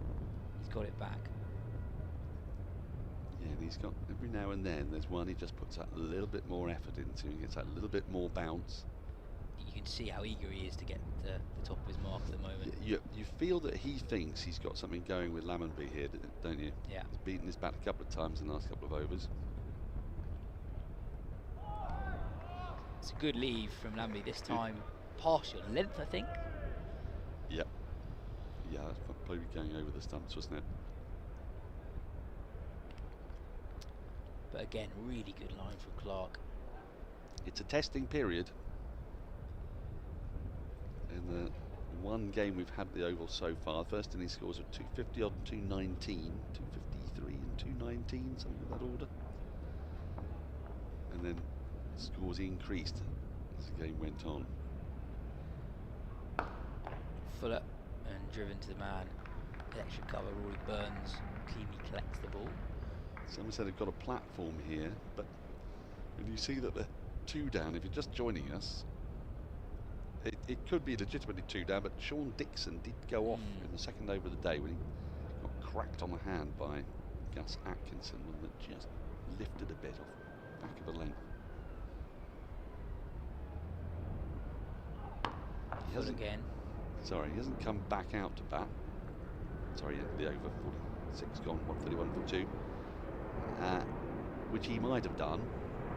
I imagine that injury's probably being assessed, probably being x-rayed. Don't know, we haven't had word through. So they're not in effect 3 down, Somerset, but they're just not. It's not quite as strong as a position as the scoreboard might suggest. 131 for 2. And Surrey, who are bowling pretty remorselessly in this passage here, very keen to prize out a wicket, bring in a fresh batter. Somerset, though, you have to say, do bat a long way down. Craig Overton, 9. Jack Leach is at 11. He's going to be one of the more doughty number 11s in the country, you'd think. By the way, I don't know if we've reminded you, you can get hold of us if you wish to. Join the conversation, start the conversation. Do whatever you want with the conversation. surreybroadcast@gmail.com. Slightly leg side from Taylor, and that's tucked behind square on the leg side, although it looks like it's about to be given a leg bite. It is. Rory Burns deep in conversation with Taylor before the start of the over. It's been a day where Burns has had to be a little bit more creative than he sometimes has to be when Surrey, as they did so often last season, run through an opposition top order on the first morning. Somerset frustrating Surrey. Quietly, these two have rebuilt well following the quick double blow earlier this afternoon. Archie Vaughan and Tom Abel falling in quick succession. This partnership now worth 33. More catches for Ollie Pope at the Oval. Good slip. I think we talked about this last time. He get 5 caught Pope's bowl Worrell in one match last year. It's a fairly unusual statistic, I think. Andrew Sampson was excited. We were all excited.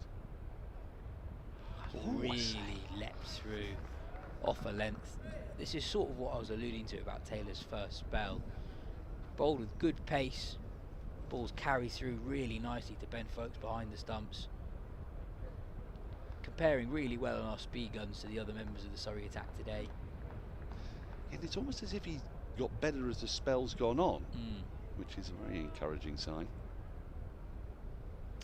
It feels like he's becoming a more prominent member of this Surrey first team squad. Oh, that's an edge.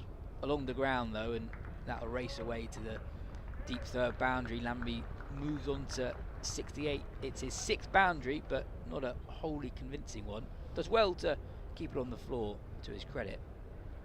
Genuine edge. Not sure a third slip would have been able to gobble that. Played it with soft hands, played it late. We have seen a few edges this session not carry. That one pretty much on the floor the whole way through. It's a slightly confusing pitch in that way, isn't it? You see some go through to folks at shoulder height or chest height at any rate. It's another genuine edge. It's a shot he played in the previous over where Lambie tries to cut a ball that doesn't have a lot of width, and last over we praised him as he managed to get it cleanly behind square on the offside, but this time there's a bit of extra bounce and it very nearly undoes Lambie. And this is where the infuriation comes in. If you're a Somerset fan or a Lammonby fan, we're all Lammonby fans, you know, because what you think he might be able to achieve.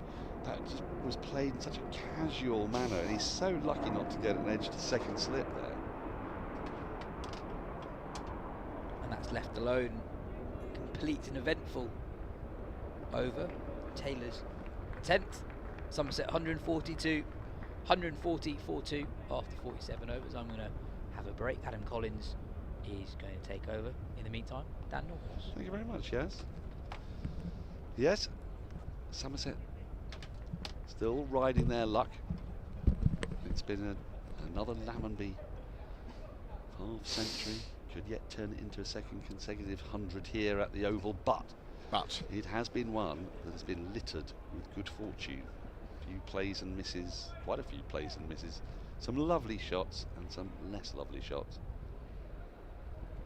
A very important partnership, and they dropped another wicket there, lost another wicket there. Having lost wickets at 98 and 99, it would have been game on. Do you mean bang, bang, bang? Had it been a bang, bang, bang moment. There was a moment with you and I, Daniel, in indoor a couple of years ago when you got a bang, bang, bang. I did. Which was quite good. Well, that was an extraordinary test match, wasn't it? Things happened very, very fast.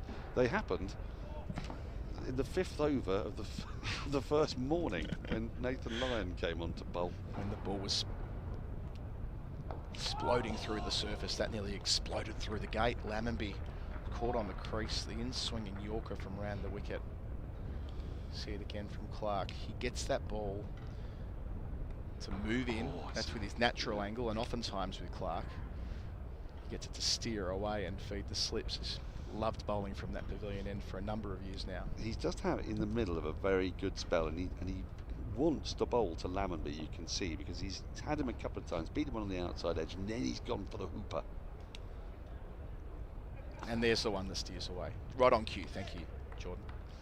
I'm in the middle of having that classic experience that I'm sure you had many times when you were playing a lot of cricket, Daniel, of it's reached Friday afternoon, something's happened, oh dear, and there are challenges emerging for the game on Sunday. Yes. So the ground in question that we were set to play at, it's my ground, isn't it? It's not going to be up, regrettably. The surface is not going to be ready in time, so there's a challenge there. We've cleared the hurdle, challenge overcome, new ground booked. Oh, well done, Terrific, very well good work done. from our fixture secretary. Did a great job at the last minute. Tell me more. Only for the oppo to go, oh, that ground, a bit far away. Well, how much further away is it than the previous? I mean, it's 100 metres from a railway station, this new ground. Can you tell me the name of the railway station? Perhaps I shouldn't, because I don't want to give away what I'm talking about here in case they're listening, and but just expressing frustration that now this is going to occupy a lot of my afternoon, trying to explain to them that my little brother's coming out from Australia to play the first game together with me for about 10 years, and if they choose to pull out, I might have to do horrible things. But as I say, a very relatable weekend cricket experience. I was team secretary of that club for a few years, and Friday night, I didn't have a proper Friday night for about 12 years. I've had some of the worst excuses. I've had an excuse on a Saturday that somebody was stuck in a lift. Somebody once told me that his hand was stuck in his car door. Didn't know how he was able to phone me or anything like that. But I don't mind the hustle bustle for players. Yeah, you kind of use that's for a ground. Yeah, it's next level, isn't it? Especially when you book the darn thing, as we have straight away. Like, oh, we got a great solution. We solved the problem. Well bowled again from Clark. That's a good over. 141 for 2. Partnership now worth 42. Somerset lost Vaughan and Abel in consecutive overs for 36 and 0 to start the session. Hey, look at this. Blast, it's back, baby. All the tickets at kiaoval.com. First fixture here is a double header. On the 5th of June, Hampshire are in town. I'm going to be there for Women, that then the men. Yeah, I think I'm enjoying that from the. I don't think it's hospitality, but we're going to go large for that one. 5 double headers all told, and rivals week against Middlesex in there as well. So there's always a big crowd here at the Kia Oval when our friends from north of the river rock up. Crazy game here against Middlesex a couple of years ago. Don't. Banton gets a single off the hip to start the new over. Taylor feeding him on that hip. In fact, he makes it 2. Great running, this pair. Because what I would say about Middlesex is that they've been very, very generous guests as a general rule when it comes to T20. Because they do have, statistically, apart from Zimbabwe, the worst record of any side in T20 history. It goes Zimbabwe, then Middlesex, in terms of win percentages for any T20 professional side that's played more than like 30 games or something. Goodness me, and they won the comp as well, didn't they, back in 2008? Yeah. Good team, that. Claude Henderson. Is he playing in that one? But yes, the extraordinary game where they came with a record. Was it they lost 9 in a row? I think they had one lost 9. Well, there was a reporter. I'm not going to say who. There was a reporter who was working on a story to try and work out whether they were the least winning sports team on the planet at one stage due to the run. He bailed out of it, but it was well, fan of Middlesex too was going to write that. Do you remember there was that famous Sports Illustrated cover? The worst sports franchise in the world about the LA Clippers, like probably 25 years ago. I think that was kind of the vibe, like when do you hit that point? Yeah. But they have turned, well, I say they've turned around. They've not made the I don't think they've made the no, they're not really turning around in T20. Quarter-final stage yet. No, I think they finished bottom last year as well. Yeah, they're a gift that keeps on giving, and we love to entertain them here at the Oval. But that was a slightly different matter a couple of years ago. I mean, I have no allegiance. I have no dog in the fight here. I'm but an impartial observer. You're Pontius Collins. Quite. Yeah. But no, they arrived, hadn't won a game, and then proceeded to chase down a preposterous target. It was over 200, wasn't it? And the rest. It was like 260 odd. It was mad. Yeah, it was, I think Stevie Eskenazi had his say that night. Max Holden. A couple of others who got away. And I think they won it with like 2 overs to spare as well. It was wild. Amazing. You get these odd anomalies, like Glamorgan. They're an anomalous team for Surrey. There is a third man back. One of the great things about sport, isn't it? Glamorgan, they don't frequently make the quarterfinals, but they did go through a phase of winning at the Oval in the T20 Blast. Robert Croft tried to explain it to me once. There's a hangover from a one-day game that took place here in the 1990s. And he used it as a rallying cry for his troops every time.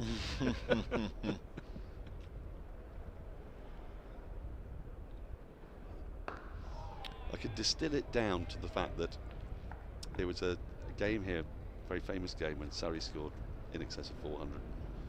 And Alex Stewart left the last ball of the innings. And Robert Croft has used that to fuel the fire of the Welsh ever since. And why not? You need sports filled with these sorts of things. Oh yeah, sorts of things that get you going. When something becomes law about a rival, right? Yeah, exactly. L-O-R-E, law. Yeah.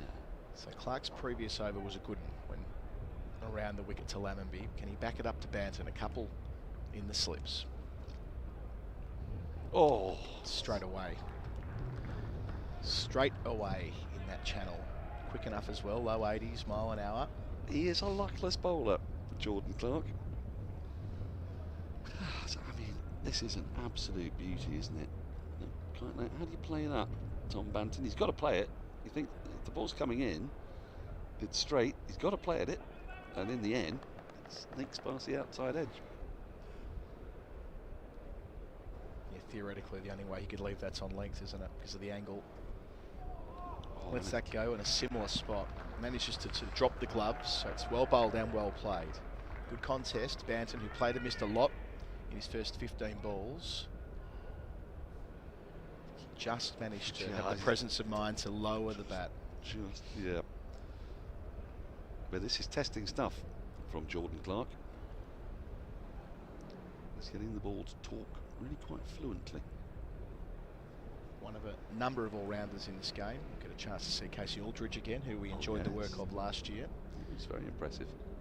Craig Overton out of the game, which has been remarked upon already. That back spasm after the toss, so they were able to replace him in the side. This is news to you, is it?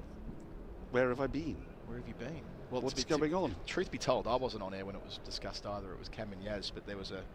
I'm not quite sure how it played out with the paperwork.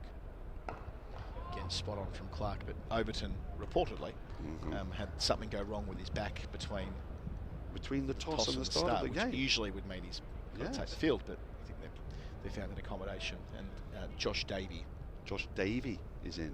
He's in the Somerset 11. Well, I mean, he's not exactly like for like, but he gives you plenty of proficiency with bat and ball. Yep, absolutely. That's the thing about Somerset. They don't have any rabbits out there. They're bat deep. Nobody that can't bat. Yeah, bat deep. I've watched Pretoria smack runs before as well. He's down at 10. I seem to recall he was quite entertaining last year, wasn't he, Pretoria? It's not any great length of time, but we saw some lusty blows from him. Yeah, I think that's right. And let's not forget, they've got a chap batting at number 11 who's been near enough player of a test match for his batting against Ireland at the Lords in 2019, and has one of the most famous... I described it when interviewing him recently as perhaps the most famous one not out in test history. I think it probably is. Yeah.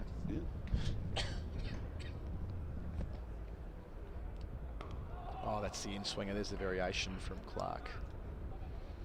And that is why earlier in the over, Banton felt the need to play on that line, because Clark does have the one that comes back the other way. Classy stuff, high skill level. But yes, looking forward to watching Jack Leach go through his paces over the next few days.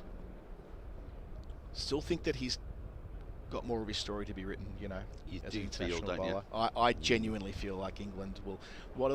We talked a little bit about this when Liam Dawson was here a fortnight ago.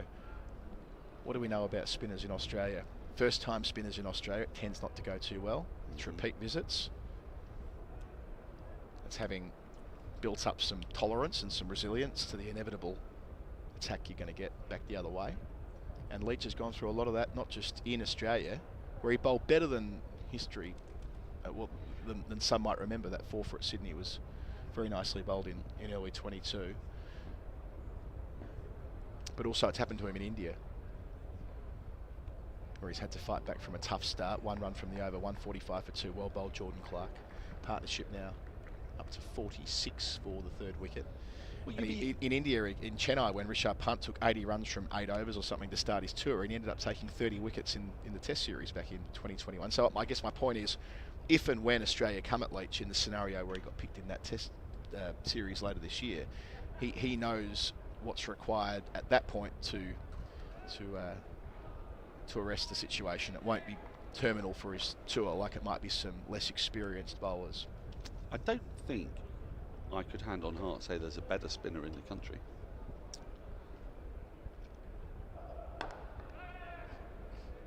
You know, I mean, I think you would you really want to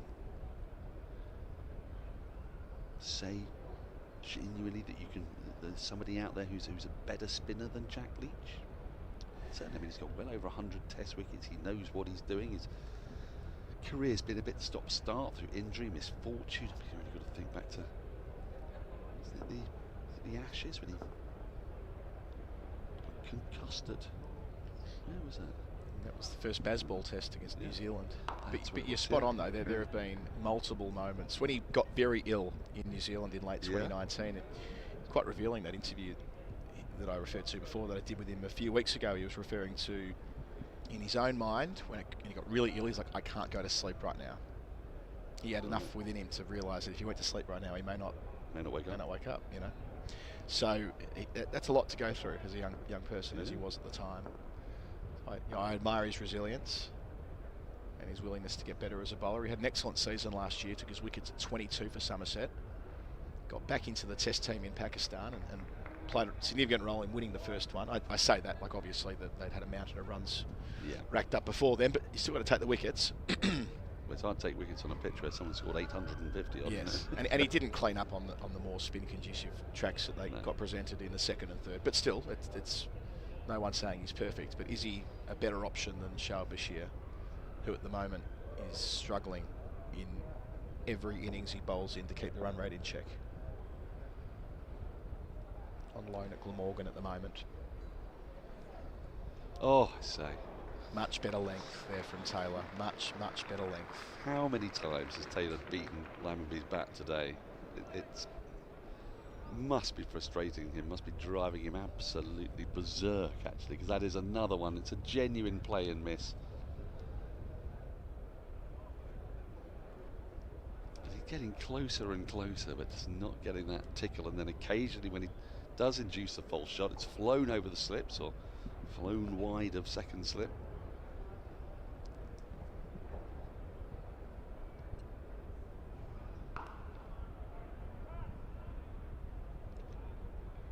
I mean, there'll be other spinners who have the chance to. Well, people will be shouting about Liam Dawson, for Sure. example, and that's a perfectly good shout, and he brings you batting as well. And also there'll be, I said before, spinners that tend to work in Australia. If there's a wrist spinner who emerges this year, Rayan Ahmed, people will still be keeping their eyes on. The one who's outside of the conversation right now, and I wish he wasn't, is Mason Crane. I think his red ball returns, they may not numerically look like the types that will get the door banged down, but the naked eye test watching him bowl, he's got a high level of skill, 146 for 2, and they went the conservative option in relation to Matt Parkinson the last time they were in Australia, and by that I mean they didn't pick him. Yep. And I felt at the time that was safety first. They seldom turned to spin through the series, just the way the whole thing played out. Bit of a damp squib that was in 21-22, but it's a tough old tour that, wasn't it? Not just for the players, but for the travelling circus around it, because we were still in COVID world. It was a shocker.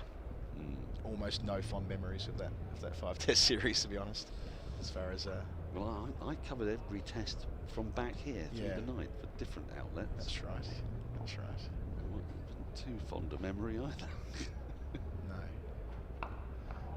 But and you know, the only bit that really jumps out, 4 years later, the Scott Boland 6 for 7. Yes. Like, that was just a remarkable thing to witness firsthand, and I was lucky enough to commentate a bunch of those wickets. So that was a thing. Yeah. But other than and Usman Khawaja's twin centuries, that was a thing as well. Yeah. And maybe England batting it out at Sydney with Jimmy in the last over facing out Steve Smith, which was quirky and odd. Yes, I mean it sort of felt a little tilting at windmills, didn't it? But they did tilt. Oh my goodness me! It's just moved, just jagged. So he's banged it in short enough that it has the chance to do that, but ultimately Banton playing not with so much a horizontal bat as an angled bat, that gets edged through and it looks ugly. Yes, but you can sort of see why he's got to play it, because he doesn't know if the ball's going to keep on coming onto him. But I suppose if it is coming onto him, he's got the option with Clark to leave on length as he did in the previous over. He wants to feel bat on ball, doesn't he? It's Tom Banton. Oh, there it is. That is just immaculate. As good as it gets from Jordan Clark. He's been a mainstay of the three-peat. And a big part of that is bowling deliveries like the one that's removed Tom Banton for 26. You can't really understand this wicket without seeing what's gone before it, because ball after ball after ball he's been testing Banton. And he's been getting the ball to move both ways. Wickets brought to you by C&C Insurance Brokers, and he deserved that wicket. You almost felt that he needed that wicket, because I don't know how many times he's beaten both these batters' bats. That is absolutely perfect. He gets it closer and closer and closer until Banton has no choice, has to play defensively at it, and it just moves away enough to take that outside edge. First bowling point for Surrey. Crucially though, it's a third wicket. That's gorgeous work. We spoke a lot about the balls that he might be able to leave and might not be able to leave. Well, a ball that's angling in at middle and leg from the direction that Clark comes from. See, wide of the crease, in at middle or leg. if you wanted to be super critical, you could say that he could get out the way of it and leave it on length, but so difficult to do from that part of the pitch. It's just a superb piece of bowling. As you described there, the setup's immaculate. That follows an in-swinging Yorker in the previous over, multiple balls that have jagged viciously off the surface, and that informs why that celebration means, well, it shows what it means to Clark. He's earned that wicket, that's for sure. 146 for 3.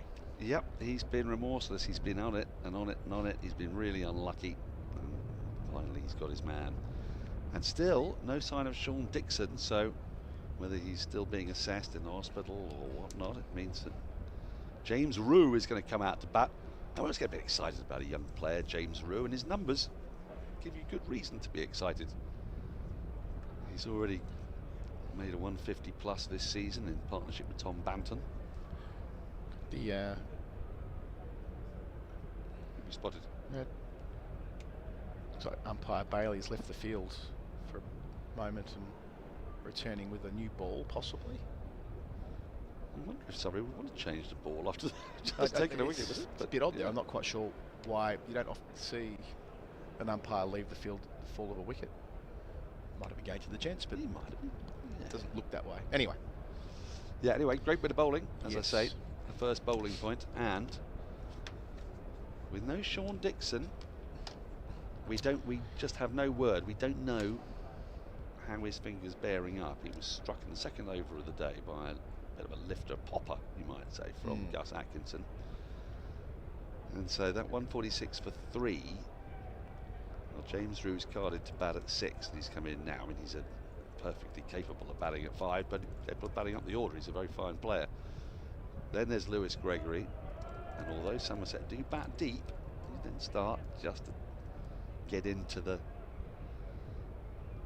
bowlers who bat. Just to keep saying, these are testing conditions. There have been some very good leaves, there have been some very close plays and misses. It's going to be harder and harder the lower down the order you get. Straight away to Rue as well. And that's the angle, and that's the end, and that's the movement. So Clark, with his previous ball, who's bowled a superb outswinger leg cutter to a right-hander, has almost repeated the dose from the other side of the wicket, getting the ball going the other way. It just reinforces what a class act he is, such a high level of skill. I think this is the 6th over of his spell, and ordinarily you might be looking to take him off, but I'm not sure you'll be able to get the ball out of his hand at the moment. Fair enough too. It's just consistent, isn't it? Time and time again. Very rarely do you get a ball from Jordan Clark that doesn't either seam away, swing in, or jag in. It's very rare that a ball just comes on. James Rue, in his fixture last year, missed out both times. Overall numbers are pretty decent, though, aren't they? Are they ever? He's in record-breaking territory. Is he? For his age, with centuries, I'm sure. Oh yes, we were discussing. Was it 10th Test century? The 10th first-class century. Century. Is he level with Compton now? Before the age of 21, something we'll come to it in a moment. I'll check it at the end of the over. 147 for 3. He didn't quite get there last week. He got 82. Do you remember? And we were on 80 not out. Or 80 not out. Was it? We were on Rue watch. Why don't we check? So we can do that while we watch a replay of the dismissal again. What a nut that is. So James Rue is now 21 years of age, and he'll remain 21 until January, which is the custom. One birthday per year. He's on 9 centuries. It's custom if you're born in January. Yeah, you'll have another one the next January. And Compton got 9 before the before the age of 22. It must have been. That'll be confirmed by somebody else. Andrew Sampson will be listening. He will tell me if I've described that correctly. He did get 100 to start this campaign. He plundered 152 against Worcester down at Taunton, 80 not out and 20 at Hove, and a blob last week at Southampton. So that's his season so far. And last year, Rue, having had the breakout season in 2023, didn't go quite so well, but he still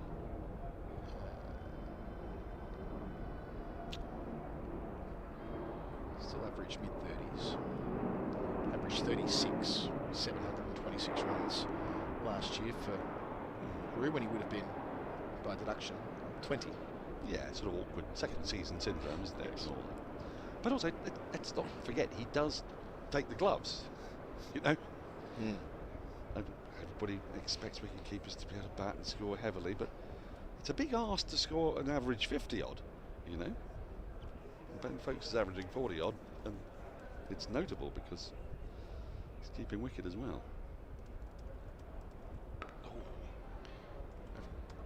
Second single for James Drew. A lot of chat about his little brother as well, who's 17. Oh yes, well it's one of those classic things, a bit like Farhan Ahmed. The older brother comes along and is a young prodigy. Everyone gets excited and someone says, Dad.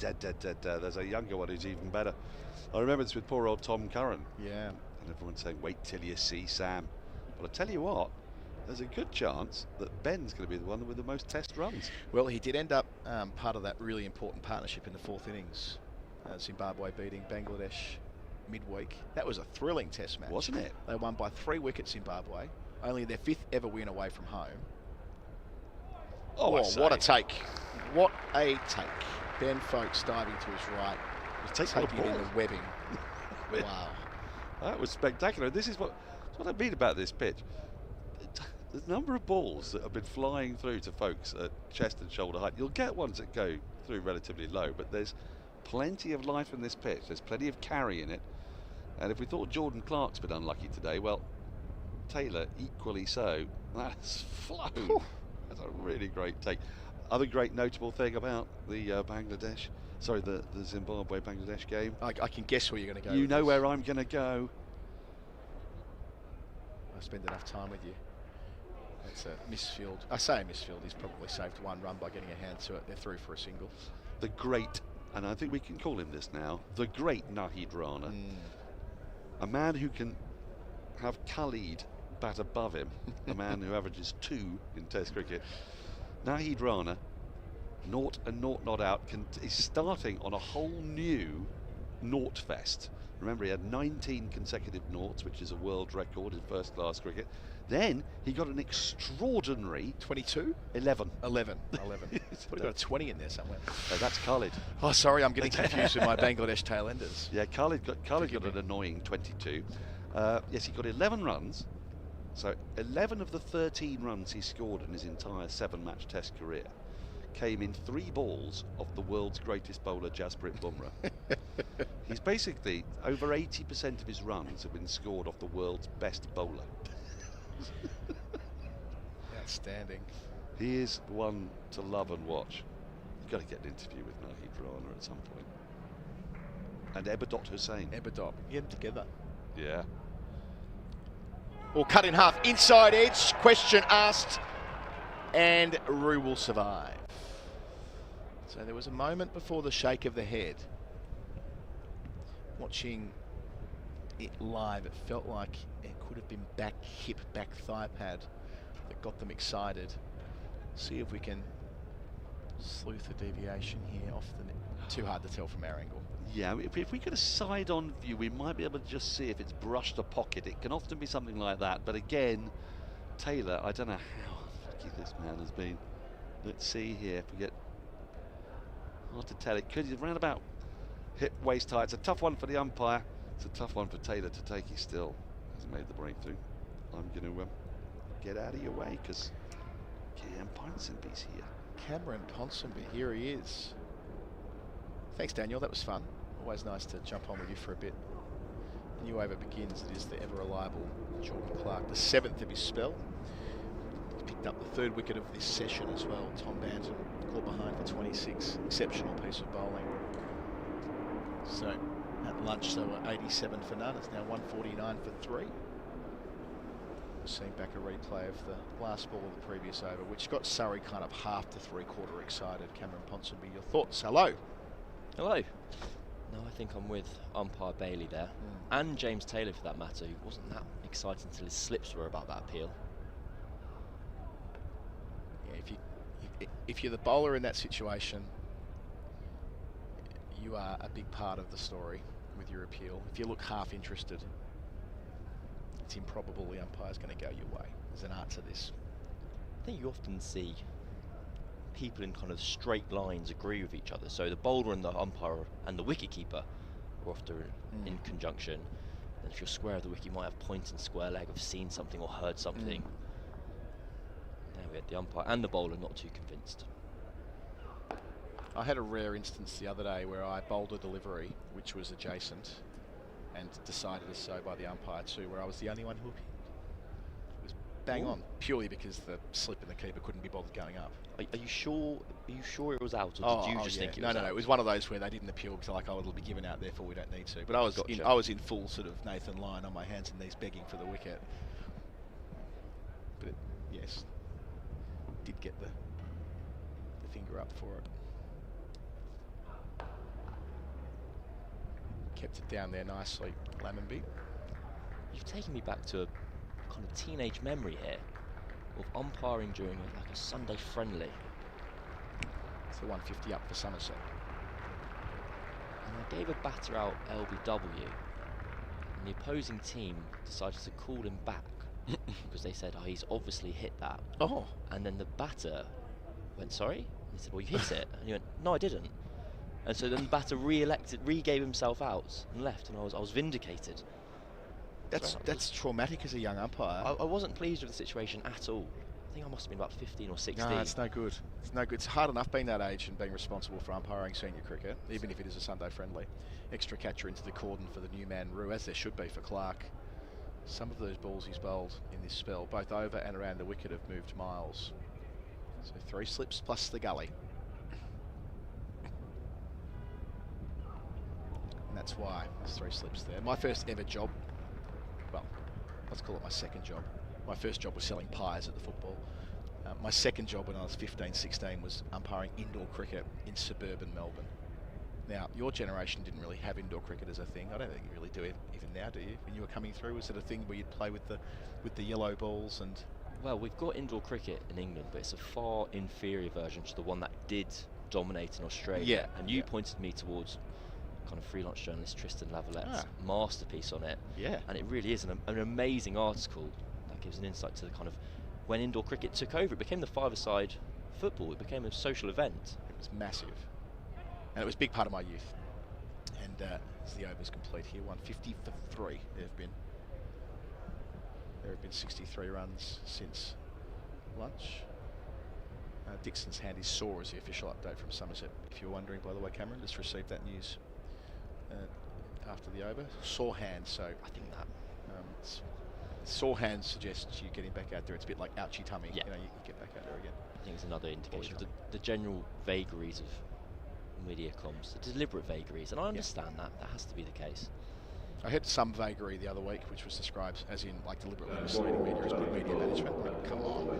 There's a difference between vaguing it up, having done that job, vaguing it up and deliberately misleading the media are rather 2 different things. Change of bowler for SSE Energy Solutions. Providing the energy needed today while building a better world of energy for tomorrow. And it's going to be Daniel Worrell. He's not been off for long. He's got a long spell after lunch. Can they seize the moment here? Lammonby 74. But yes, umpiring indoor cricket as a 15, 16-year-old in outer suburban Melbourne, that was willing. That made you grow up pretty quickly when you were being issued any number of threats on a Wednesday night about how you may or may not choose to umpire the game and where it might end in the car park getting beaten up if you don't go their way. You can explain this to me, because I remember one of the things I found fascinating about reading about the rise of indoor cricket was the kind of cultural divide between indoor and outdoor cricket, and how your outdoor coach would be trying to stop you from playing it. Yes, because there was a view that it would hurt your outdoor technique if you played too much indoor cricket. But of course, everyone played. So you would often, in the winter, or you would even indeed the summer, you'd play indoor 12 months round. So your season would finish outdoor and you'd be playing indoor the next day. But that sounds like almost like cricketing panacea, where you've got year-round cricket, people are interested, they're playing it.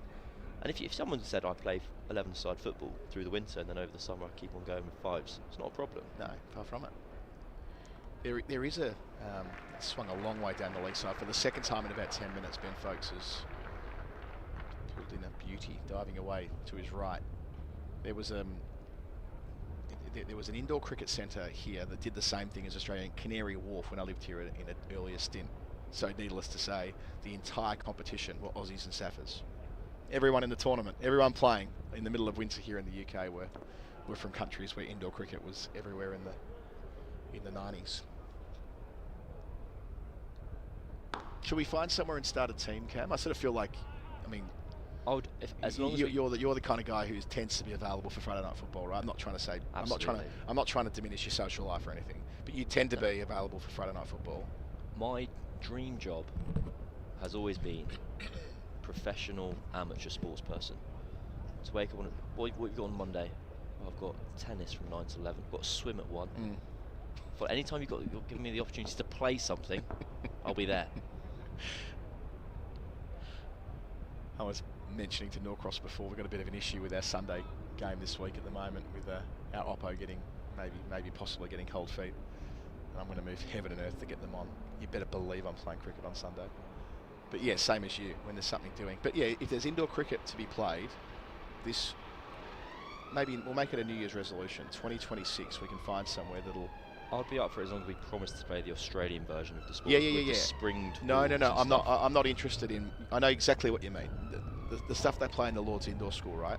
Which is with pads on and hard cricket balls. No. Outside the off stump again, maiden for Worrell, 150 for 3. The version of indoor cricket that you often see here is just an indoor version of our cricket. Indoor cricket, which, by the way, Cricket Australia fund it. It comes under the Cricket Australia umbrella, like a national team. Like Steve Waugh played indoor cricket for Australia. Mark Waugh did as well. I remember this. Jesse Ryder. Gun. The latest. Yep. I'm desperately trying to find this statistics. I loved it. Because when my first trip to Melbourne, however many years ago, when I was kind of living there for the winter, coincided with the Indoor Cricket World Cup being on TV as I landed, and it was being played out kind of not Geelong way, the other way, kind of out east. Right. And I spent my first days in Australia watching the Indoor Cricket World Cup. It was fantastic fun. And basically, for the last 10 World Cups, they play the men's, women's under-19s, women's under-19s.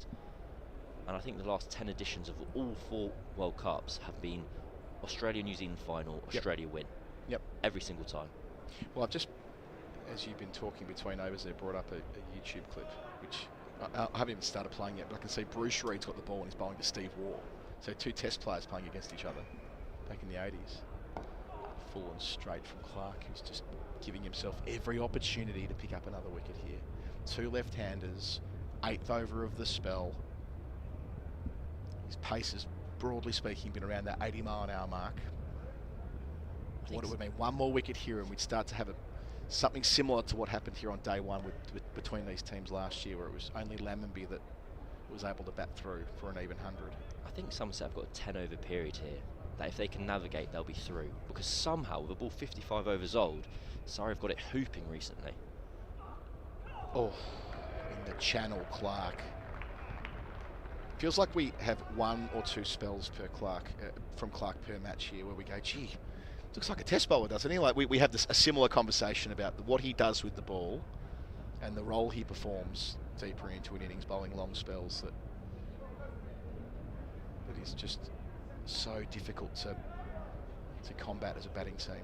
Well, if you put it into a footballing context, Clark's kind of the vital midfielder in the best, in the champion, in the team that's consistently winning the Premier League. And again, rinse and repeat. And if you were to kind of put that in any other sport, you go, right, you've got the most important player in the team that for the past 3 years has won the title. See there again, replays, a beautiful delivery. That does normally correlate with international honours. He's just one of these cricketers who's rocked up at the worst possible time to perform his role, because there's a bloke called Ben Stokes who is the incumbent big brutish enforcer all-rounder. There is, but and in fairness, Stokes' batting is his primary discipline, whereas with Clark it's the ball. It also speaks to kind of the different progression rates in people's careers. Like Clark really did take that step up when he came down south from Lancashire. So you look at his kind of first-class record. Before he joined Surrey in 2022, he only ever had 1 season where he averaged north of 30 with the bat. Here at the Oval, he averaged 43 in his first season, 26 in his second, 33 in his third. And then with the ball, I'll tell you what, I'm doing some really quick navigating here. You're good at this. in behind at the finish. You can continue your research, Cam. I'll keep going. I'm going to bring Yas Rana into replacement for the last half an hour of the session, or thereabouts, last 8 overs of the session. Maybe he can join our indoor cricket team. I'll pick him next winter. I reckon you can tell him he'll all be picked about it. before me and you, I imagine, if he's available. Well, So he's a very fine cricketer. All right, with you then him. right, to finish off the Jordan Clark statistics, in the last 2 years, 2023 averaged 21 with the ball, 2024 26. So he's had a mighty fine period of his career. Yas Rana has come alongside me, joined me in the commentary box, taking control of the reins from now on. Dan Worrell from the Vauxhall End. One scorecard that has interested me today, Yes. Cam, Yes. away from here at the Kia Oval in sunny South London, where we've got a really healthy crowd in. And a reminder, if you're nearby, it's free from tea, I think. At least it has been It's in the always free from tea. Yeah, it's a really nice day. Sun's out. It's getting warmer. Come down and enjoy the cricket. But yes, the scorecard that I'm interested in is Sussex versus Notts at Trent Bridge. Sussex 169 all out. It's been a good start to the season for Sussex. Their first back in Division 1 for a very long time. But Notts, who are also going very well in Division 1. Really good day for them, and a really good day for Josh Tongue. 13 overs, 2 maidens, 5 for 44. He's had a good start to the season, and it's good to see him fit again. Since first playing for England in 2023, he's had a nightmare run of injuries, and of course had a nightmare run of injuries prior to first playing for England as well. But with several seamers down at the moment, in a post-Anderson and post-Broad world, there are spots up for grabs. And I think if he's fit, he's going to get a good go this summer. Something we've been commenting on between colleagues recently, of just how transparent Rob Key is at times with who he wants to select.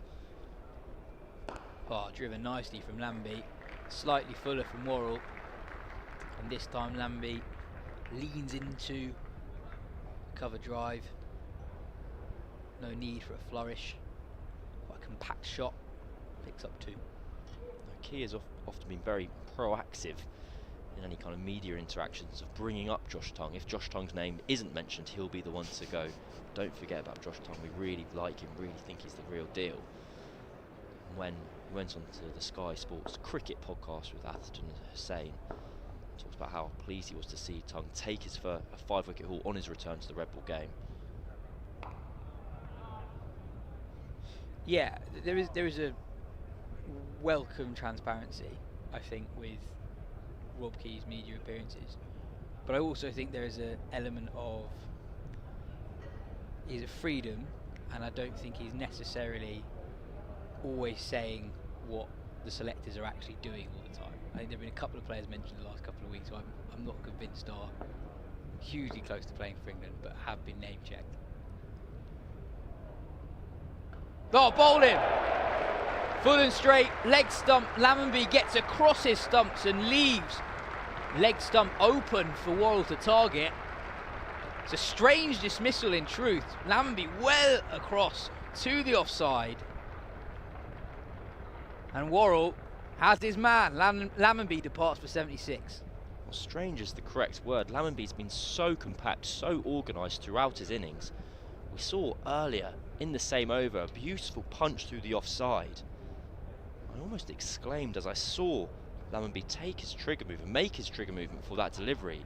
He'd come so far across his stumps. Whether Worrell saw him move and angled the ball into the leg stump, we'll never know. It's quite an early movement. It's a very early movement. And it's really pronounced. And I think the bowler as skillful as Worrell is able to adapt. And yeah, Lammonby does leave. It's not just leg, it's middle stump is visible for Worrell as he lets go of the ball, and I wonder if that celebration is an acknowledgement that Worrell knew exactly what he was doing with that one. I'd be fascinated to know Lammonby's thought process afterwards, because he has been batting so beautifully. whether he felt the need to change, felt the need to adapt, given how well Surrey have been bowling in the last 20-30 minutes with the ball moving around so prodigiously. But there we have it. Surrey have their 4th wicket of the day. Surrey are technically, effectively, maybe 5 wickets down, depending on whether Sean Dixon does return to bat. But as it happens, Casey Aldridge walks out to the middle, where him and James Rue, on 0 and 2 apiece, being tasked with guiding Somerset through this very tricky period and onto a competitive score. Casey Aldridge, another player who's been kind of getting lots of positive press in recent weeks. He started the season with a 5-wicket haul himself. He's got a very, muscular bowling action. I think he bowls like I imagine a blacksmith would in the 1800s. All shoulder, gets it done. In many ways, a similar sort of cricketer to Jordan Clark. Much younger, Aldridge in his early 20s, but yeah, big moment now for Surrey. Jordan Clark into James Rue, 3 slips in the gully. And yeah, now Surrey managed to open the door. They've got 2 new batters at the crease. Rue's just been there for 16 deliveries. Casey Aldridge, a spot higher than usual. Well, no, he's still in at 7, but Somerset only 4 down. He normally comes in when they're 5 down. We don't know the exact state of Sean Dixon's fitness at the moment, but I suppose the signs are if he's coming into bat now below guys who are not specialist batters, it can't be good. Well, we had an official update from Somerset just before you came on to commentary, and the official terminology for Dixon's hand was it was sore. He has a sore hand. So take from that what you will. Adam Collins drew from that it was not broken, so actually maybe it was more of an indication that he is likely to be able to play a further part in the match, if not the innings.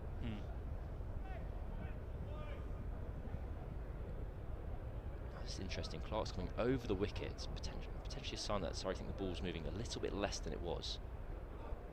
Oh, short and sharp from Clark. Rue fends that away towards the leg side. Not hugely convincing. Doesn't really get over it, doesn't really get under it, but it falls safely. I actually think Rue's doing exceptionally well at the moment because he's facing an incredibly high calibre of bowling at the moment.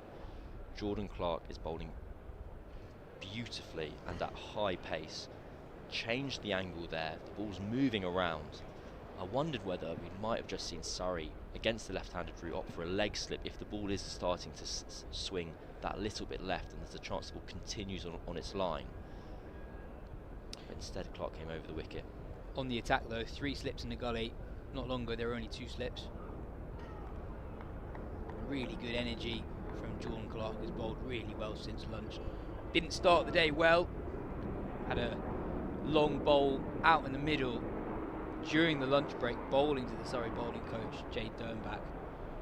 You could see him really fighting his action in the first spell, going through his action in between deliveries, but since that lunch break he has bowled brilliantly. It's amazing as well. Surrey still have the ball moving in both directions. The ball's almost 60 overs old now. Oh, that's another beautiful delivery from Jordan Clark, drawing Aldridge forward.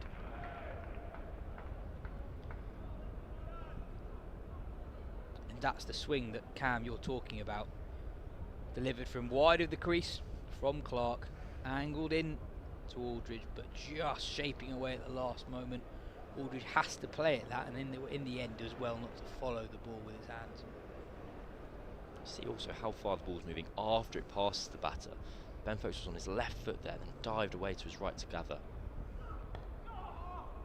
Defended into the ground and well fielded by Rory Burns at gully. It's the end of an eventful over. Just 1 run from it though. Somerset 153 for 4 after 58 overs, and as Cam says, that might effectively be 5 down. We're still not quite sure whether or not we'll see Dixon again.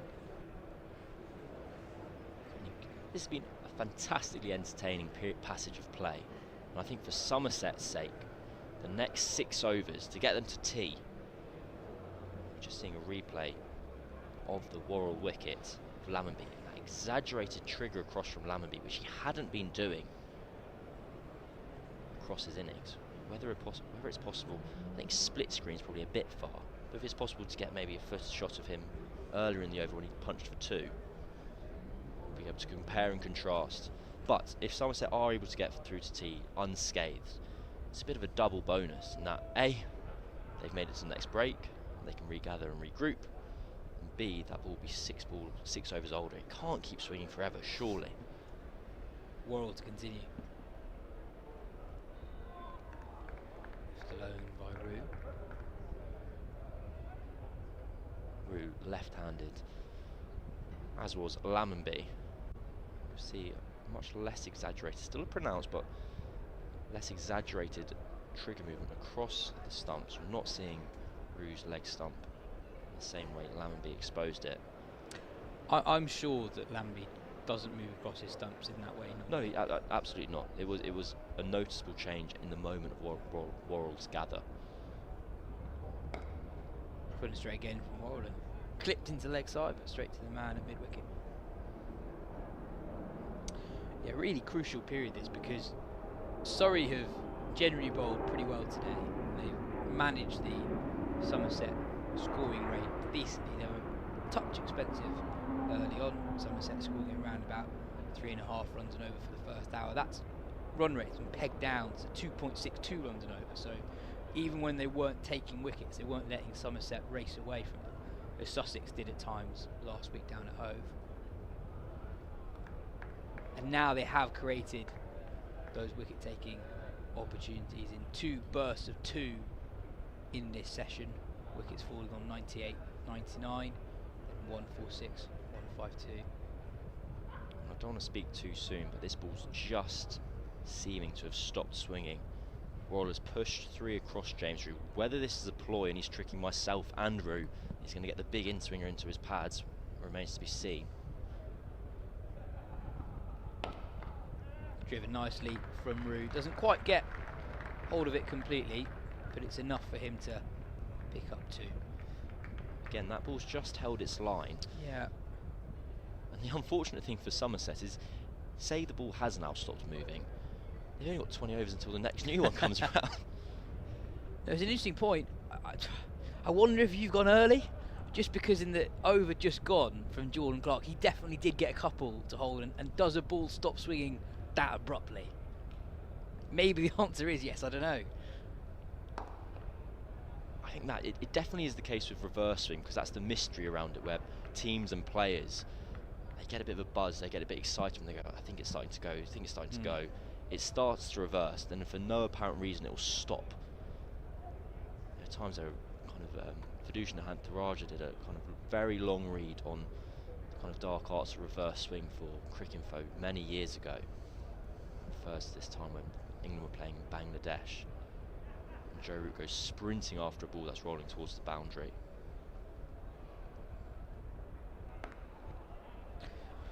It's the end of the 59th over.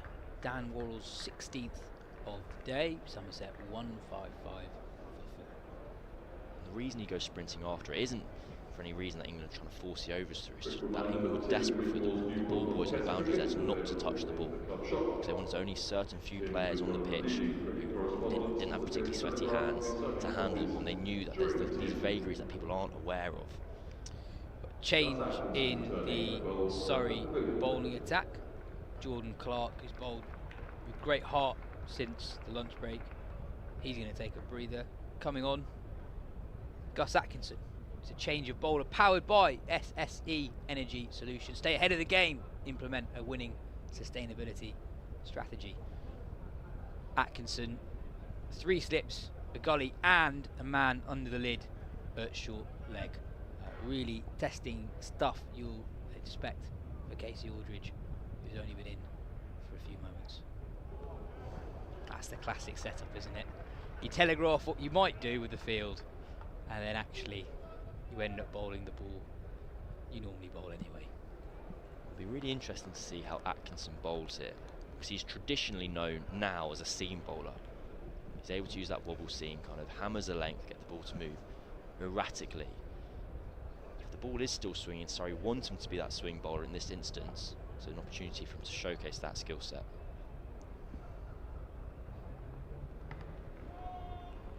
Aldridge making that big trigger movement across. You can see it in the camera when it zoomed in on Atkinson, how he holds the ball. He really gets his fingers sort of across the seam in a way that if you're looking to swing the ball, you tend to have your fingers more in line with the seam. The first two balls have moved away.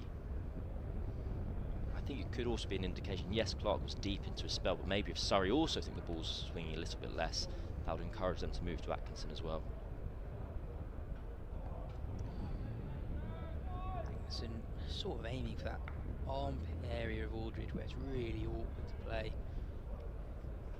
Aldridge has made 2 major movements across his stumps from 3 of Atkinson's deliveries. The first ball was kind of a gentle away swing outside off stump, and Aldridge triggered kind of normally, as it were. He's now immediately made a tactical change against Atkinson. 4.5 overs of the session remain. Oh, that's hostile from Atkinson, and Aldridge does very well to duck out the way of it. Leans back, sees the ball through to Folkes' gloves. See on the replay here again, that short ball that Atkinson is very happy to go to is a major part of his arsenal. Well, you were talking about it earlier in the day when Archie Vaughan top-edged a pull shot of Atkinson, that Atkinson is a notoriously difficult to pick short ball. Oh, that struck Aldridge. He goes for a little stroll towards square leg. Takes a couple of moments to collect himself. That looked very sore. That didn't strike Aldridge and stay there. It seemed to hit him multiple times. He's just worn it on the chest, on the forearm. Again, you see that big exaggerated step across. Yeah, he just takes his eye off the ball at the very last moment. And again, maybe, as you were saying earlier, sometimes these short deliveries from Atkinson can be quite hard to pick up. And what I mean by that is that the length is quite hard to pick up. I don't understand the thought process behind Aldridge's trigger movement at the moment. And that's not to criticise, it's just say I genuinely don't know. Jamie Smith moves to a leg gully. Comes off the shoulder of the bat. Quick single. Rory Burns takes a shy at the stumps. Aldridge dives, but is safely home. That completes a very interesting first over back into the attack from Gus Atkinson. So, I think we can tell from that the ball is moving a little bit less now. But this is the strength of this Surrey bowling attack in this particular match. With the ball no longer moving laterally that much, they're able to turn to Atkinson once again with that extra pace. And he's giving Aldridge a proper working over there. We've got another change in the Surrey bowling attack. Dan Lawrence is coming on from the Vauxhall end.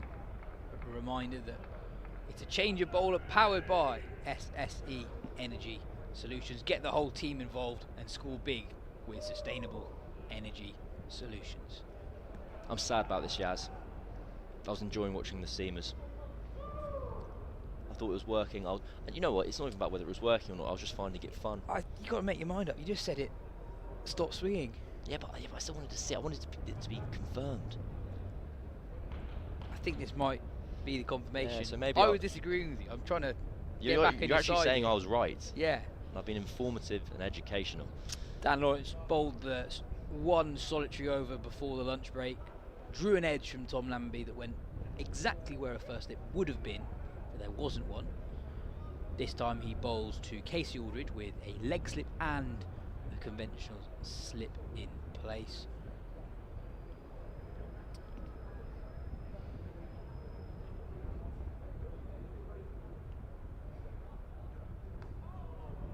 Gives it a bit of flight, gives the ball enough time and to potentially to see the batter through the air, but also turn off the pitch.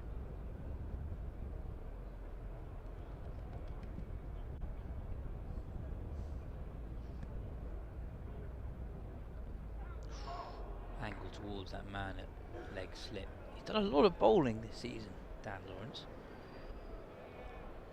I'm going to look up his numbers for the season because I've got a sneaky suspicion that he might have bowled the most overs for Surrey.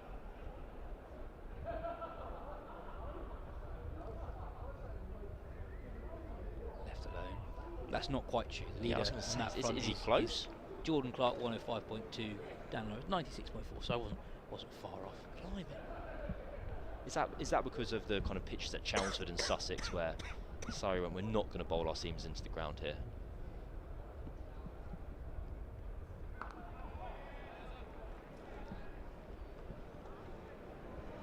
Yeah, and even the home victory against Hampshire, that pitch didn't have a lot of pace in it on days 3 and 4. Seamers became less effective as the game went on.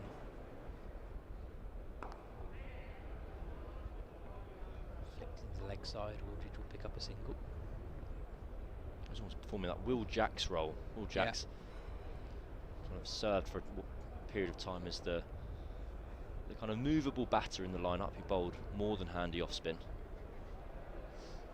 Ended up doing it for England, so I don't think it's the worst job in the world. Lawrence down to the left-handed route. So we've got a slip and a leg slip now, keeping both edges of the bat in play. Difference for Root, there's only one man out on the boundary, was there was 3 for Aldridge.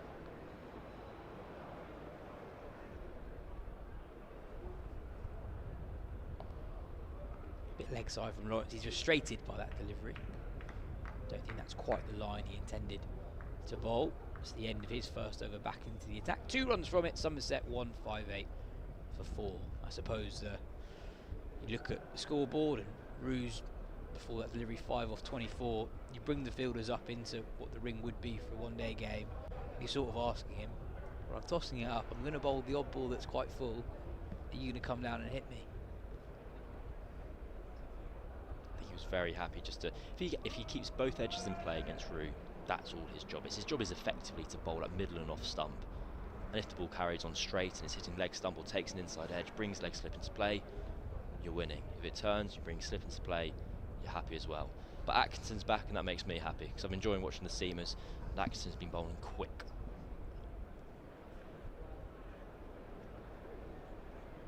Atkinson to Rue. Left alone. I know that Rue's numbers are really good, but people who watch a lot of them are also very excited about him. Aside from just, he scores a lot of runs and. Oh, okay. I'm glad you. I thought you were about to say something horrible. You said I know his numbers look good, but no. He's also got a very talented younger brother. Yeah. He has to kind of contractually oblige the younger ones even better. I think this one's good. Yeah, he's clearly got a very solid defence. He's composed. He also, though, he's capable of going up and down through the gears. He's not had as many white ball opportunities as you might expect for someone who's clearly a very good young player and has done so much in the championship.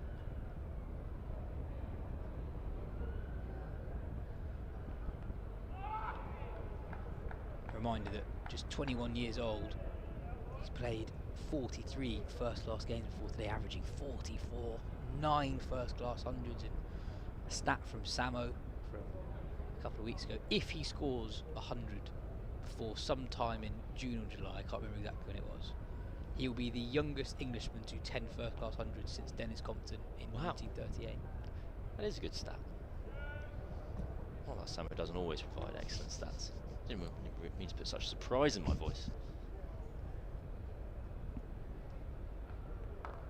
Bowled him. Atkinson strikes. It's a big wicket of James Rue. Drags on. Bit of nip back off the pitch.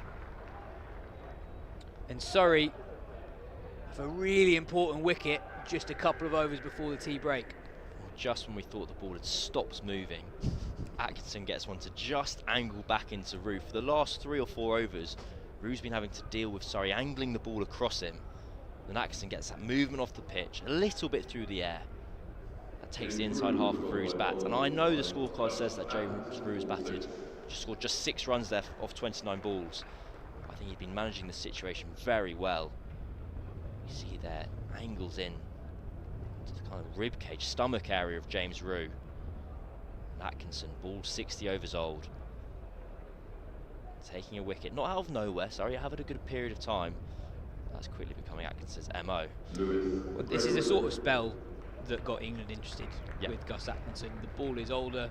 We can debate whether or not the ball is moving as much as it was, but we can stop now. But the fact that we're debating it suggests it's definitely not swinging as much as it was an hour or so ago. And Atkinson, with that old ball, with a little bit extra pace compared to his teammates, is able to create moments like that. Bit of extra bounce, bit of movement off the seam. Rue, who'd been defending so well up until that point, unable to get right in behind it as he had been doing more generally. And Atkinson picks up his 2nd wicket of the day. Somerset 158 for 5, but we don't know whether or not Sean Dixon will come out to bat again. The Somerset opener went off with an injury to his hand after copping a awkward blow off Atkinson early on in the day. But Lewis Gregory at number 8, very handy number 8. That one swings away again. I don't have an answer anymore, Yas. It's too difficult. This match is continuing to kind of 50 runs behind when it happened last year. Really closely resemble the encounter between these two here a year ago.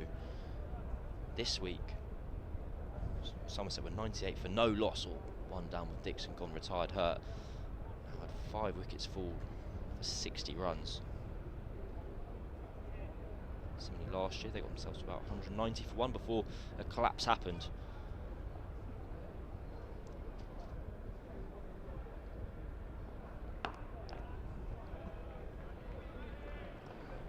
Gregory gets in behind it.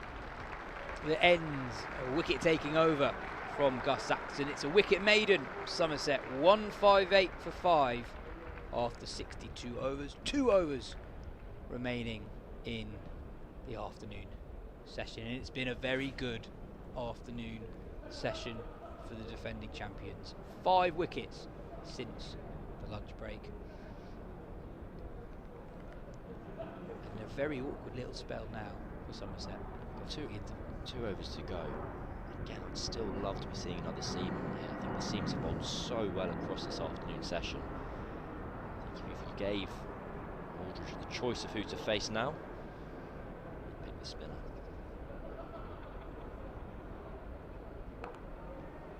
Well, they try to scamper through for a quick signal, and they do.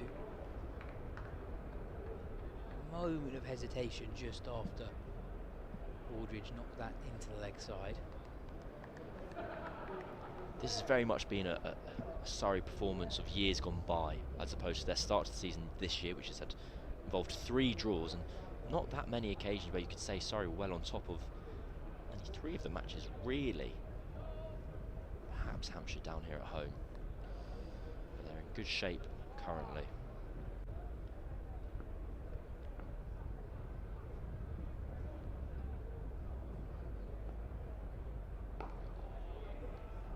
Yeah, but given the start to the season with no one really running away from it, despite not winning a game yet, Surrey are only 11 or so points off the top of the table. I know that Notts are going well, who started the season well. They've had a very good first day so far at home to Sussex.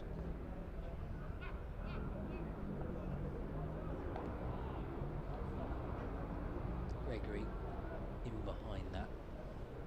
Correct, sorry. So my table is now more up to date than your previous one. My point That's being, good news. that at the start of this round, even though Surrey, as you say, haven't got a win yet, and also haven't really been particularly close to victory. That Hampshire game was pretty close, but could have gone either way had there been more time in the game. They're really not that far away from the top of the table. Likewise with Somerset, a bit further down, but neither side too far away at this stage.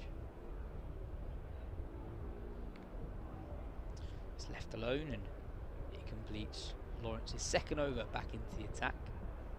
Somerset 159 for 5.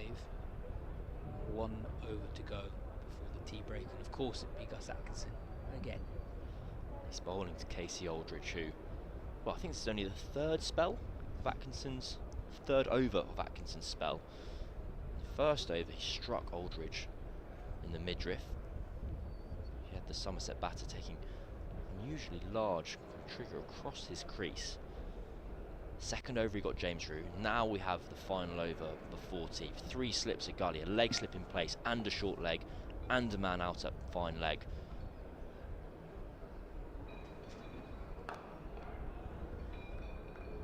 Surrey will be very keen for Atkinson to have all 6 at Aldridge. The field, with that fielder out on the boundary, allows him to go both short and full.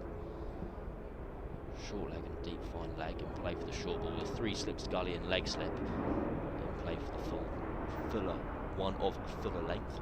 That's a sentence.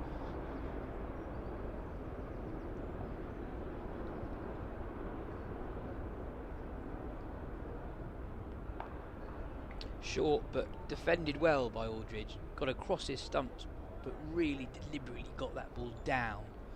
He's a tall man, so he's able to do that with a little bit more comfort than other players might be able to.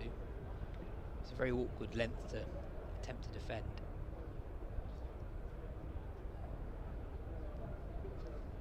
Four balls to go until the interval. Still think Surrey will fancy themselves for a wicket.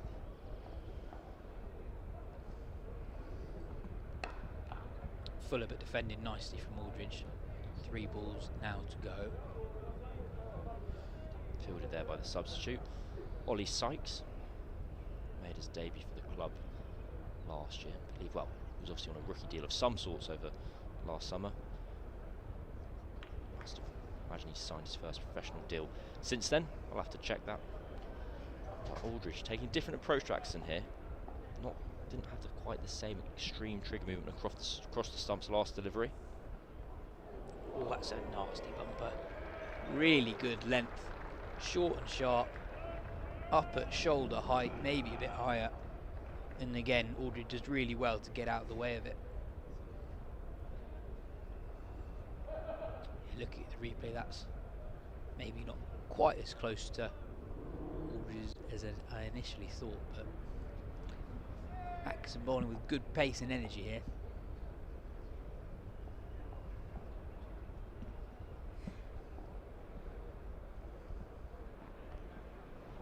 Short, sharp again, but this time the ball run away to the boundaries, given as byes. That was completely bizarre. So Aldridge has stepped across his stumps. It's short. He kind of accepts his fate, ready for the ball to strike him. But the ball on the replay here, the ball swung miles, isn't it? Then when it passes Aldridge behind his backside and then swings away and out of the grasp of Ben Foakes, he doesn't even try. That was remarkable. It's been a good session of cricket. I've enjoyed this. Where's Dan Lawrence going? Right. It's a good spot. He's at a fly slip at the moment. So for the final ball of the session, you can see it on the screen. Dan Lawrence is basically directly behind Ollie Pope as a fly slip.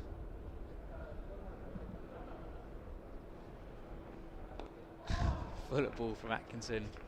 It's the dummy. And that will be that for the afternoon session. Aldridge and Gregory get through a difficult 3-over spell at the end. Somerset 164 for 5, but really it's a brilliant session for the title holders. Surrey. Somerset resumed the second session 87 without loss. Surrey have managed to take 5 wickets in the afternoon session. They've come in bursts. First, the wicket of Archie Vaughan. Gus Atkinson's first of the day. That was followed shortly after by Tom Abel nicking off the Dan Worrell. Good catch in the cordon from Ollie Pope. And then there was another bit of resistance from Somerset, Tom Lambie and Tom Banton, putting on 47 runs for the third wicket, but both batters fell in quick succession. And Gus Atkinson, shortly before the interval, dismissed James Root, who was at the crease for 45 minutes for his 6 and looking solid. But Atkinson, just as the ball started to do a little bit less, managed to create wicket-taking moments at the very end of the session. Viewers, don't go anywhere. We've got an interview that Adam Collins is doing with Lawrence Booth, the Wisden editor, about the release of the Wisden Almanac, edition 162. Plenty of Surrey players receiving awards this week. Jamie Smith, Gus Atkinson and Dan Worrell, 3 of the 5 Wisden Cricketers of the Year. Warm welcome to Lawrence. Lawrence, have you enjoyed the cricket so far today? Hello, yeah, it's been good, hasn't it? Somerset starting strongly, Surrey fighting back. I think that happened last time they were here. There was a big Somerset collapse, but not quite so big today, is it? And of course Dixon retired hurt, so we're not sure what's going on there necessarily. Yes, he's got a sore finger. Right. That's all we've heard. You know, it's the etiquette these days to give as little information as possible on these matters. I've learnt around the world. Lawrence Booth, you got the book there, the good book. Yeah, let's show it up to the thing, shall we? The 2025 edition of the Wisden Cricketers Almanac, the 162nd all told, the 14th that you've edited. Publication day was yesterday. Your dinner was on Tuesday night, a beautiful one at Lord's. Your big day of media with lots of interviews. How do you feel now, a few days after the fact? Tired. It's always a nice moment. You got the book out there. You've had the dinner. You've survived the social media onslaught, such as it is, and people are hopefully talking a bit about some of the things that appeared in the book this year. So how did it play out this year in terms, I mean, oftentimes your social media feed is amusing on Wisden release day, to say the least. Like what was let's start with where you copped a few pelters. Where were the points of tension this season? It wasn't so bad, actually. So I should start by saying that about 3 years ago I got hacked on Twitter, so I had to start rebuilding my audience from scratch. Of course, yes. And so it's a fraction of what it was, which actually means my Twitter feed is a bit quieter than it used to be. But there's obviously a bit of pushback on, I suppose, some of the things I wrote in the notes about the game's governance at international level, with India's dominance, Jay Shah's rise to the chairmanship of the ICC, having already been honorary secretary of the BCCI, what this means for the game's future. And of course the old argument is that India generates so much of the money, why shouldn't they have that reflected by sort of administrative might?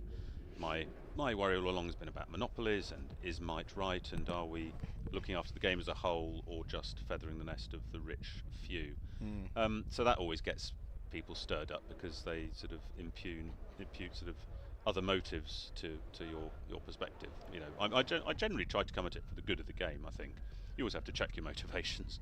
Other people might say that I'm, I don't know, an old colonialist or something like that, but I would say I'm not. Well, look, the reality is that you get an opportunity to a pulpit, if you like, to say for that one day when you're driving the news cycle, and I suppose there is in essence a filtering, right? It's how long do you devote to each passage in the editor's notes, what goes up top, and you did choose to talk about Jay Shah's ascension this year and the relationship between India maybe not participating in the Champions Trophy when Jay Shah was the honorary secretary of the BCCI.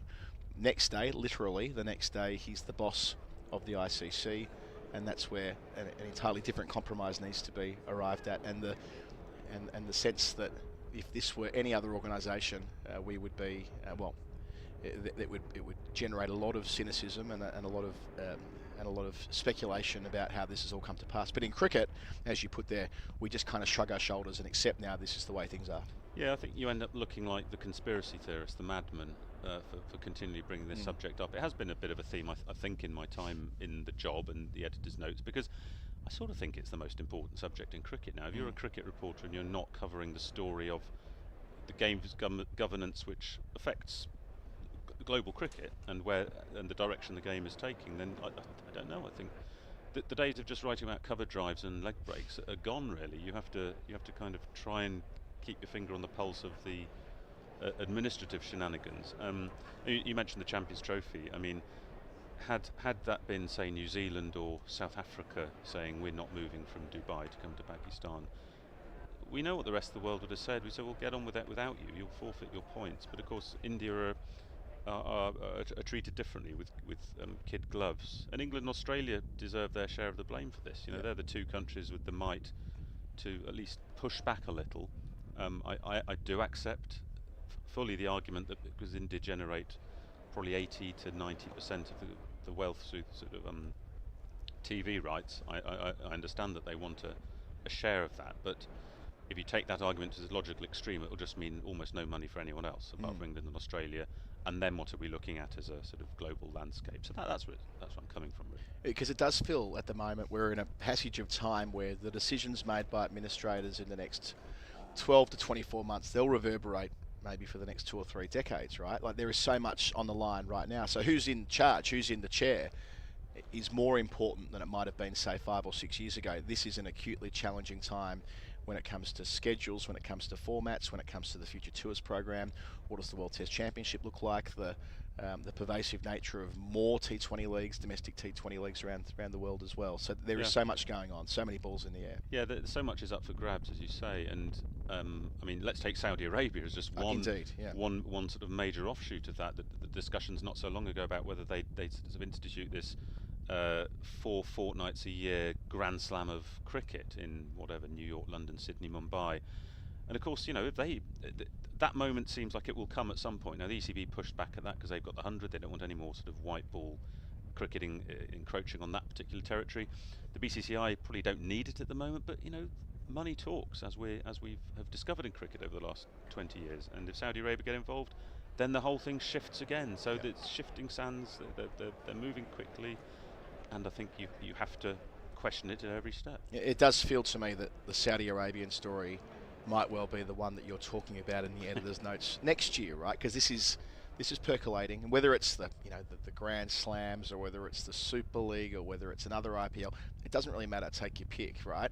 One of these threads will end up defining the conversation in such a way that you'll need to, I guess, remark upon it next year, and those are thoughts that you must already have rattling around in your head. Yeah, I mean, you just sort of after this time of the year, I'm kind of just taking a bit of a mental breather from, despite these kinds of discussions. I mean, the funny thing about cricket is now that there's no day off in your mind. there's always something mad or fascinating or potentially game-changing going on. You almost come to a day like this at the Oval to get away from it all. You're going to the cricket to get away from the cricket. To watch the cricket. To watch the cricket. It's a strange sort of scenario at the moment. Cricket politics has never been more complex than it has been. John Woodcock, who edited the book for 6 editions in the 1980s, used to say years later he couldn't have done the job now because it has changed so completely. I haven't written about a cover drive for about 20 years. So. Interesting. Yeah, that is. How has it evolved even in your 14-year tenure? Can you give us an example or a feel for the way the job was when you inherited it or were appointed to it compared to now when, as we say, so much of what we're talking about here is more architecture, politics, governance?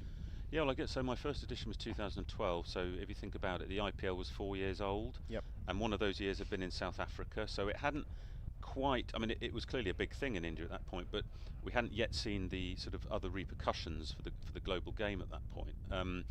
England won the Ashes in 10-11 in Australia, so that was a relatively recent story. So there was a kind of feel-good cricketing story around that time for English readers. Yep. In any case, they won the home Ashes in 2013 and 15. So cricket was still kind of front and centre. You know, when I start the editor's notes with an on-field cricketing story, that feels like blessed relief.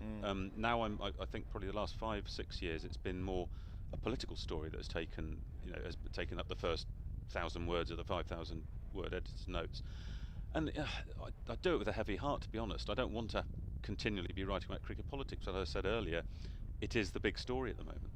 It's the joy of your job that you get to decide what sits at the front of the book with the essays, with the comment pieces. You go back to 2012, I think that was the year of that extraordinary essay about Jeff Thompson. I think it might have been that year. Anyway, you probably remember Chris Ryan's piece. So you get the chance to go, right, well, here's this beautiful blank slate. Talk us through the commissioning process, what you how you work out what should be there and how much latitude you give to writers, and how you sort of work out where it's all going to land by April? It's actually, commissioning that part one is almost harder than writing the editor's notes, because it's a year-long job, and you're always trying to balance out the types of pieces you have at the front. There may be 16, 17, 18 major front-of-book essays discounting the 5 cricketers, the awards.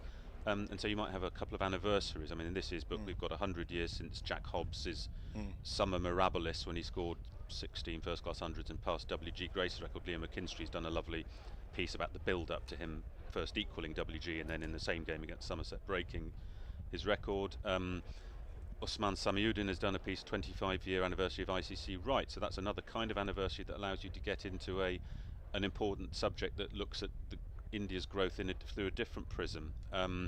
There might be something that feels contemporary and socially, and in 20 years' time we'll look back and go, that was a piece of social history. So Simon Wilde has done a piece on the growing role of artificial intelligence in cricket. So sometimes things are going on in broader society where you think, hang on, is that also going on in cricket, and what is cricket's version of that story? So Simon's written nicely about AI. So you're kind of trying to do a bit, you're trying to stay on top of contemporary trends, both cricketing and social, and you're trying to reflect a bit of history. And of course some pieces are made for you. Jimmy Anderson retires and you've clearly got to do a big package on him. An England great like Derek Underwood dies, and you go to Mike Brearley. A horrific death of Graham Thorpe occurs, and you clearly have to reflect that beyond just the obituary in our obituary section. So we had 2 first-person pieces by Alex Stewart, his former teammate and captain, and Amanda Thorpe, his wife, who spoke about the mental health aspect. Alex spoke about Graham the cricketer. So some natural pieces force their way in as the year goes along, and others need a bit more lateral thought. And then events through the year that might jump out, for example, a World Cup that's played in America, which was quirky. I was over there in New York covering that, and Andy Bull, who often appears in your pages, gets the chance to tell that story in the only way he knows how, playfully. Well, that's right. So you sort of you feed off events, as you say, and it felt like the moment to tell the cricket in USA story, not just the past. You know, we all know, we heard it often enough at the last World Cup that 1844 was the first game of international sport in USA and Canada. We all know about Jay Barton King, the Philadelphia gentleman of Philadelphia, swing bowler. And then we go through to Alan Stanford, the Texan fraudster, who pulled the wool over English cricket's eyes briefly, and then Major League Cricket, and of course the great $30 million pop-up stadium in New York, and the very question of whether cricket can ever take hold in a country that already has its own popular bat and ball game. Yeah, they're great. There are more than green shoots. I kind of went to that tournament about as cynical as anyone, and I came away with, maybe. Yeah. Especially when you'd spend time in Dallas, where the South Asian diaspora is concentrated there. That's special, being at a place like that. Time will tell. On the field, there are the awards. Now, we've already touched on the fact that 3 Surrey players were presented. Well, 2 of them were there in Gus Atkinson and Dan Worrell, but Jamie Smith as well as Wisden Cricketers of the Year for their contributions to the English summer in 2024. A reminder that you can only win it once, and it has to be about what happens in the year in question. So last summer, and Surrey completing the three-peat, and having had 2 players in Atkinson and Smith who emerged so nicely on the test stage as well. That must have been relatively easy decisions to make compared to some years where there might be a World Cup when there are many more cricketers in the country. Yeah, I mean, in fact, as you mentioned that, I thought back instantly to the English summer of 2019 when the decision for 2020 was a nightmare. I mean, we could have had about 10 people being named quite easily. In fact, it's the only time I've written a little explainer saying why I left the likes of Rohit Sharma, who scored 500s in the World Cup, out that summer. But no, last year there was still 6, 7 and 8 was still a bit tricky and might have forced their way in. But in fact, I was just thinking earlier how this Surrey team have 7 Wisden Cricketers of the Year playing, which is quite remarkable, really. The top 5, Burns, Sibley, Pope, Jamie Smith, Dan Lawrence. No, he's not one.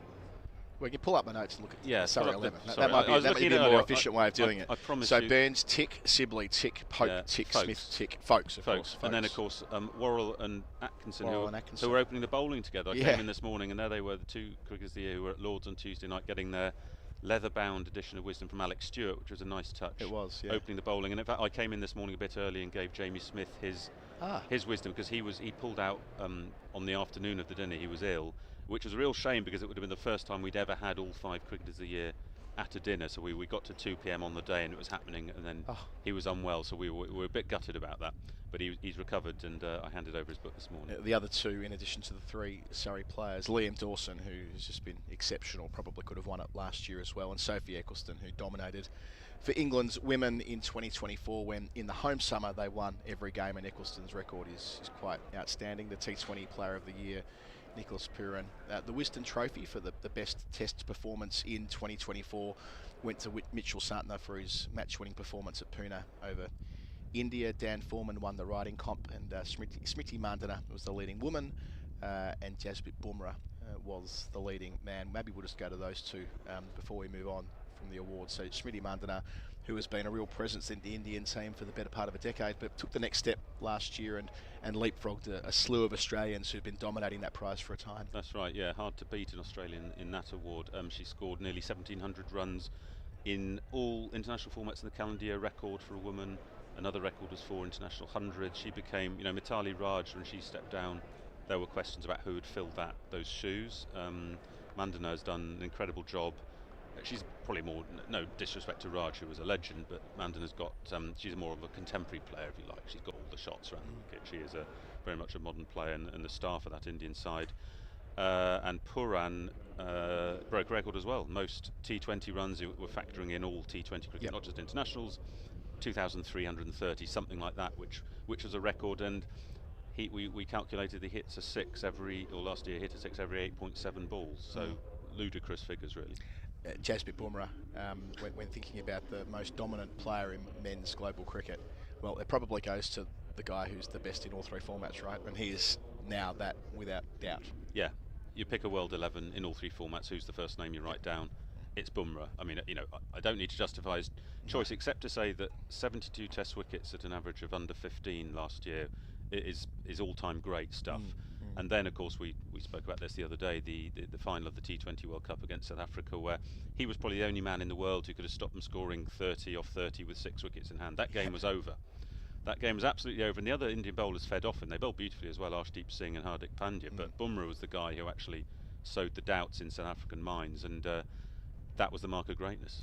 The other thing from the dinner, speaking of the 5 cricketers of the year, a really nice tradition that you've brought in, and it's been playing out certainly in the 6 or 7 years that I've been attending the dinner, is having winners of the Wisden 5 who are there on the anniversary years, which for the 1965 edition of the Good Book was one Jeff Boycott, who was there with his regalia, with his medal, with his OBE, with his knighthood and so on, and indeed with now a brand new leather-bound Jeff Boycott special from 1965. That was a touching moment. I think he was touched. I mean, the fact that he brought out all his knighthood finery showed that he was taking it seriously, and a beautiful sort of dark blue leather-bound 1965 Wisden.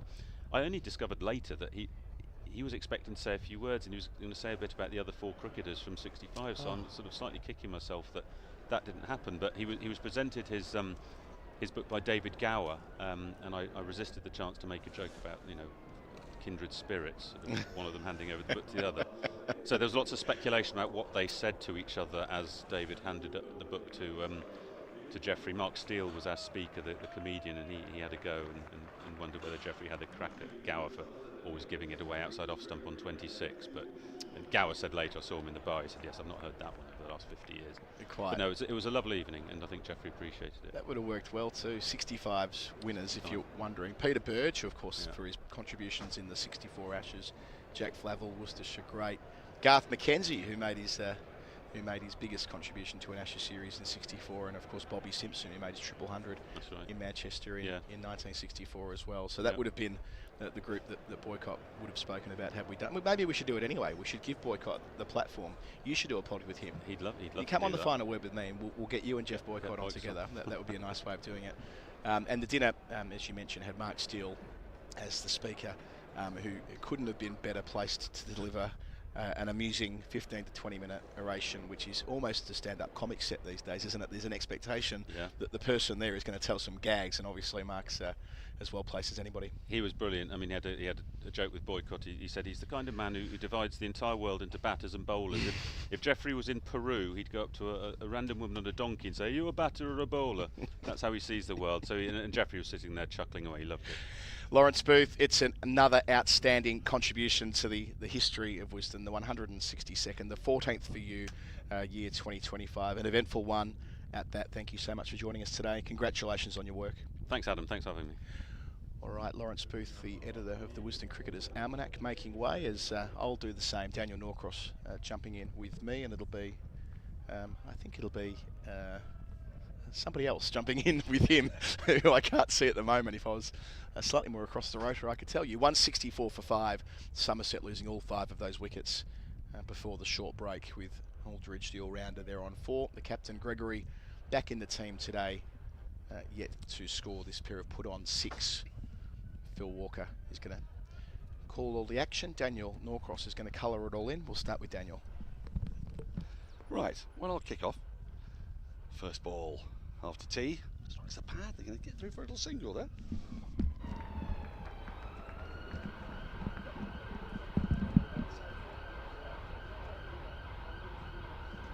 So today has been a day of contrasting sessions. You'd have to say that ball beat the bat, did plenty in the first session, but it just didn't find the edge. And then early on in that afternoon session, a couple of catches to Pope at slip, 98 for none, became 99 for 2. There was a partnership of 47. And then 3 quick wickets towards the back end. A couple of wickets for Atkinson. No wickets for James Taylor, and it's he's been luckless today. He's bowled really, really well. In some ways, he's actually been the pick of Surrey's bowlers, and the number of times he's beaten the bat. He's sort of doing the Matt Fisher role, and he has come in for Matt Fisher in this game, which is to bowl really, really well and not have any luck.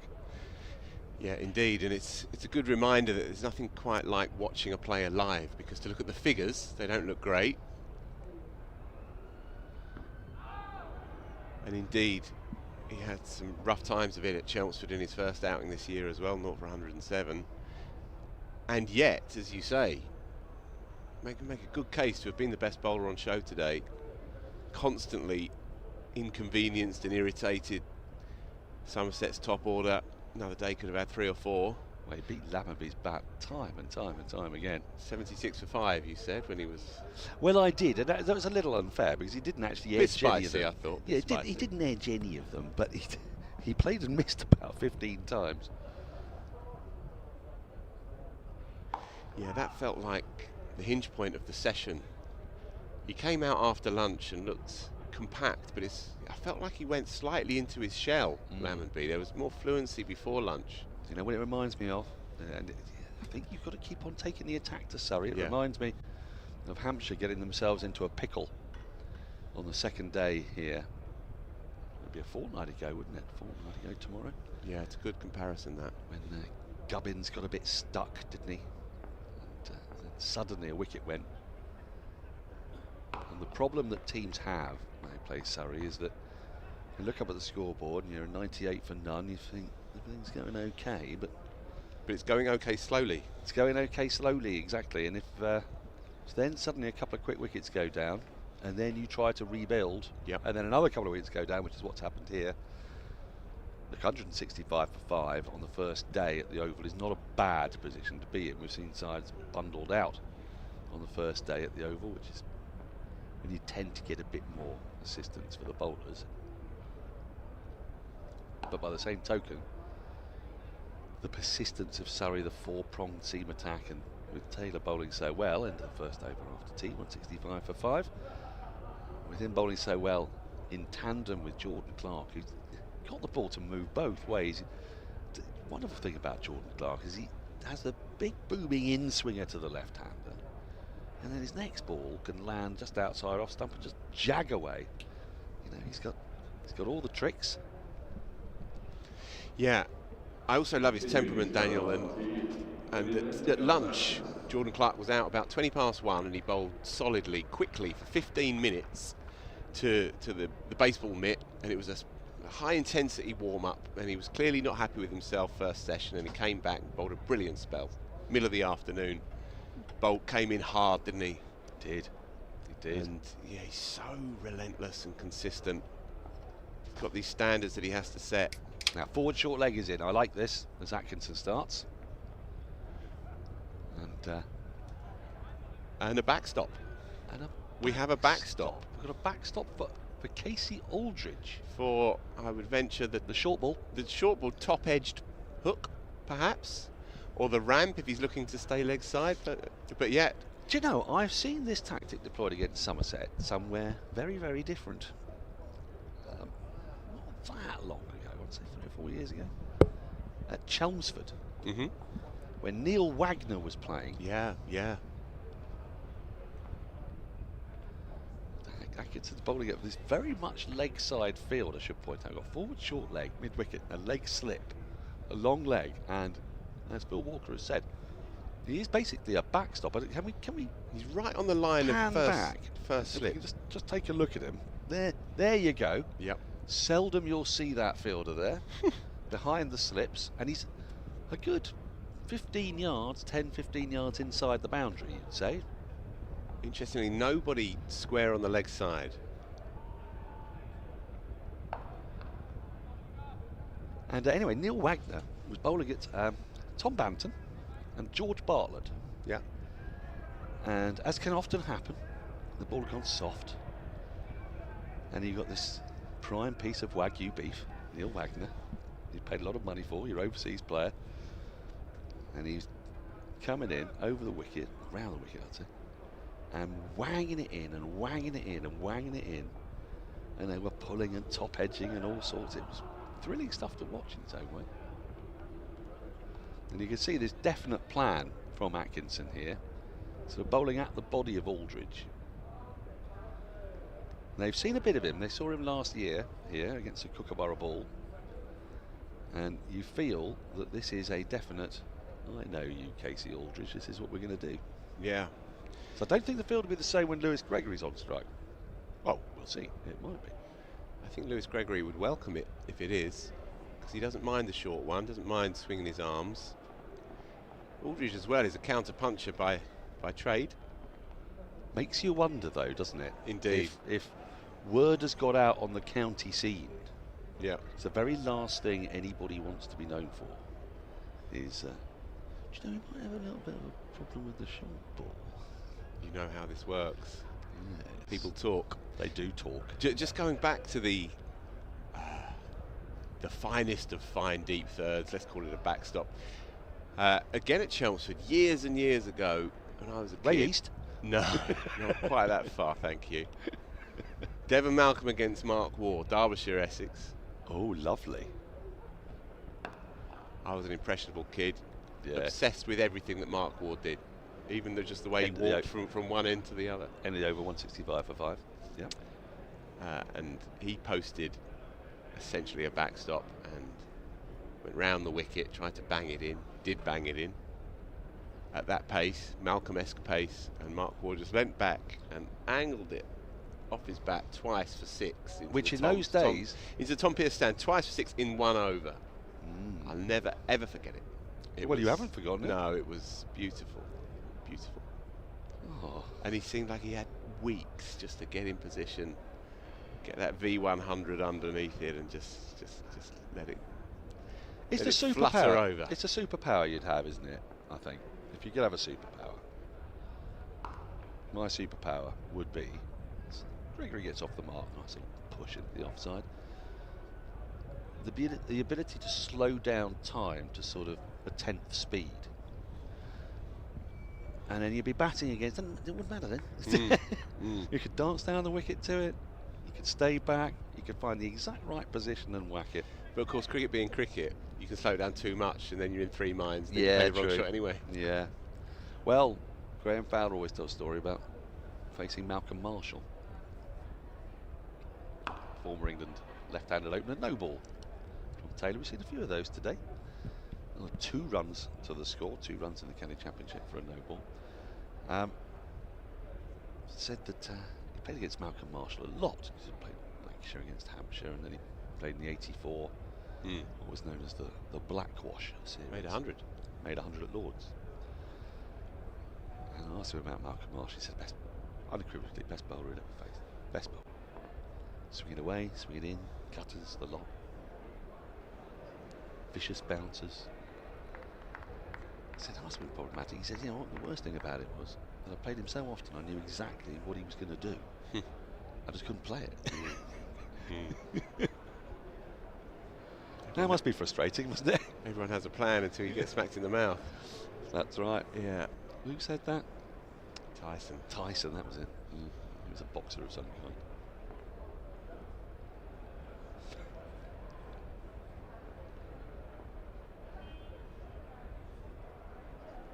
Yeah. Old DIG, David Gower, of course, loves to tell his story of Tim Lamb. Tim Lamb being his kryptonite. Tim Lamb Northants, little wobbly seamer. Yes. That became an administrator. Yeah, worked for the TCCB. That's right. Forerunner to the ECB. And very confusing Lamb because he was on the same side as Alan Lamb. Yes, right. He was no way related. Yeah, and he used to get Gower out every single time he bowled to him. And Gower tells this story very lovingly, but he's kind of damning him with faint praise, I think, at the same time. Just say, well, he had 4 or 5 different options to every delivery, and of course, you know, rather give me Malcolm on a green one than Tim Lamb on a flat one. Well, there's something in that. I mean, you look at someone like Darren Stevens, who picked up wickets, as they say, for fun, bowling at 64, 65 miles an hour, and I always think he'd be far less effective in the first division of the Surrey Championship than he would be interesting club you say cricket that. than he would be playing in county cricket. I'm going to give you another one in a minute. Before you do, I chatted to Sam Cook about this. Man of the moment. Yes. You know, it's a wonderful life for Sam Cook, isn't it? Indeed, nicely done. The change is finally going to come. And he said he hates playing for Chelmsford, right? That's his club, because he just gets whacked. Yeah, Gets foot down. Yeah, 78, Big 9 burly miles an hour. fella. Right on the money. And, you know, some sort of beefy PE teacher or whatever just opens up the front leg and just deposits you over mid-wicket. And, of course, you don't get that in grown-up cricket, in this stuff. Taylor in outside the off stump, left alone to complete the over. 168 for 5. 13 more until a new ball becomes available. Yeah, I entirely can see that. He says he just gets whacked every time he plays. Well, another piece of kryptonite was Phil Salt against Tim Murtagh. And Middlesex players will tell you that whenever they played Phil Salt, Tim Murtagh would be bowling, and Salt would be almost contemptuous of Tim Murtagh. Tim Murtagh can't bowl to me. I'm a tattooed smasher of balls. You're bowling at 72 miles an hour, son. You're going to go the distance. Albert Trott, look out. Oh, It's another that's off a the nasty glove. one. Yeah, saw it earlier with Sean Dixon, again off the same bowler as well. And this is a 67 overall ball he's bowling with from the same end. Yeah, he's wringing his hand there, is Lewis Gregory. We'll have a little look at that. It was quite a slow burn, Dixon's injury, wasn't it? Ow. Yes. Jam that bottom hand, the bottom of the bat. It'd be a bit numb there for a moment or two. Yeah, bowling hand as well. But anyway, Murtagh would get him out first over every time. Yeah. Court slip, thank you very much. On your bike. Aiming a big, booming, contemptuous drive. Naturally. Bit of nibble, gone. There's the bouncer. So we did wonder, would it be the same plan to Gregory? It's not quite the same plan. The backstop has gone. Forward short leg still there. The wide mid-on, straight mid-wicket is there. Long leg is there.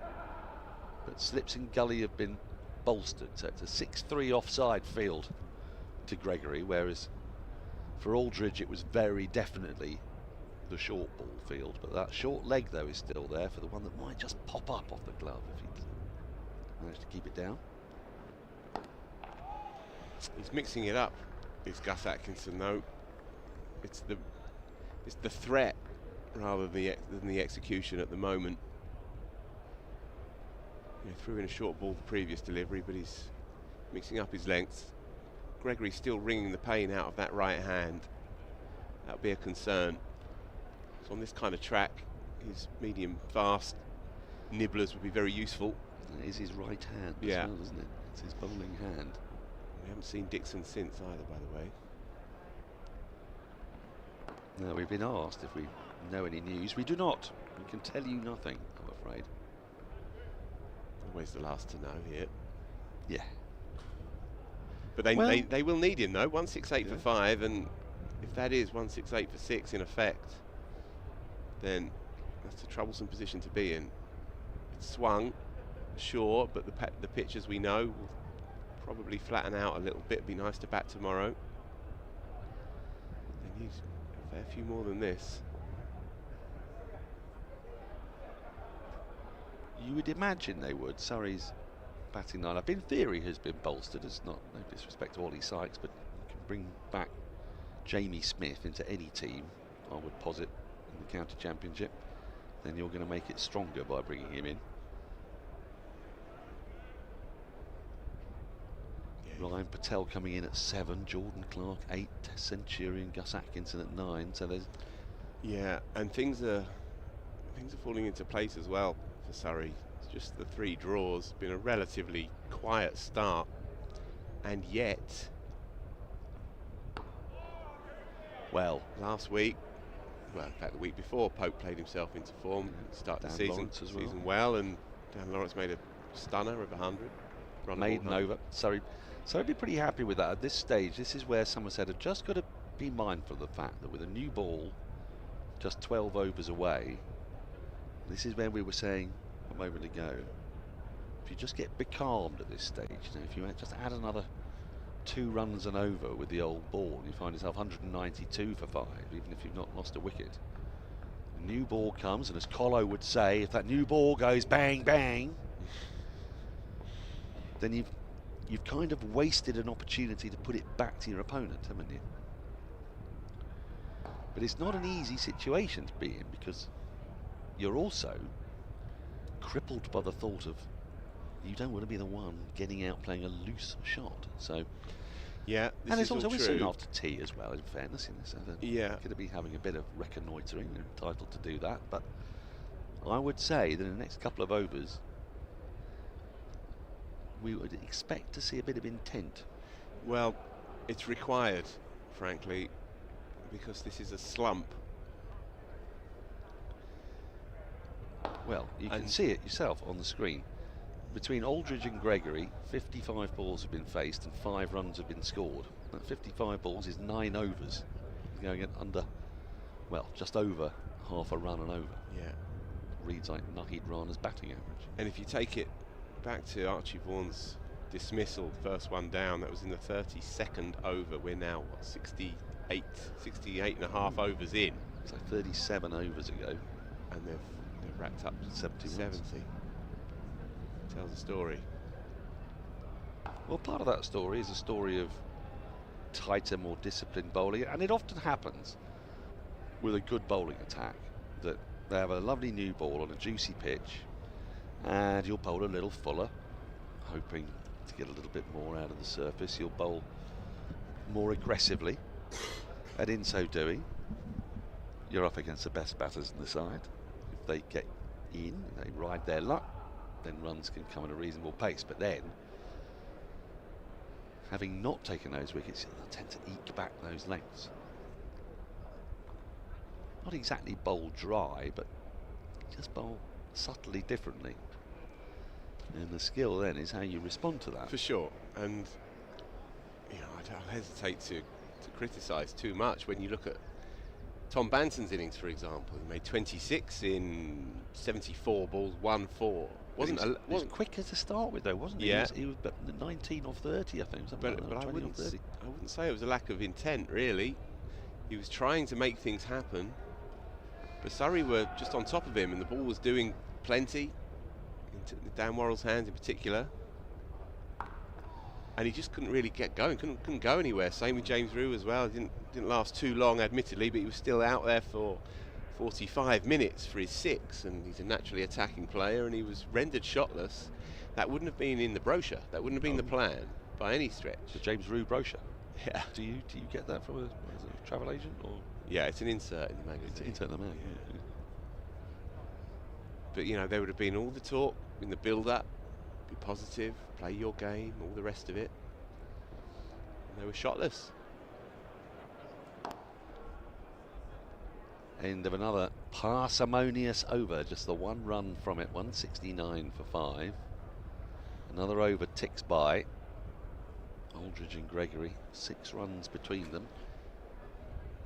Yeah, it'll probably get buried in the... 4 buys in this partnership of 12. There've been 4 buys for a kickoff, which... Yeah, I was just going to say, it'll probably get buried in the story of the day, but Tom Abel's blob in the middle of it just seemed to shift the tone of the day, and didn't it? Yeah. And he came out at 4, but effectively at 3, just the one down because of the Sean Dixon injury, and he has good form at this ground. Made a brilliant 150 not out 3 years back, and just hung his bat out, side his off stump, and fed an easy-ish chance really in the grabbers, and that was that. Oh, I say, he's got to be careful playing that shot. With Ryan Patel under the lid there at short leg.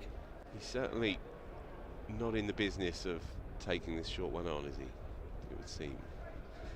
Yeah, we've got our backstop back. We've got it's a 5-4 field, but one of the 5, it's almost a 4.5 field, really. Technically, our backstop, Dan Lawrence, I think it is down there. He's on the offside, but only just.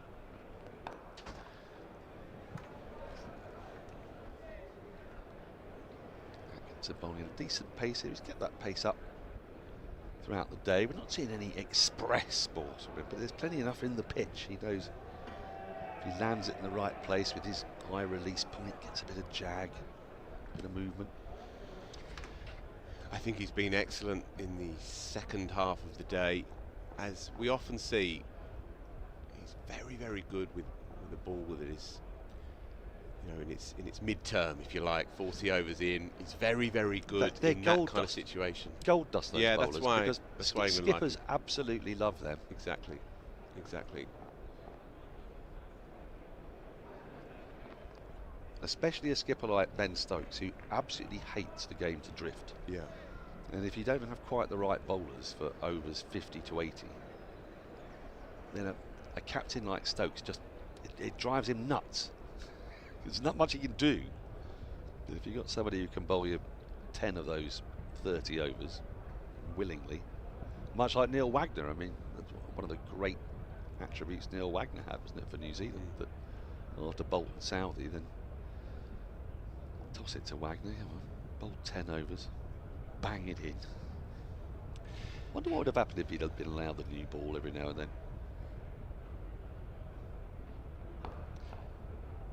What's the play here for Casey Aldridge? What's the play, Daniel? Well, it's hard to tell, isn't it? At the moment, I think he's weathering the storm and waiting for Atkinson to come off. But the storm never blows away. It doesn't really. I suppose. I think what they might be thinking is, if Atkinson and Taylor are bowling now, new ball comes at 80 overs. We're not going to see Worrell before the 79th over at the earliest. So there might be a bit of Dan Lawrence. Yeah, yeah. And because, you know, Surrey will struggle here to get through the remaining overs without using Jordan Clark and Dan Worrell. Yeah, that's a good shout. So what are we, just 70 in after this one? So 10 overs. So yeah, you probably will have to see off another 2 or 3 overs, and then you might be able to have a dart at the spinner. But you don't want to be getting no runs at all. Yeah. I mean, I was talking rather grandiloquently about 2 and over for 12 overs at the moment. Silly point in now. 0.5 and over at the moment. Yeah.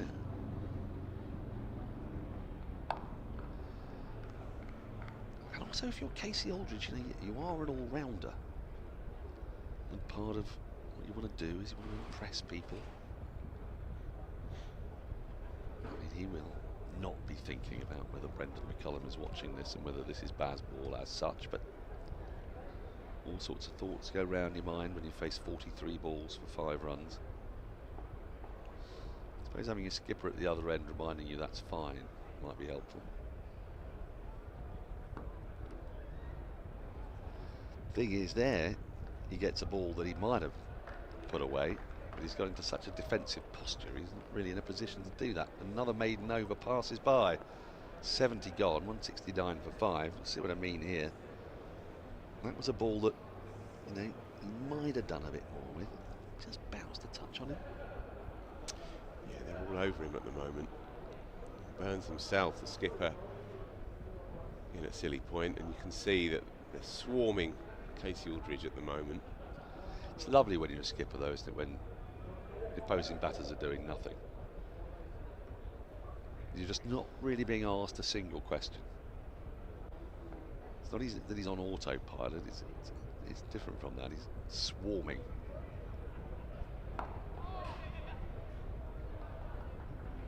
You just feel they need a little bit more of that, little nudge and run, just rotate strike, force Rory Burns to think about where he might plug gaps. Because although 6 runs have passed since the tea break, how many runs have been scored in that time? Your comparison with the Hampshire innings from a couple of weeks ago is a good one, actually. If you run through the card, 12 boundary fours across the whole of the day on a 4-hitting ground. And it was a very similar story in that Hampshire innings, where they stuck in and got so bogged down that they almost buried themselves. Tom Lammonby hit 7 fours, and he's a classical stroke maker. He hit 7 fours across 173 deliveries, and he 3 or 4 of those were through deep third off the edge. Yeah, indeed. Archie Vaughan hit 4 pleasing boundary fours through the offside, but aside from that, 1 bunt through mid-wicket from Tom Banton. That's been literally it. Now that's a nice shot. That's pleasing. Won't bring 4. I'll tell you something else that's pleasing. Is Jordan Clark's warm-up. He's warming up now. Now that I'm getting us to look at him, he might not be doing quite the eccentric things he was doing before. He was giving John Cleese Ministry for Silly Walks giving it a pretty good go. He's one of the great warmer-uppers. He gives it the full welly, runs right their way through the crease. He was doing little bounces as well. A moment ago, bouncing up and down the spot. So it suggests that he may relieve Gus Atkinson at the far end of the Men's Pavilion as we look at it, and then maybe 2 or 3 from him, and the new ball will be round the corner. So possibly, as you say, Dan Lawrence perhaps to replace James Taylor here at the JM Finstand end, get through 3 or 4, and then it'll be Worrell with the newie. And then, I suppose it suggests also that Jordan Clark might bowl a few up to the new ball, and then Gus Atkinson comes back with the new ball. Yeah, that would make sense. Bowled 19 overs today, Atkinson. Now then, a little bit more freedom being expressed here in this over. We've had a single, 2 or 1, another 1. 174 for 5.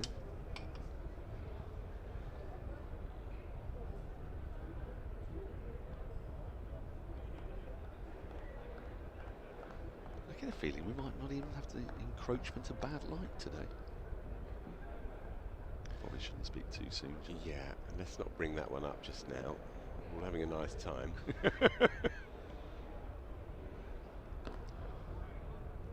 End of the over, 71 gone. 174 for 5, 9 to a new ball. Let's see if there's going to be a change of bowler. Jordan Clark was warming up. He's taken his cap off. And I think he's, yes, he's removing that sweater. So, changes of bowler are powered by SSE Energy Solutions for the first ball to the final over. Let's power change together. Good day for one of Somerset's number in Durham colours. Jake Ball picked up a 5 foot, having headed up north on a short-term loan. just a 14-day loan, I think it is. 14 days. I think it is, and he's taken 5 for Seem right, 47 to help bundle out Worcestershire for 162. And Worcestershire have got no luck at all at the moment. Well, they have struck back hard, so Jacob Duffy got rid of Alex Lees in the second over. Yes. So they're 4 for 1. So McKinney watch. Are we on McKinney watch? yeah, he's 4 not out, Daniel. Well, we've all got a bit of an attack of the vapours over McKinney, haven't we? Oh, I thought he might have got a little tickle on that. And straight away, Clark into the attack, and straight away, he finds life in the pitch with a 71 overall ball. This is real effort from Jordan Clark. This is no loosener. Oh, my word.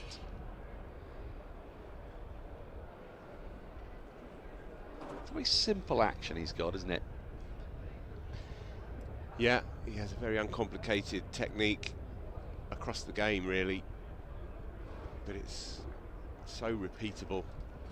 And with the bat as well, he knows his limitations. He's a dream cricketer, really, at this level.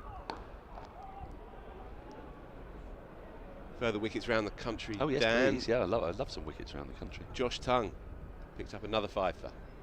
So that's 2 fifers this year for Notts, for Josh Tongue. That will not go unnoticed, I fancy. Yeah, and rightly so. I think of that battery, if you like, just under the surface.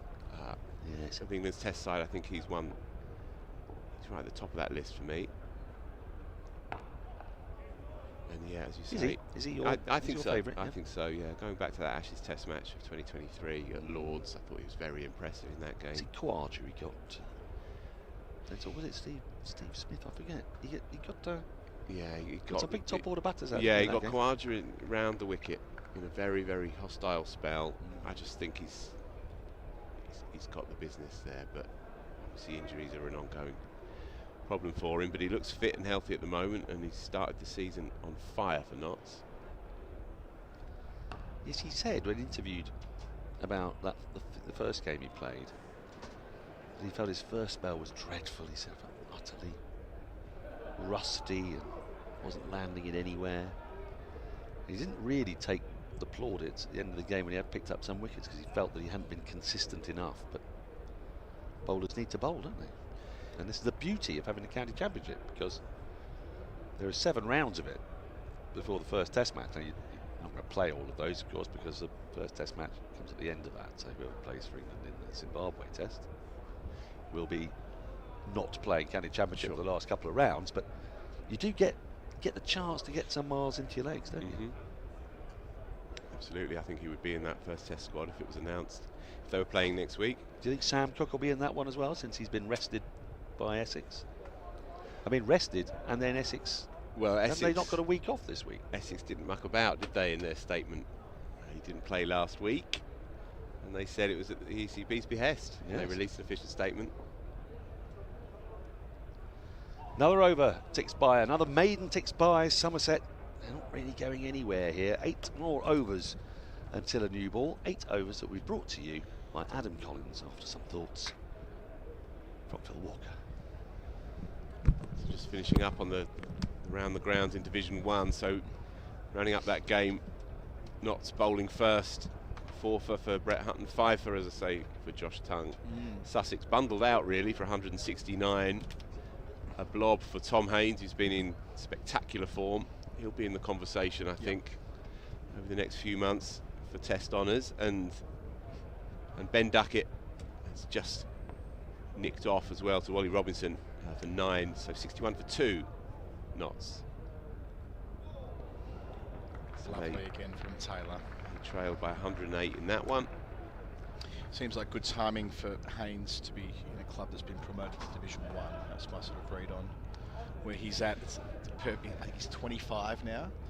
A couple of years ago was his breakout season, wasn't it, when he really started to make bulk centuries. And of course this time of year there are so many names thrown up against the whiteboard, aren't there? But he's one that, having posted a big century last week against Surrey,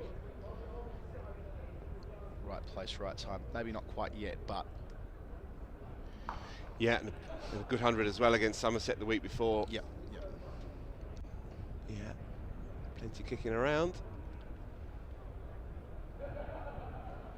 Yes, we're in that stage of the county season where we don't have games all across the country. We have to wait until the final round of this block of 8 weeks till all 18 counties are playing at the same time. We're starting to rotate through the bye weeks, so more attention on each game in both divisions. Outside part of the bat, a rare run. It's Aldridge's 51st ball for 8. They lost 3 for 12 there at one stage, Somerset, from 61 deliveries in the lead up to tea. Just 12 fours hit all day long. Yep.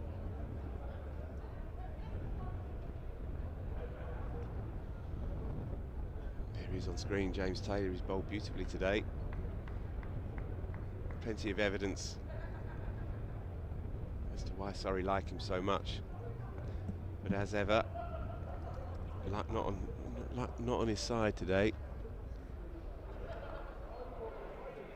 Nice soft hands there from the captain. He's still searching for his first scalp of the summer. It's James Taylor. It'd be a good time to get one. I went through it earlier where the Surrey attack of they've all made a contribution, but their averages are about double what they ordinarily would be, which has been added to by the 2 weeks away from home, and then what turned into a high-ish scoring draw here at the Oval a fortnight ago. But Hampshire batted so well the second time around.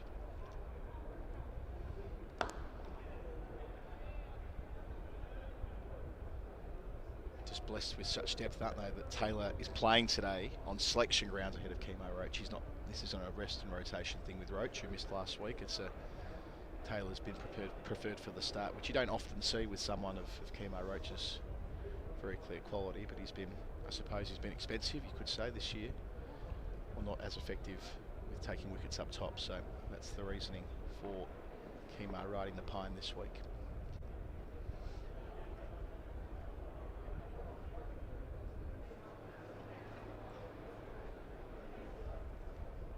Oh, nearly dragged it in. 4 runs to complete the over. Off the blade. We'll see it back here. We saw folks take a couple of absolutely magnificent takes before tea. No, it was off the pad, sorry. Wasn't far away from at least saving 4, but not to be. 180 for 5. The score, this partnership 22, but slow going. 21 extras on the day. Yeah, I'm not sure if this was planned from these 2 Somerset batters or if this is just how it's played out naturally. They're just trying to painstakingly eke out as much as they can. Jaffa. That is just what Clark did. The way that Surrey brought the whole thing together in that middle session where they went at just 2.2 runs and over, but 2 at the top and then 3 towards the end. It was the way in which they were able to deploy Atkinson and Worrell initially, picking up a wicket apiece, and then later it was Clark, Worrell and Atkinson in concert. It's just exactly what Surrey are able to do with 4 frontline seamers. Taylor, the unlucky one not to break through as yet, but gotten it right, having conceded 87 wicketless runs in the first stanza, which is most unusual here at the Oval. First session of a county championship match. They've been working in sync and got themselves into a position where the teams are at broadly parity at this stage. So an important passage of play here. Have you gone through Division 2? My apologies, I was outside when you were rattling through scores.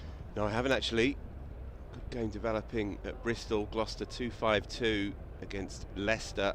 Leicester 2 down for 19 in reply. Who picked up the wickets and made the runs. Well worked out the backward point for 1.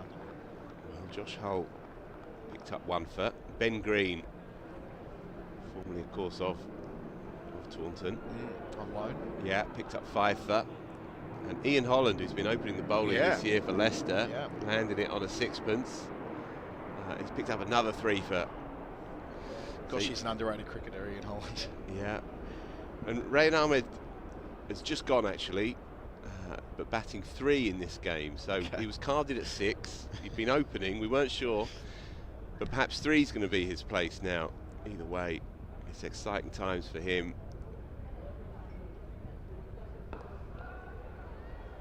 Clears the man at mid-wicket.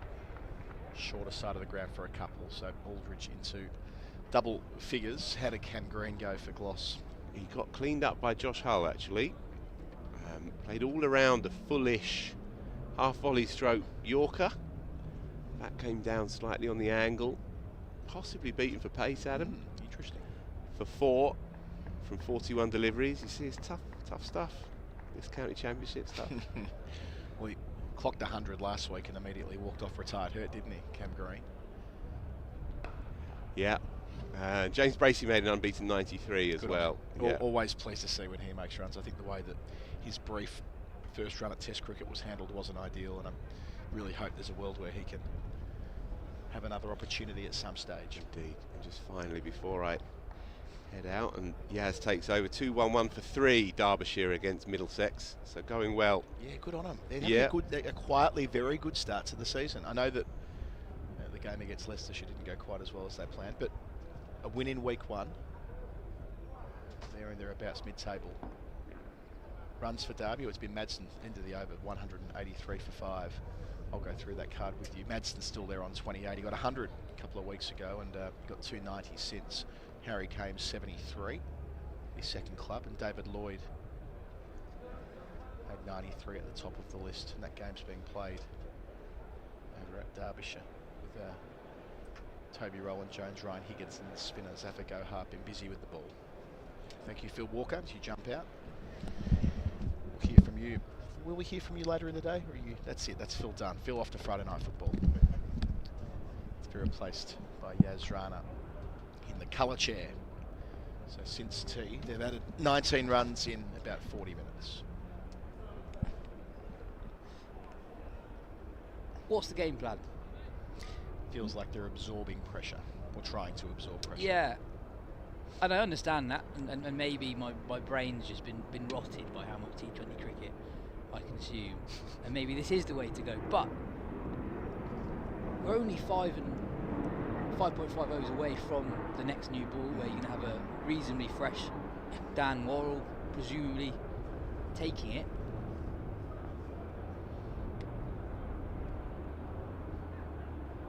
I would imagine they've formed the view that having lost 5 for 60 in that middle session, 3 for 12 at one point in the lead up to tea, that they cannot risk compromising their position yet further, and it's just about whether these two can build into something over time and back themselves to negotiate the second new ball rather than exposing their lower middle order. So they're missing Craig Overton, who of course you discussed earlier how he was pulled out of the game at the last minute. So the next man in presumably would be Josh Davey. It looked like they bat deep. Davey followed by Pretorius, followed by Leach at 11. Yeah, it's been a day of two halves so far, and to be fair to Aldridge and Gregory, they have actually consumed a lot of deliveries from Surrey. It feels when you look at the scorecard that we've only just started the final session, but actually we are now into the 11th over of it, so we've had quite a lot of cricket. But 87 runs were scored before lunch without the loss of any wickets, and that's from 29 overs.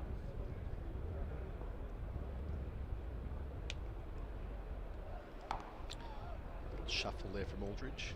In the 45.4 overs since, we've seen 97 runs scored, so only just over 2 runs an over for about half the day. So it's not just in this little period, it's as Surrey were making inroad after inroad through that Somerset middle order, the runs have not really flown off the bat for quite a long time, and credit's got to go to the Surrey bowlers. I thought they bowled very, very well in that afternoon session. Again, beating the outside edge. Taylor's been the unlucky one in this sequence, and up in the low 80s, 82 mile an hour, angling in, moving away. Feels like we say it so often with this Surrey attack. Feels like the stumps are in play. Well, he's wicketless at the moment, and he's in the team effectively for Matt Fisher this week, and I think Matt Fisher has been exceptionally unlucky throughout the season, he's bowled really well without much reward. And James Taylor, I think, in the similar category today, he's bowled really, really well. Good pace, good carry.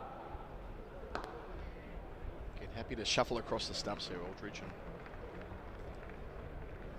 get a couple for it, maybe three, and they do turn for a third. Smith, one of two boundary riders, a deep square leg and a fine leg. 3 runs from the over, 187 for 5. Yeah, the way they bowled between lunch and tea, I don't know whether they got a rocket at lunch or something like that, maybe. I'm not sure if that's the etiquette these days in county dressing rooms, but they came out looking like a different beast altogether. The way in which Worrell and Atkinson both bowled lengthy spells off the top, picked up a wicket apiece. Vaughan then Abel, that was a product of pressure as well. Didn't strike immediately, took them a few overs and got those 2 breakthroughs, kept it incredibly tight, beat Banton consistently. Then Clark came on and spotted a wondrous spell to Banton, got everything right, had it moving both ways and nicked him off with an absolute beauty. He's trying to do there with Aldridge again. And then to finish it off, Lammonby and Roux both beaten just for a little bit of pace in both instances. Bowled by Atkinson, Worrell, my apologies, and Atkinson respectively in the lead up to tea. So it all came together. Rory Burns would have been so pleased as captain, starting and finishing the session with his 2 attack leaders, and both getting wickets at either end to bookend it.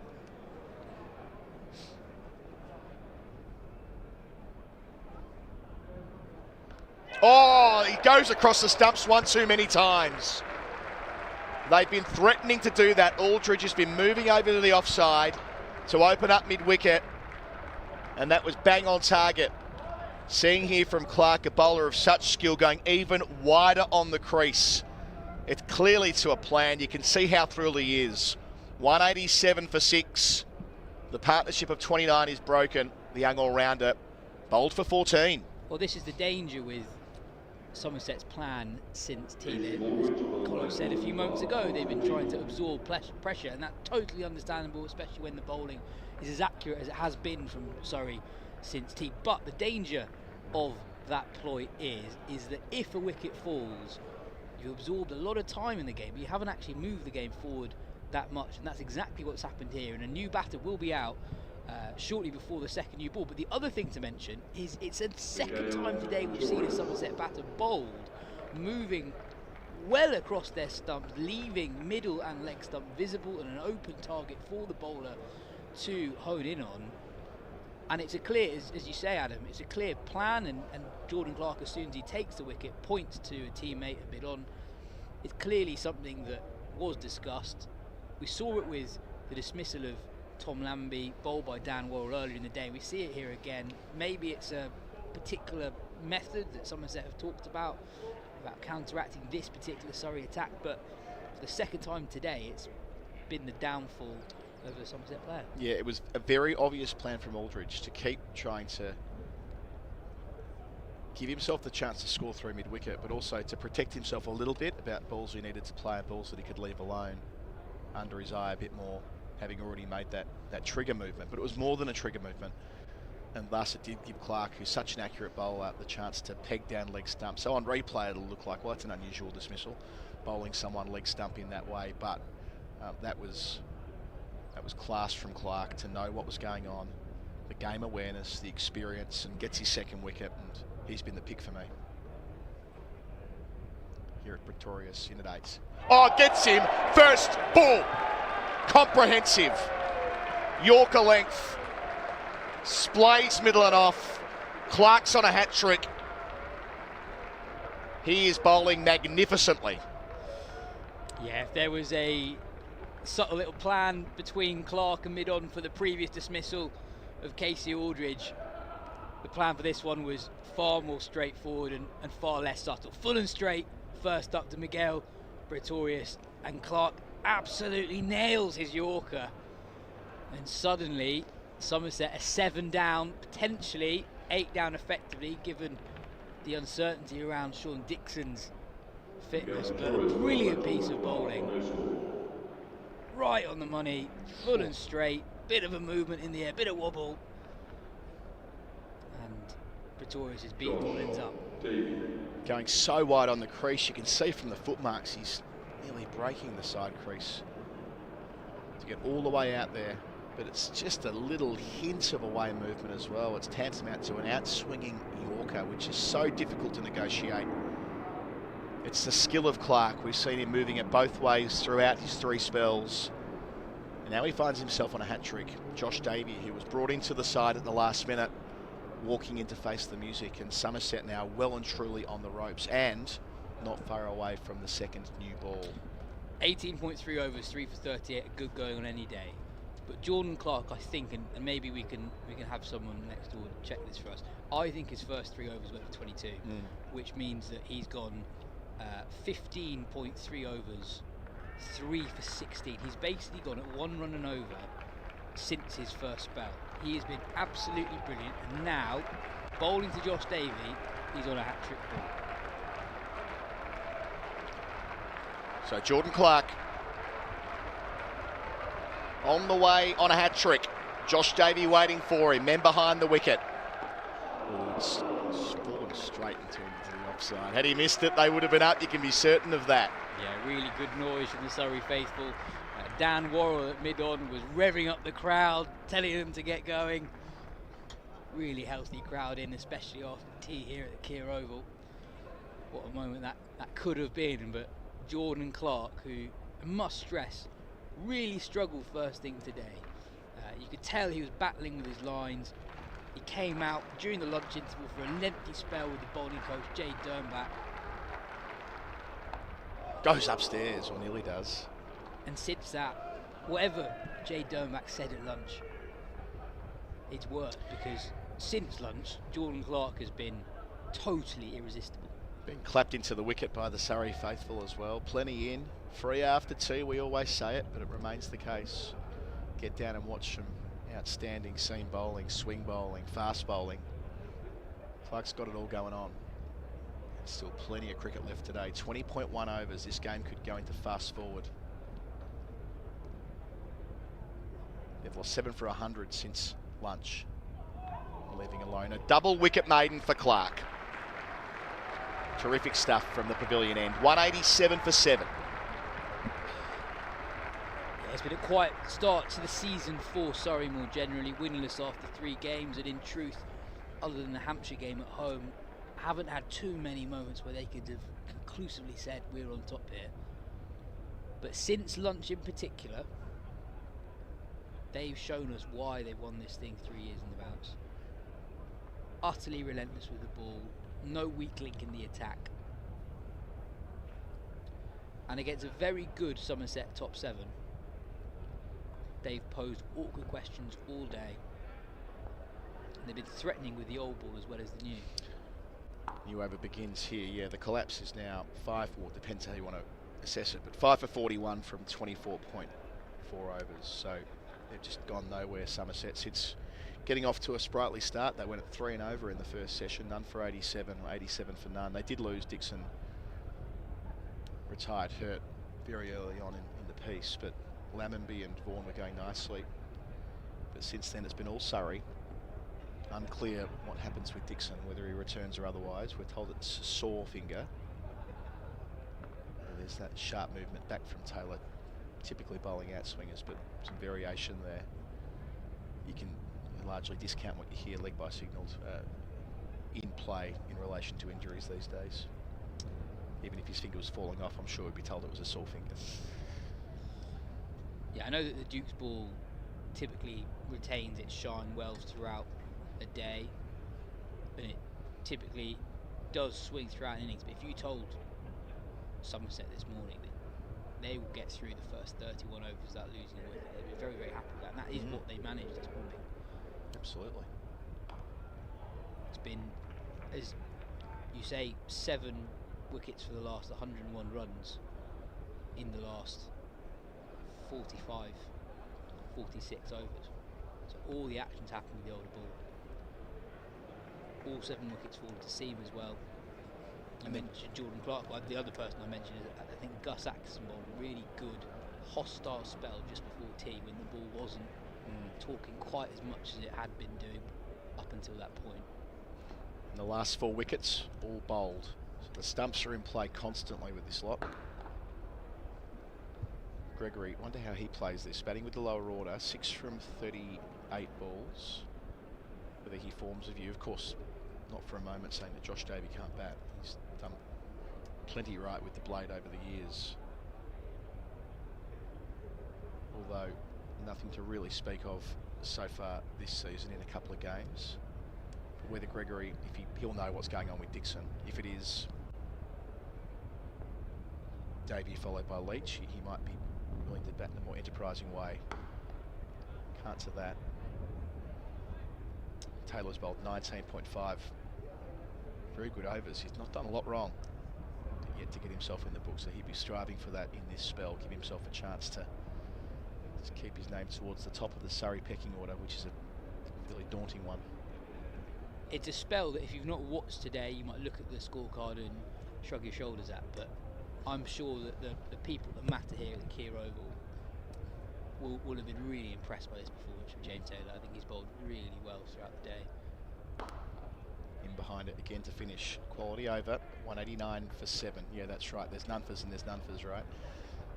Lived experience. Jade Dernbach said on, was it day 2 here a couple of weeks ago, that he assessed Surrey's performance with the ball. When they fought back after quite a useful partnership was building for Hampshire, the way they fought back, he said it was the most impressive performance he's seen in his time working with Surrey with the ball in that capacity as assistant coach. Well, they've immediately got a performance right alongside it here, which will compete for that spot. So still got to finish the job, but they've gotten so much right. The first question I asked you when I came back on air was, what's the game plan? What's the plan, yeah. Does it now change for Gregory? Surely it does now that he's now batting with effectively number 10 in Josh Davey. And Gregory's a guy who's played international cricket as an all-rounder, so he's more than capable with the bat. So he's got it in him. And I think now that after that double blow, now's the time to attack.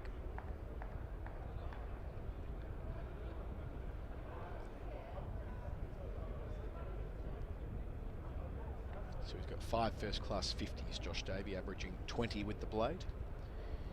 A couple of 50s in one-day internationals for Scotland as well.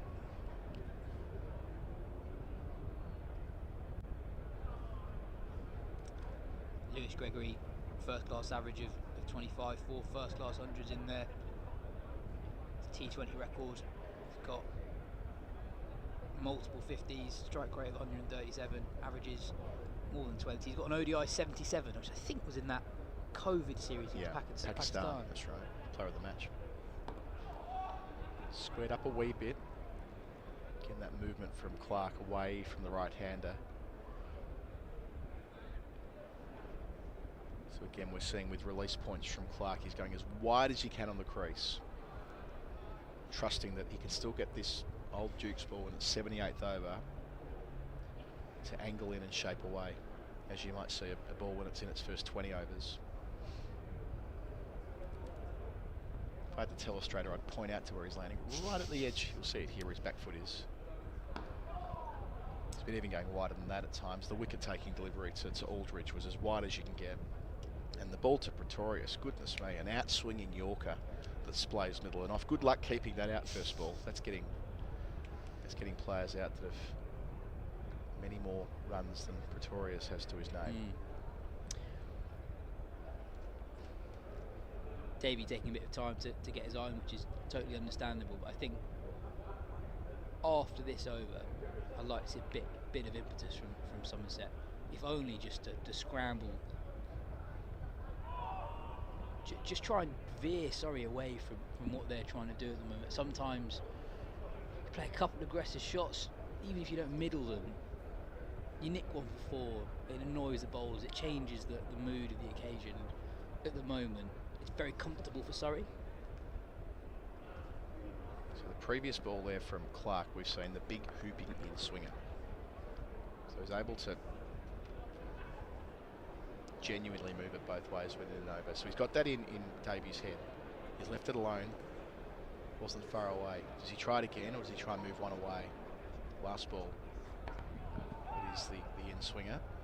But negotiated well. Maiden complete, 189 for 7, where 2 left until the second new ball, which presumably means that we're not far away from seeing Worrell and Atkinson again. So one last chance here for Taylor. This is the thing, it's not going to get any easier. Maybe run scoring becomes a little bit easier with the new ball, but at the same time, Worrell and Atkinson will fancy their chances of finishing the innings pretty quickly. I think this is the moment now. The ball is 78 overs old. I know it's still swinging. James Taylor into his 21st over of the day. Quite possibly the last over that he bowls today. Gregory's been at the crease now for 70 minutes. So we crack this over. Not here he won't, leaving alone on the 4th stump line. Again, that sort of hits the seam and back towards him. So what Taylor and Clark both have is a potent outswinger and the one that comes back the other way. So if Gregory is going to have a pop, it'll have to have a degree of premeditation involved with it. Won't be without risk. But I share that view that we've hit the point of the innings where it's incumbent upon the captain, returning to the side today, missed last week through injury, to find a way through.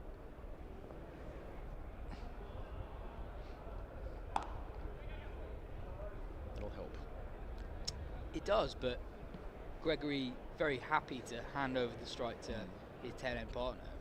And I know that Gregory comes in at number 8 at the moment, but he's a more than capable batter. And if he was batting in the top 6, no one would really bat an eyelid. Yeah, my concern from a Somerset point of view is this game plan isn't really moving the game forward, and I think that the other flip side is if they try to have a go and it doesn't work, it's not a bad little spell to have at Surrey at the end of the first day. It's a lovely shot. Yeah, well played by Josh Davey. It's a couple for it as a sweeper on the shorter rope. It's not the short rope, we often describe that side of the ground as the short side. It's not that. It looks like we're 2 pitches over from where we played a couple of weeks ago, where they were looking to pepper it in that direction. And we're about 4 or 5 away from a strip that gets used in the test match. Yeah, I was saying earlier that I like this particular pitch because it's right down the middle of the Mickey Stewart Members Pavilion. So this is the one for the members. Misses there and go towards them. Volleys up into the first row there off the rope. Yeah, extras signals. Just a lot of movement that Taylor's able to generate on the ball. Too much of this occasion, loses action a little bit. Sort of feel like those should be. It's done so much. You feel for Ben Foakes. There's no chance he had there, and I don't think Davey had much of a chance either. If willing to signal byes or wides, near enough. Goes end of Taylor's over. He threw his head back there at the end of it. The acceptance that in all probability that's his day done, or at least that's his spell done, with 1 left until the second Newey. 196 for 7. He might get on again. So Clark will have one last crack with the old ball from the pavilion end. Yeah, I love that it's lined up dead straight this pitch with the members stand here, which isn't quite bang behind the bowler's arm when you're watching an international or a test match. It's a little bit deceptive about where the best seat in the house is. Yeah, it's a good point about where it is in relation to the pavilion, because the pitch that gets generally used in the test match isn't actually in line with the middle of the pavilion. It's fair way over. Yeah. It's in line with the second pillar. Yeah. To the right of the pavilion. We might try and cue it up. If we get a look at the square here, we can ID which one the test pitch is. So looking down from behind the bowler, so it's, well, we'll have to go a little bit wider than that to see it, because it's I think over to the right of that. I think it's 5 strips to the right of that, where... There we go. So just looking at it here, I reckon it's the 1, 2, 3, it's 4 over. It's the light green, I think. Yeah, it's not always the same one, but it's definitely one of those two. Yeah, they use one for the 1 day, whatever the main 1 day is for the year as well. Outside part of the bat finds the gap for a couple. I think in 2023, when the Kia Oval hosted 2 test matches, famously the World Test Championship final and the Ashes Test, of course, I don't think they use the same pitch. No, they didn't. The pitch they used for the WTC was nearer to the Archbishop Tennyson's. No, my apologies. That was the test pitch was further over in the for the Ashes, and yes, the one they used for the WTC was most lively on day one. It was joked at the time that it was more reminiscent of what we get on morning one of a county match here. Oh, there's a shout for leg before it's sliding just. Hit him low on the boot, but just doing too much from Clark. That'll bring up the Somerset 200 for 7. They did get out to 98 without loss, so they've struggled to stay with where they were before lunch, but as we see here, just how close that shout was from Clark. Yeah, right decision.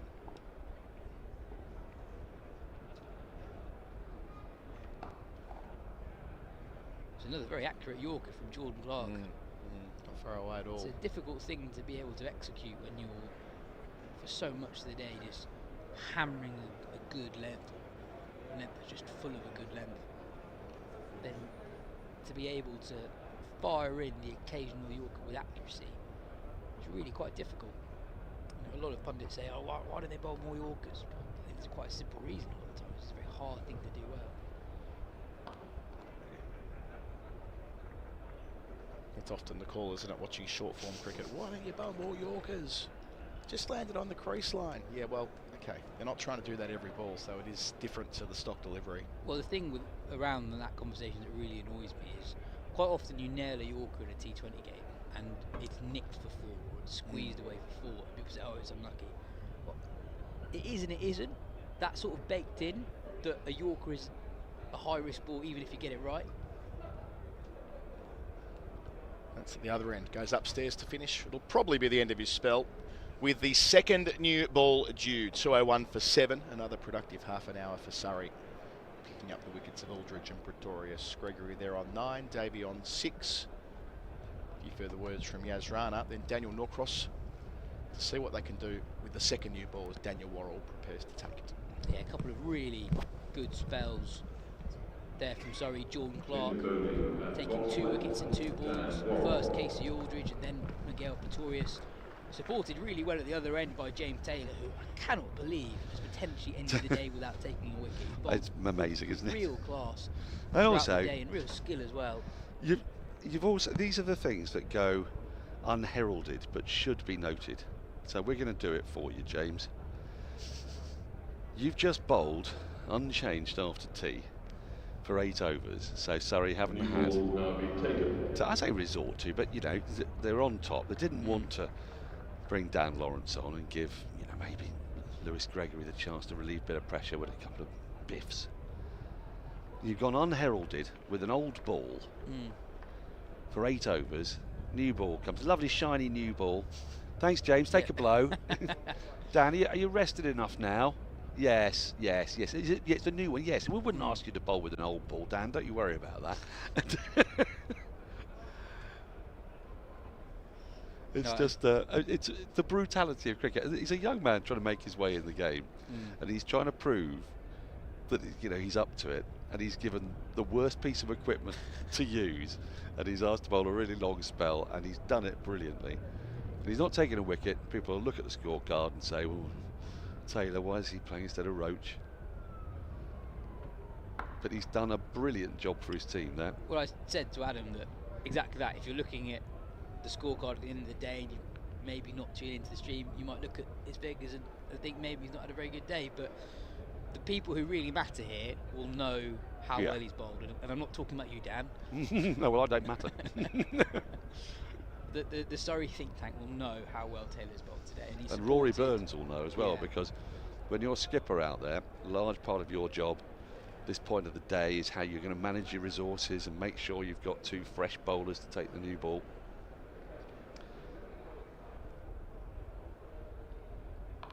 And Taylor's got them there, and Somerset, no point really, well, it's not they haven't shown any intent, but part of the reason for that is because the bowling's been tight and it's been challenging and tricky. 100%. Although, just trying to better understand the Somerset game plan since tea, I suppose. Do you think that there's something in that the pitch might not have quite as much pace as we thought earlier in the day, and actually run scoring isn't quite as, not necessarily easy, but run scoring shots are harder to play on a slower pitch? Well, it's possible, but that ball's been cracked away for 4.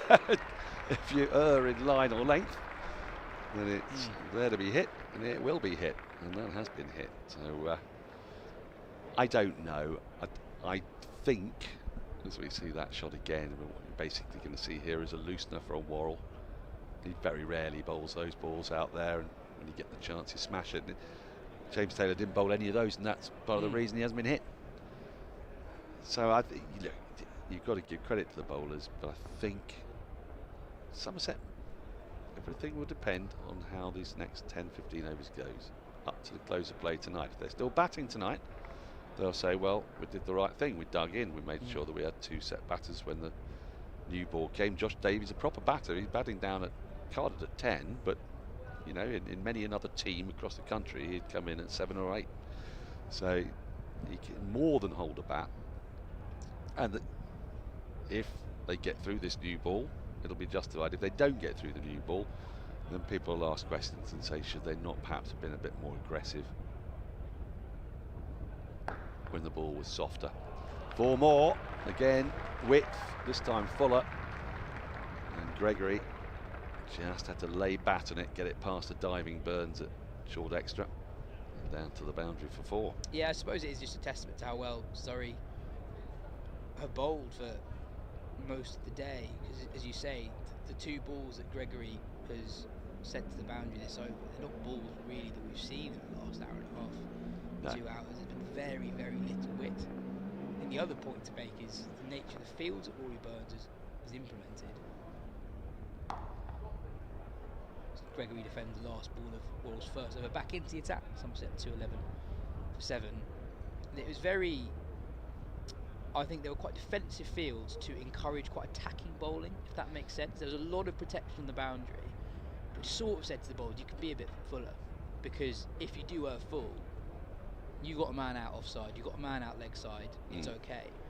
And it meant that when the occasional ball that might be there to be hit was bowled, go for 1 or 2. Yeah. There were very, very few boundaries. If you look through the day, Tom Lambie hit 7, Archie Vaughan hit 4. Those 2 guys apart, there have been 3 boundaries all day. And 2 of them come in the last. 2 of them come in the last over. Yeah. And I think from memory that the 1 boundary from Tom Banton was a similar ball to that first Gregory boundary against Worrell, a bit of a loosener. And of those 7 Lammonby boundaries, I can remember a few of them going through deep third. Yeah, no, 100%. There was one that went over second slip off James Taylor. There was one that was squirted just past third slip for genuine edge. Which, you know, if it's 5:44 in the afternoon and we can basically recount every 4 in the day, that's a testament to how well the bowling unit have gone about their work. Atkinson's going to take the new ball. As expected, starts a hostile short ball to Davey, who's been hit in the hand already, as has Gregory's been hit in the hand, hasn't he? Been hit on the right hand, his bowling hand. Question I had for you as well, we've seen 2 wickets today, very, very similar in nature. You don't see that often. Bowl behind the legs. Bowl behind the legs. What's going on there? Well, it's something about the oval, isn't it? Remember Craig White doing that to Brian Lara here? 2000? I think so. So that's the year where Lara's eyes went. Oh. The eyes have gone. It's the biggest fear. I can't remember the technical term for it, but he basically had an eye condition. So in that series, in one of the games, he was wearing sunglasses whilst batting. And it wasn't very sunny. And essentially, there was something wrong with his eyes that year. He still managed to average about 25 for the batting test cricket. If you look at his career numbers year by year, it's like 60, 60, 60, 25, 60, 60, 60. Right.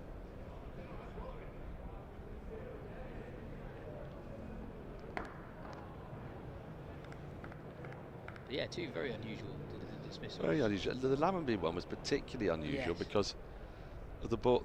It was Worrell coming over the wicket to a left-hander, and he sort of almost jumped outside off stump. You could certainly see Midland leg. You could sort of see shades of off as well. Yeah. It's quite hard to access a ball bowled on leg stump by that stage if you're left-handed. Oh, trying to get round that pad. Oh, beats the bat. It's the first genuine beating of the bat with a new ball. I know it's only 10 balls old. It's often the way with a new ball. You get very excited about the new ball, and I'm never excited by the new ball. I'm excited by the I've mentioned this before. I essentially think of a ball like I think of a human being in terms of age. Useless up until 2? Oh, useless up till 3 or 4, really. 3 or 4, okay.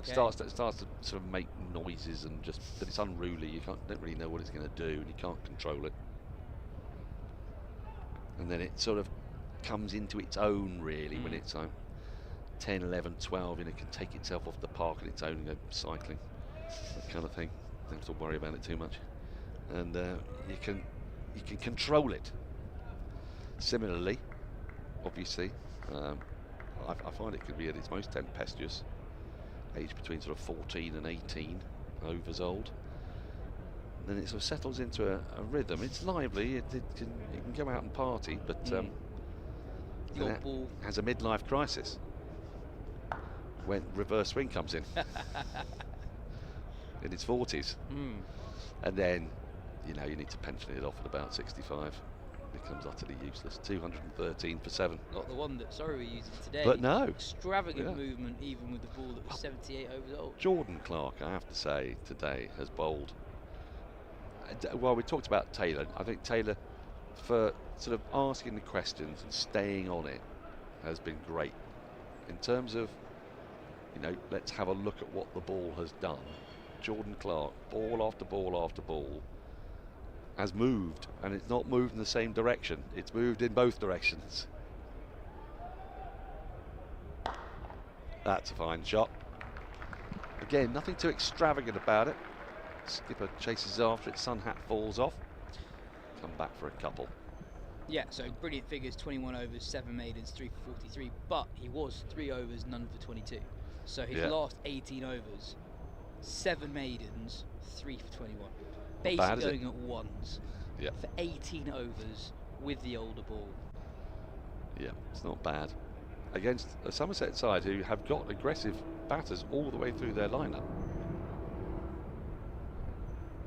You wouldn't necessarily know it to have been watching today, but Lewis Gregory, Casey Aldridge, these are guys who like to put back to ball. Tom Banton, Tom Lammonby.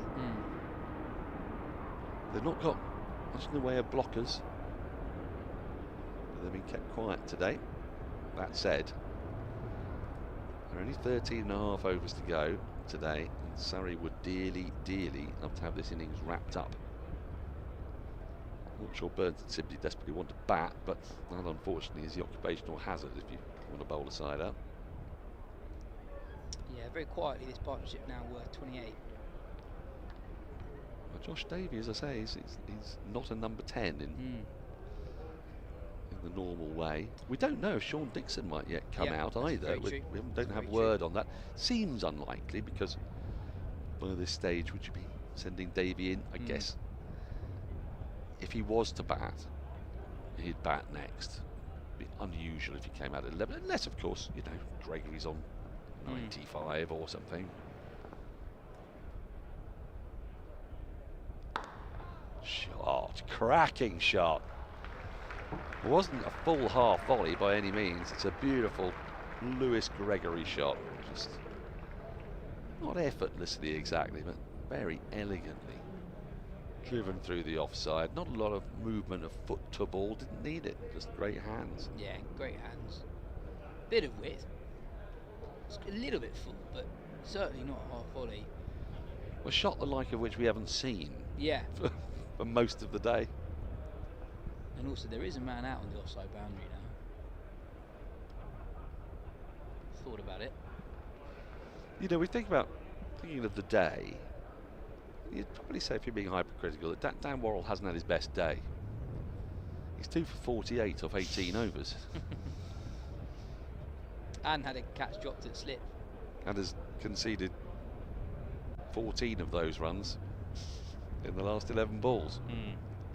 It's 34 off his first 16.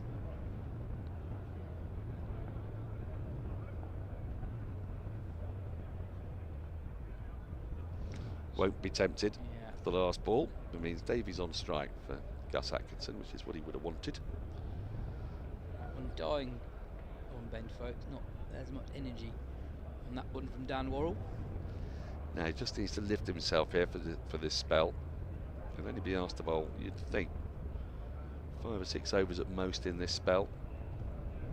It's a very, very handy partnership, this.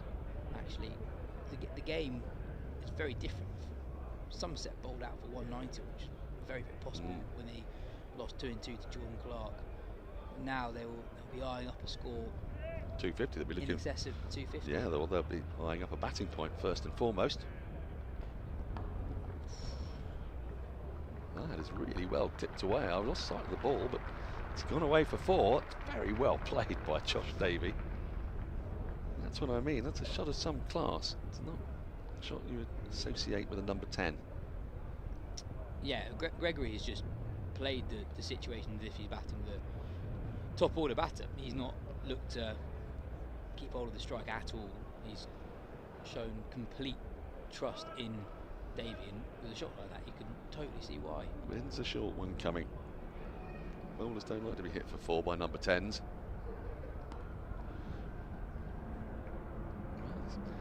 What's a feature of Davies' batting is he's so still at the crease, isn't he? Again, you often find a lower order batter that just to move back foot, take a look at the back foot always. And the opposition's fastest bowlers come charging in at you.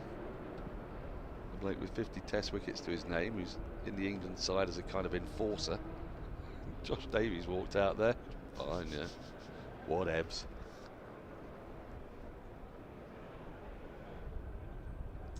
And here we go. This, if you're a Somerset fan, you'd like this. 3 overs into the second new ball, and Atkinson bowling to Gregory now. Just 2 slips in place. No one at short leg either. And now that it's taken the singles, this is good cricket from Gregory and Davey. Yeah. Partnership up to 38. It's Friday night. Is it Friday night football night for the crew here, or? Not for me, Dan. No, I don't do that sort of thing either, for obvious reasons. I'm here to the bitter end. Yes, good lad. No, I'm not on to the bitter end, but no, over and out. No, I'm not over and outing today. Just to let everyone know, because if you want our daily podcast, it's oval and out. It's a play on words.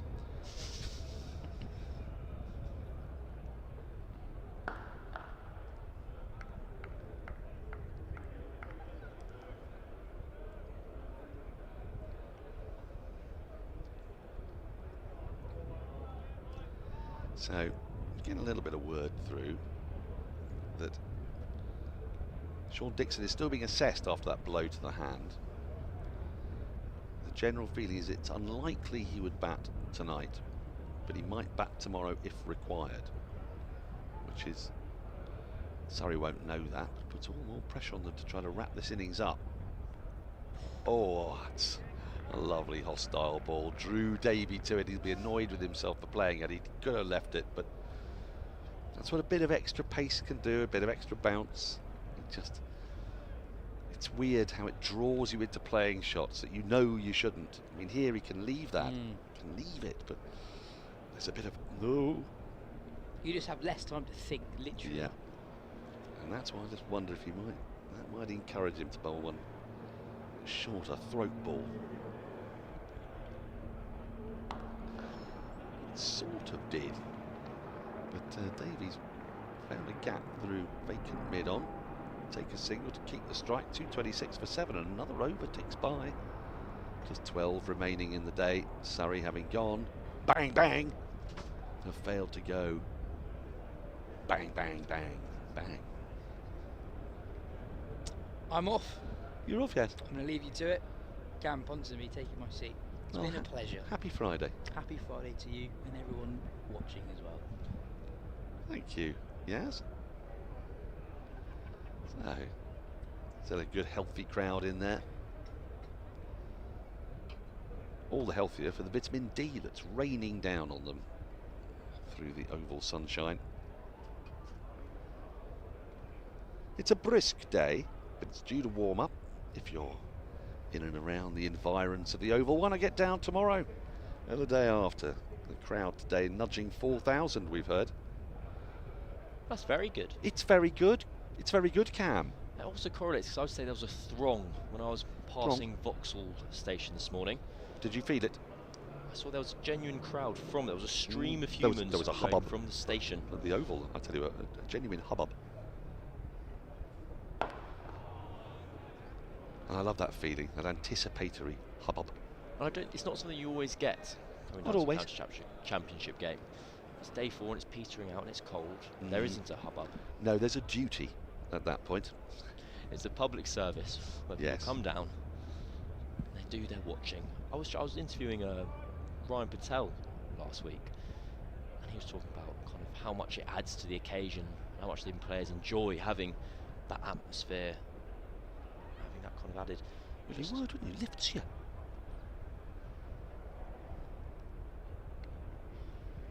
It does speak to one of my biggest irritations with professional athletes, however, when you ask them kind of, what was that atmosphere like? What was it like to play in front of 100,000 people? I just block them out. Yeah, well, I didn't know if they were there. Well, I suppose it's different strokes for different folks, isn't it? Because there are some who, like, I think if you talk to Stephen Finn, for example, about his greatest moment in a cricket match on the field, he will talk to you about a spell he bowled.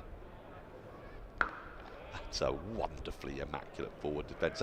That take a picture of that, stick it on Geoffrey Boycott's wall, he'll be happy for life. Take a look at this. This is foot, elbow, the lot. Oh, be still my beating heart. Look at that. Head down, right over the ball. None shall pass. I've enjoyed the joy you've got out of that. Well, it just took me back a bit.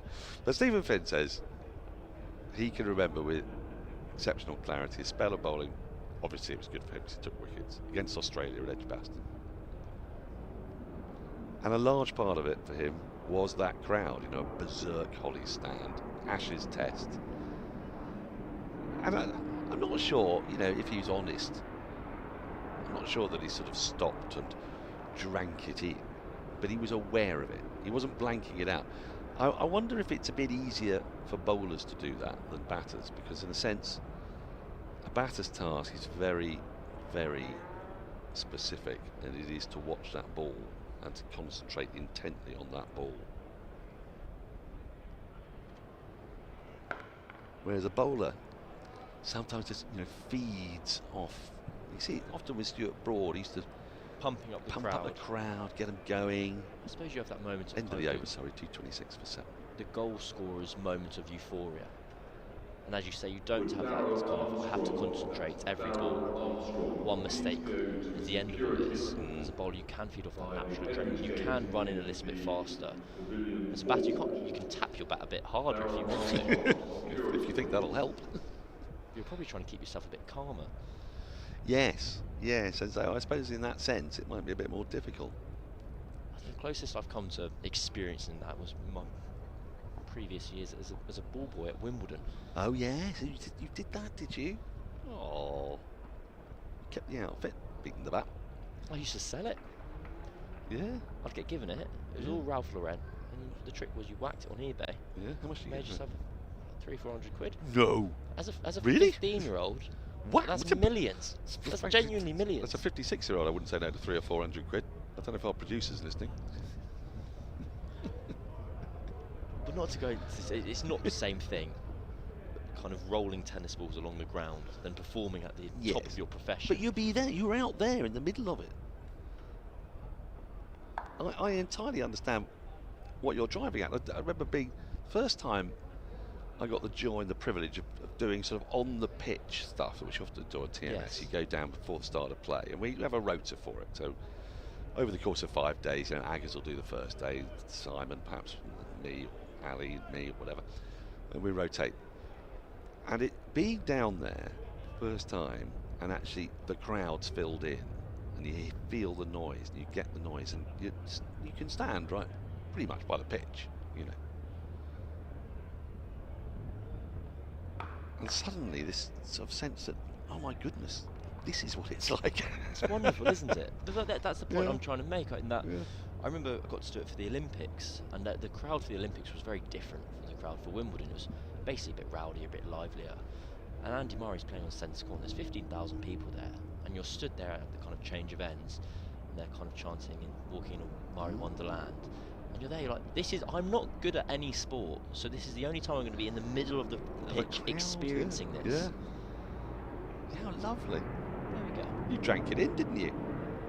Bit easier for you to do that, perhaps, than for the actual players themselves. And the singles are coming comfortably here for Somerset. They're batting very well. We all know Somerset bat all the way down. I would say they're bat down to number 11. They've got a man there who's got a few runs shy of a Test 100 batting at number 11. Jack Leach. Lords. Of course. Yes, come on. I was there. Get with the programme. I I bet you were. Yeah. I bet you were. I remember my friend, with the greatest of respect to Jack Leach, from being there with my friends, and he was furious we spent the day watching Jack Leach bat and not Joe Root. I loved watching Jack Leach bat. With all due respect, Jack, if you've got the TV on in your changing room, I do love watching you bat. I didn't watch you bat too much in this game, but feel free to bat as long as you like anywhere else. That innings had some fine shots in it. It wasn't just, you don't get to 90 odd without unfurling the occasional glorious David Gower-esque cover drive. I want to say he got 92, and he did. Do you want to say that? He did. I've checked it. There's a spate of lower order batters in their 90s, wasn't there? Jamie Overton, of course, in his Test match at 97. Headingley. Was it 97? Was indeed. Called it a slip, was he? I was on comms for it. I felt very bad about it. Can't answer that bit. No. But end of the over, another one ticks by. Just 10 remain of the day. 2:30 for 7. Gregory and Davey now put on 43. They're approaching a 50 partnership. The biggest crowd I've played in front of. Yeah. It's the University Team Darts Final. Blimey, here St we go. John's versus Pembroke at Oriel College. You have to do it at a neutral venue for the cup. So one team doesn't have too many fans than the other. Yeah, There's no home it advantage. was absolutely heaving. The darts was very big at my uni. Very big. We made it to the final. Yep. 8 singles, 4 doubles. After that, it was 6 all. So we had the 1001 leg playoff in which all 8 players play. Hang on. Okay. Yep.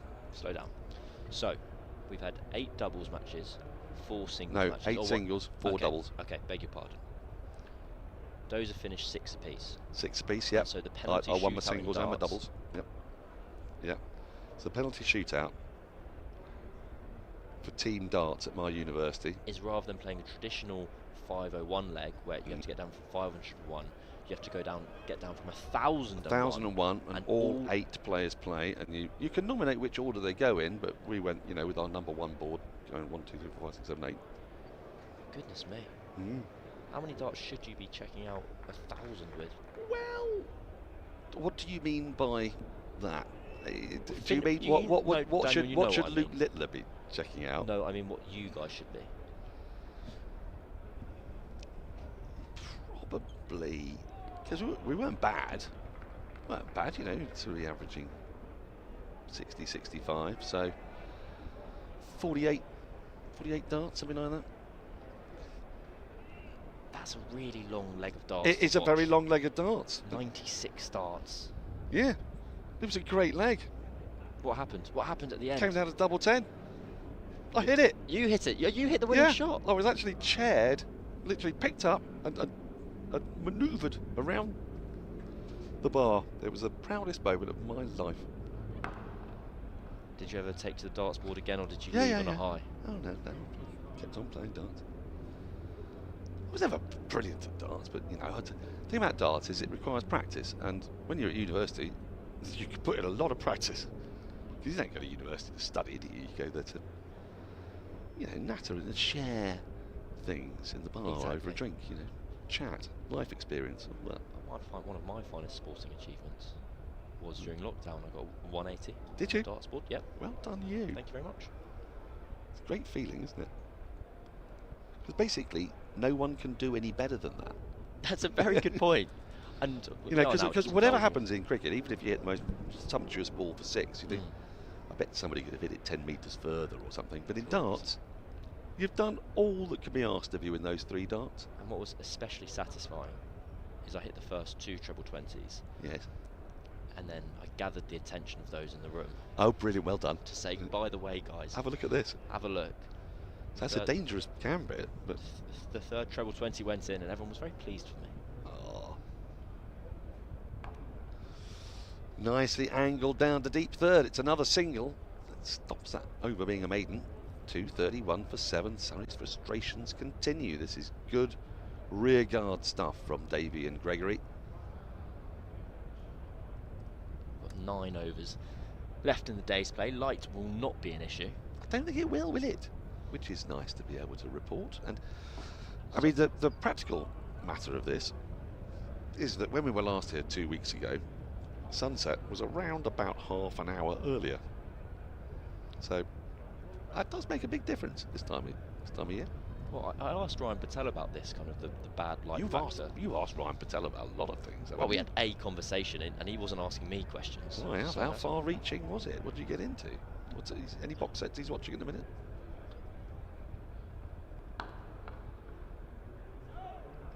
He was explaining to me it's when the sun dips behind the OCS stand. And weirdly, I hadn't quite considered this, and I don't know if it's convinced me of kind of the bizarrities, if that's a word. You've made it one. I don't think I understood what it meant. Yeah, I do understand what you mean. The oddities even of kind of cricket deciding when and when not to go for bad lights. He actually took it from the fielder's point of view. He said, when the shadows stretch over and it gets a bit dark from the sun dropping behind the OCS stand, you're in the middle of the over as a fielder and you just cannot see the ball. Is that right? Well, fair enough then. That's a good insight. Insight and new words. This is why we pay you the big bucks, Cam. Quite right. Quite right. I'm looking forward to your insights in Beckenham as well on Wednesday. You'll be there for that one, won't you? I will be there, down there at Beckenham. Yeah, you got to go anywhere early, or can you stay and do the podcast this time? I'll be there, don't worry. I know when I've cashed in or paid in a favour, or whatever the cashed in a words are. chip or something, I don't know, yeah. I know there's only so many times when you can say, I'm really sorry I've got to leave work early. You can't do that every time. Let's hope not. Although in fairness, Collo did a pretty good job of that for most of last season. Well, it was me and him on Oval and Out at the end of today. Is it? Is it you two? It is indeed. You can catch Oval and Out on all your favourite podcast stockists. Tell you what, it's a very high quality camera we're using to film Oval and Out. It's what's used to track the players kind of coming on and off the pitch here. That's why they don't ask me to do it, because it would absolutely terrify the kids. You don't want a high quality camera looking at me, whereas your youthful features. It's a Sony FX9, we've been told. It's much better than the Sony FX10. 8 even. The FX10's unbelievable. Don't get me started on the FX10. I'm learning lots about cameras very quickly at the moment. So there's the Sony FX3, 6 and 9. Oh, so the next one will be 12, will it? Yeah. You'd imagine. 3 cubed. Multiples of 3. Yeah, multiples where it goes of 3, up. yes. 3 cubed is 27. Yes, that's don't right. worry, Yeah. it's fine. Yeah.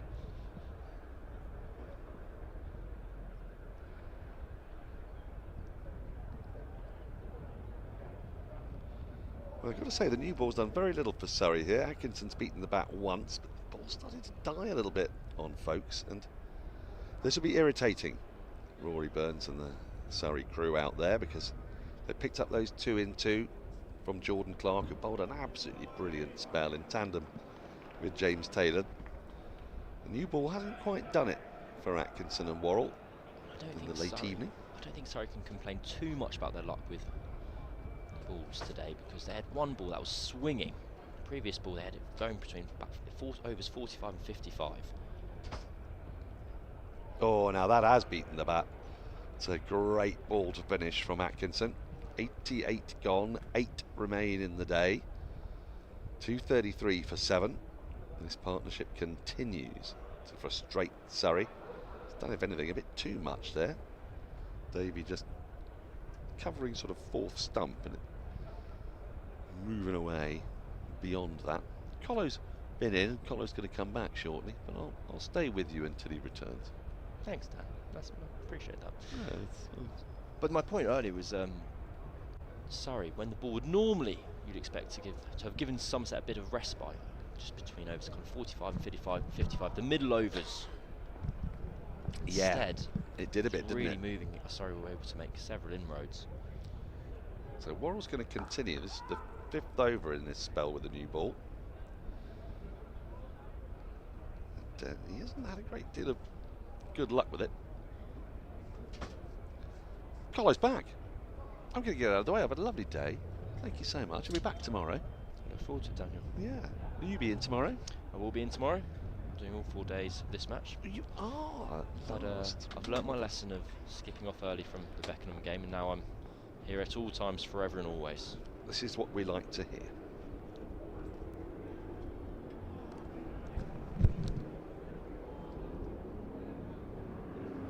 Nagging partnership worth 46, just stabilising for Somerset after it did have the sense of a day that was going to get completely out of control. The collapse was worth 5 for 61 and got worse yet again. A couple of wickets in quick succession. So 5 for 41, my apologies. At one stage they lost. Somerset either side of tee. Through the captain Gregory, ably supported by Davey, they've got themselves not to parity or anything close, but if they can still be batting tomorrow morning, having gotten through the new ball, that will not be for nothing at all. They can really a chance for Somerset to really gain something here. If they are able to see out these remaining 7.5 overs, for Sean Dixon to be able to get some ice on his thumb. Sore thumb? Well, hand is what we were given officially. I think it was the index finger, but you know, sore something. Sore digit. Either way, to get a kind of night's sleep, some rest, and time for it to recover a little bit, then he might be in a position to bat tomorrow morning in a way he might not be in a position to bat in the next half an hour. Yep, also a batting point 16 runs away for Somerset. They all count. That looks a ways away when they lost their 7th wicket with the score on 187.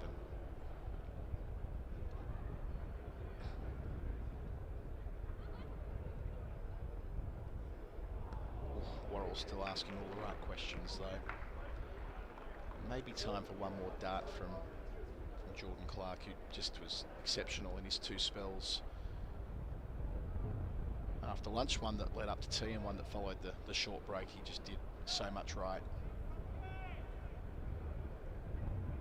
Getting Banton, Aldridge and Pretorius, the latter 2 in consecutive deliveries, and as I say that, I see Jordan Clark warming up.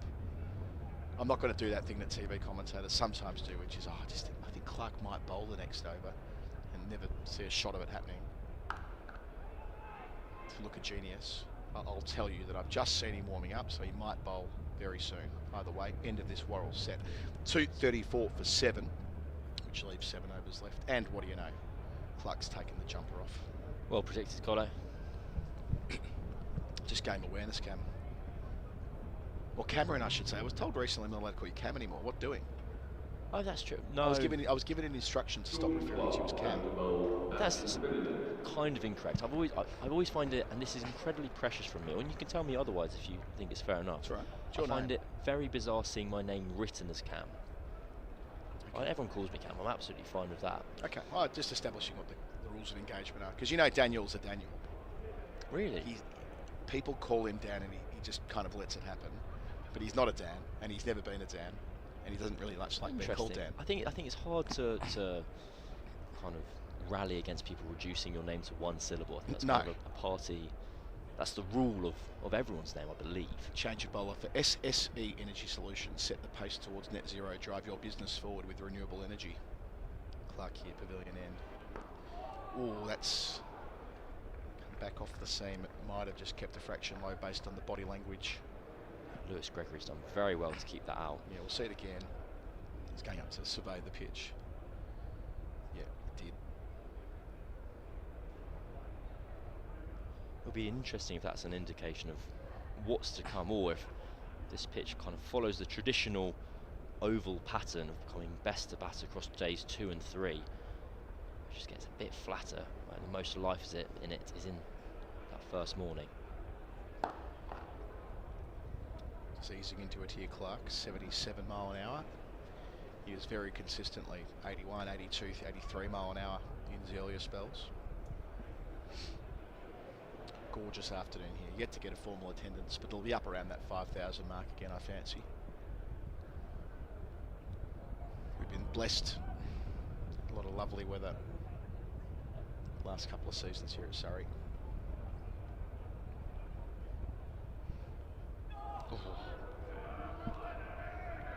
After that ball pitched to Gregory, he didn't know what was going on, and that we'll see it back. And did it misbehave? Again, he's going down to the pitch. So one kept low earlier in the over, and that's gone a long way off the seam. Gregory's not particularly happy with the pitch at the moment. I think if you're 7 down and soon to bowl on it, it might be a little bit of a reason to be more optimistic for when you guys have your turn with ball in hand. Yep. Now, something I only learned over the winter, and this isn't just the case at Surrey, I think this is across the country, with attendances in the county championship, wherever it does free after tea, you can only count the number of people that come through the gate by tea. Oh, really? Because it's just open gates, so it's not like you're getting scanned in or anything. I didn't know that. So when we talk about free after tea, yeah, and maybe we put a bit of mayo on that, thinking we can up the official attendance. It's only those who've been scanned. So say, for instance, today's official attendance is 4,000, and it went up to 4,500 with 500 people coming in after tea. We'll never know that officially. Doesn't go to hand. Jamie Smith stops it. With the boot, they're back for a couple. Brings up the 50 stand as well. That's crucial in the context of a day where a couple of times it nearly went off the rails for Somerset. An up and down day, remembering they made it to lunch. 87 without loss, acknowledging the wrinkle there that Sean Dixon was injured in the second over, a player retired hurt. But still, 87 for none, became 98 for none. Then the wickets started falling, and now this period of relative calm.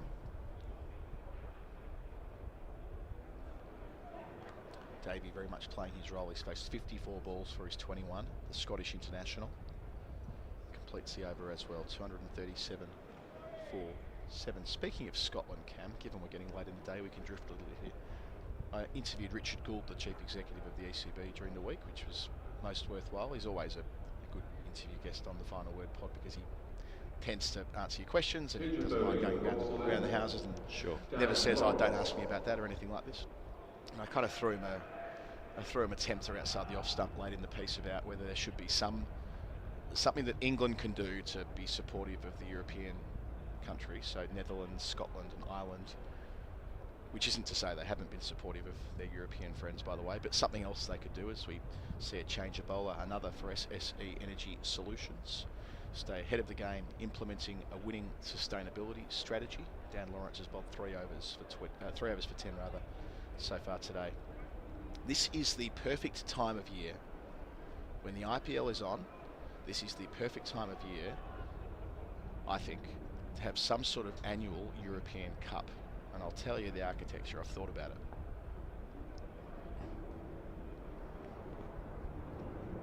Can't remember, were you in the Netherlands a few years ago for that one-day series? I was in the Netherlands, right. yes.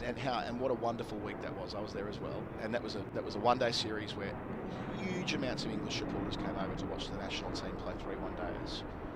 Now, rest in peace, the World Cup Super League. That's no longer. Those series, in all probability, will never happen again. However, what about first May bank holiday weekend? So there's 2 bank holidays in May. Yep, I'm with you. The first, so a long weekend. A rotating quadrangular that includes England, Scotland, Ireland, and the Dutch. T20 format. Sharpish turn there from Lawrence, albeit down the leg side as he tries to find his line and length. Everyone plays everyone across 3 days, double headers, easy peasy. 1, 2, 3, have a day off, play the final on day 5. In and out, inside 5 days. Got yourself an annual event, the European Cup or something like that. Now, yes, could England field their best team? Almost certainly not. There'll be players at the IPL, and there'll be other considerations around who are playing county cricket at the time. But could England field a perfectly commendable T20 international team for a tournament like that? Of course they could. They're always playing teams that are well short of their, air quotes, best 11 in bilateral cricket. That's become the form in the last 15, 20 years. Could you field an England team, a creditable England team, to play in an annual tournament that rotates between the other 3 European nations, never to be held here, always played elsewhere? Pulled away. Nice big gap there for runs. 4 of them out towards the beds to stand. So Gregory getting inside the line and playing with the spin to complete Lawrence's first over of the spell. 241 for 7, 9 away from that batting point we were talking about before. We've got 5 overs until the close. So I think the beauty of making it the T20 format is you can play 3 days in a row without that being too taxing. That's not unusual. And then once you've played your 3 T20 games, maybe a rest day just to recuperate and play a final. Bingo bango. I cannot see, and I would imagine England fans would travel. They would love the chance to go to Amsterdam or to Edinburgh or to Dublin for a long weekend across the bank holiday. They'd bring loads of money into the game. It feels like a relatively speaking easy win. I know, right? And I put this to ECB chief executive, and he dismissed it because I don't think it's one of those things. I hope it sort of kind of planted a seed. Yeah, I don't think he'd considered it in the way that I presented it. Again, not quite right with the radar, and it goes for another boundary. So consecutive force for Somerset, who now, as they build in this partnership, it's worth 58. If they get to the close here, north of 250 with that batting point in hand, it wouldn't be a day that Somerset will leave saying they've comprehensively won it, but they certainly wouldn't have lost it either. Correct. You see that's happened so often here at the Kia Oval over the last 2 or 3 years, where you leave day 1 and Surrey have all but won the match, or if they haven't all but won the match, the opposing side have put themselves in a position where they cannot win it. We nearly had the quintessential day 1 here at the Oval from the last 3 years, didn't we? With Surrey getting the chance to bowl first, and oftentimes the visiting team are bowled out with an hour or 90 minutes to go, and then Burns and Sibley walk out, and Surrey are sort of 60 for none or 60 for 1 at Stumps, and much of the heavy lifting's done. But it won't be that way today with just 4.4 overs remaining. So why did Richard Gould bat away your idea? His answer went to the schedule's already stuffed and how you're going to fit anything more in. But I guess my point is, and I'm even more galvanised in this watching the Bangladesh-Zimbabwe test match that finished this week. Right. Thrilling test match. The visitors, Zimbabwe won. That's another boundary. 3 boundaries in the space of 4 balls. And that takes Somerset to 1 run short of 250, which is significant. That's when the batting points begin. Partnership of 62. Davey getting in on the act here with a couple of 4s off the hip here. Nicely played. For the first time for a long time, Clark giving Somerset something to work with here. He was positively frugal through his 2 spells in the middle of the day, going at a run and over. I found it very interesting reading an article by Matt Roller in Cricinfo earlier this week. And you're talking about the IPL, and whilst we do think of the IPL as this mega mammoth tournament that blocks out 2 months of the year, relatively speaking, it hasn't grown that much since its inception. And in the context of the global game and global sport, that is an anomaly. Things get bigger all the time. The World Cup, the Club World Championships. So counterintuitively, when we think of cricket as this game where there's not enough space in the calendar, everything's crammed in, we're not finding value in scarcity, the big IPL, which we think of as the kind of big daddy of everything, is finding value in scarcity, and where investors and broadcasters are going, should we make this bigger? Shout. Gone. So a partnership that has nearly gotten Somerset to the close is undone by the ever-reliable Clark. Davey had judged leg before for 29. It's 249 for 8. Sorry, finally take the 8th wicket. It was a fantastic partnership between Davey and Gregory. Davey just getting caught in the crease, and just that late momentum that Somerset were taking into the close has been stopped. Jordan Clark's bowled spectacularly well throughout the day.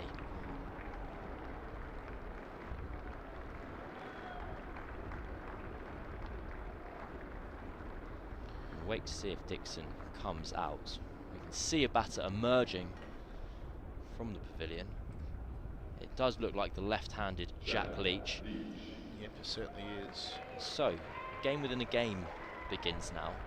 Because if Dixon is fit enough to, with some rest, with an overnight, with a bit of a sleep, we have had word from the Somerset media team that Dixon would be more likely to bat tomorrow than today.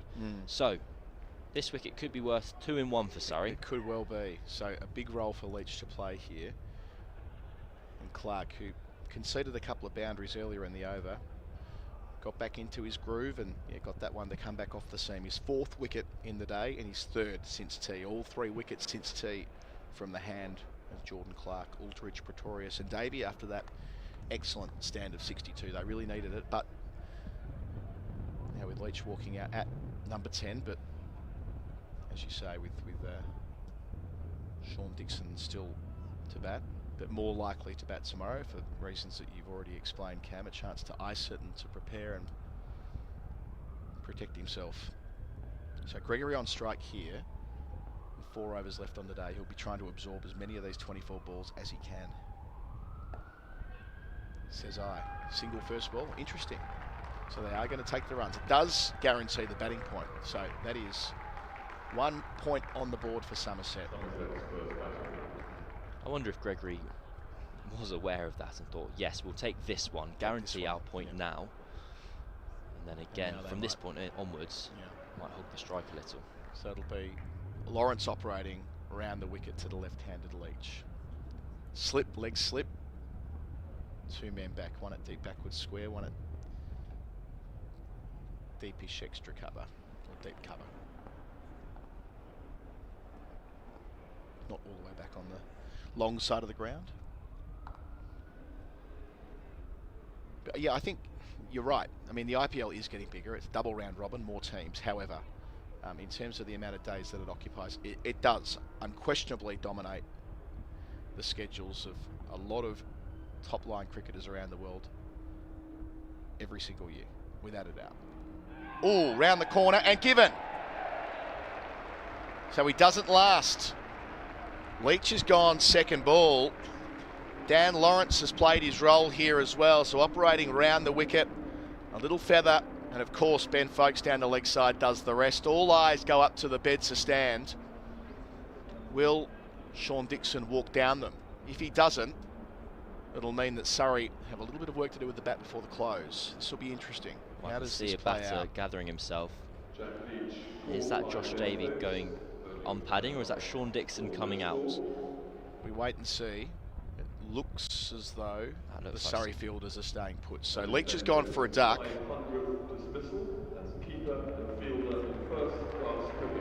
Says we hear over the loudspeaker, that's Ben Foakes' 500th dismissal as well as wicketkeeper for Surrey. What an outstanding wicketkeeper he has been. 4-time county championship winner, 2018 and of course the last 3 seasons, and his wicket-keeping for such a long time has been seen as the best in the country, if not the world, and a mainstay here at the Kia Oval. Well done, Ben Foakes. And to take it down the leg side, never easy. Makes it look easy. And here is Sean Dixon. So we saw him in the first couple of overs many hours ago now. Walked out there at 11 a.m, got the first run of the day, got a couple of them. And it was from his 6th delivery where he copped that ball from Atkinson up into his right hand. Get one more look at that Foakes catch to get rid of Leach. There you go. Lovely stuff off the face of the bat. No hesitation from umpire Bailey. Seeing here just how easy Foakes makes it look. There's no uncertainty from anyone involved in that. Often when the ball's kind of caught down the leg side, there's an element of has the bat hit the ground, there's a bit of pad involved. But as soon as the appeal went up, umpire Bailey was satisfied And here we have our answer. A strange day for Sean Dixon. The score was on 2 when he left and retired hurt. Now with 3.5 overs remaining, he's back. Facing the spin here of Lawrence and just happy to knock it on the head. And you can see from the body language there, as soon as the ball hits the bat there, he's shaking the right hand. That's going to be, well, we were told it was a sore hand. It's clearly more than that. If gently defending into the offsides, causing him that much discomfort. 2 balls to go here. In behind it. Repeats the motion, ripping the hand away. I wonder if Surrey will be cruel here, and with the 1 over that remains from Dan Lawrence's end, replaces him with a seamer. Well, they will. They'd be mad not to. That's the game. So 3.1 overs left. Can Dixon get through here? He does, full and straight. So a wicket for Lawrence, 250 for 9, a point for Somerset, 3 overs to go. Now acknowledging here that there'll be 2 overs for changeover. If a wicket were to fall in this over, Surrey would come out and bat for 1 over. Surrey would come out to bat for, no, once we start this over. Once we start this over, we lose the remainder of the over, then there's the 2 for changeover. So Surrey will not bat tonight. They would have needed to have been that ball. Well, I enjoyed that working out process. Yeah. It's going to be Jordan Clark again from the pavilion end. I'll just quickly finish the point in case something else happens, because why not, we've come this far. The Bangladesh-Zimbabwe test match proved to me that, yep, there are some extraordinary cricketers in India plying their trade right now as overseas and all the rest of it. But there's no Zimbabweans in the IPL. There have been very few Bangladeshis in the IPL, so they've seen this as a really appropriate time to play 2 test matches. And tell you what, there was so much attention on that test match due to the scarcity when it comes to other international cricket at the moment. The same would apply to my my proposal before. Bank holiday weekend in May. Sure, of course, lots of attention on county cricket, as it should be. But if England were to play a long weekend tournament, cuts him in half, just misses the off stump. Don't know how it's missed. From that part of the pitch that Gregory's been interested in before, he'll be interested in it when he's bowling tomorrow, you'd think. See it again. Jordan Clark has had the absolute wood over Lewis Gregory of late. Another ball seams viciously back into the right-hander. Gregory's feet are nowhere to be seen. Can he finish it here? Not from there, he won't. Picks it up and goes for 6. Gets underneath it, nearly pops it out of the ground. I didn't hear a thud. I reckon that's gone out towards the gasometer. Have that. 256 for 9. Well, what do we know? Cross Lewis the Stumps. Gregory responds by picking up a ball that's just full of a length. That was not short in any way whatsoever. Oh, I beg your pardon, I've seen it again, the replay now. He swivel pulls it. Yeah, that's gone out of the ground over the top of the advertising boards there. Deep backward square, so there'll be another brief delay. They're going to bring the box of balls out, so someone's got themselves a Duke's ball that's only, what are we? We're 13.2 overs old. That'll be a lovely training ball for a club cricketer somewhere when they retrieve it. I might go and look for it after play, Cam.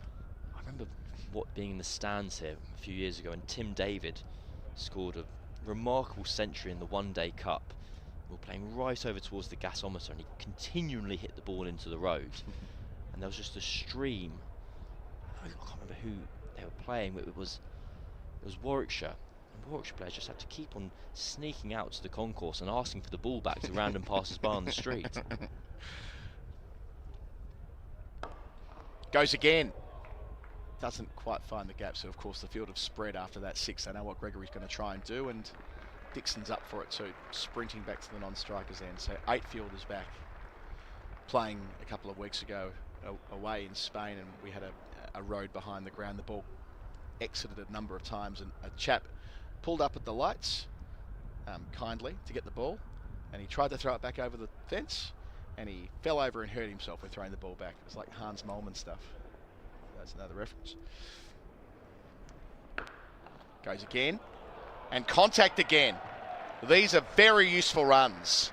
A 6 into the SSE Energy Solution stand. The second one for the over. So this is Lewis Gregory in T20 mode, a player who has shown an ability to make fast runs when playing in the shortest forms, and he's gallops to 49. This also shows that Somerset are not confident in Dixon's hand, effectively. Dixon's an opening batter. If he felt capable of batting for any length of time, Gregory and Dixon would kind of be knuckling in here to an extent to bat on. Well, there's 2 balls left in the over right here, and the field remains spread. So surely, no, he won't take it this ball. Interesting. I kind of thought he might take it that ball and let Dixon face one, but they've reached the stage now where they don't want Dixon to be exposed at all. So the field simply has to all come in here. If you're Rory Burns, what degree of risk do you apply? So the leg side field, well, certainly the offside field are in on the one. On the leg, we've still got a fine leg and a deep backward square, but deep mid wicket and long on are going to come up on the one as well. So the question is, can Clark, who has been superb, 4 for 68, can he keep it wide enough of the off stump?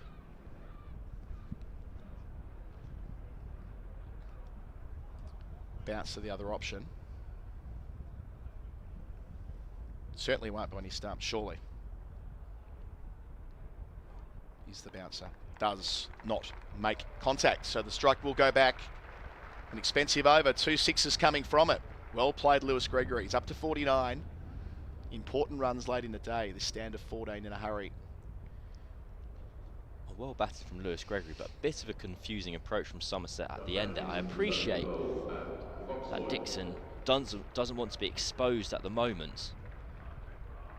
But on the flip side, by saving him from 1 ball, he now has to negotiate 6 from Gus Atkinson, who, as we predicted, has been brought into the attack. All change of bowlers are, of course, brought to you by SSE Energy Solutions. From the first ball to the final over, there's power change together. So Atkinson to Dixon. Does he just try and attack the stumps? Or does he try and soften him up? I think there'll be a couple of short balls here to begin proceedings. If I had to guess, I'd go full, short, full. There we go. Cards on the table. Rory Burns has put helmet on as well, so he's going to be joining Ryan Patel, fielding right underneath Sean Dixon's nose. So it'll be Burns at silly point. Patel at short leg.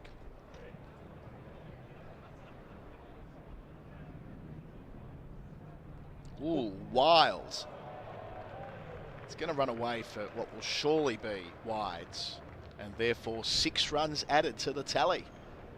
Up to 270 for 9. Partnership's worth 20. So 2 for the wide. Well, that was all action. Oh, my there. apologies. It's one for the wide, 2 for the front foot, no balls. So nevertheless, 269 for 9. Atkinson slipped there, hit the deck, lost his footing, lost control of the ball. Folkes isn't able to get across. But small mercies for Surrey, because it was such a bad delivery, they get to have it again. So they still have 6 balls at Dixon. Yeah, cold comfort. Penultimate over of day 1. An eventful one at the Oval. Caught down the leg side appeal, running for it anyway, and they're through, and he's been given not out.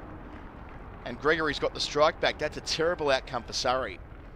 So they'd committed to running as soon as the ball had gone through. Surrey have just politely asked the question here about whether Dixon was obstructing the field. You'll see Dixon setting off here down the middle of the track. He does veer off towards the end. But fortunately for him and Somerset, the ball does strike him, meaning the ball doesn't reach Atkinson or the non-strikers where he might have been run out. But Gregory back on strike. We'll see how the field changes. We've got Surrey fielders scattering everywhere currently. Ryan Patel's jogging out to deep mid-wicket. Excellent length of the day, this.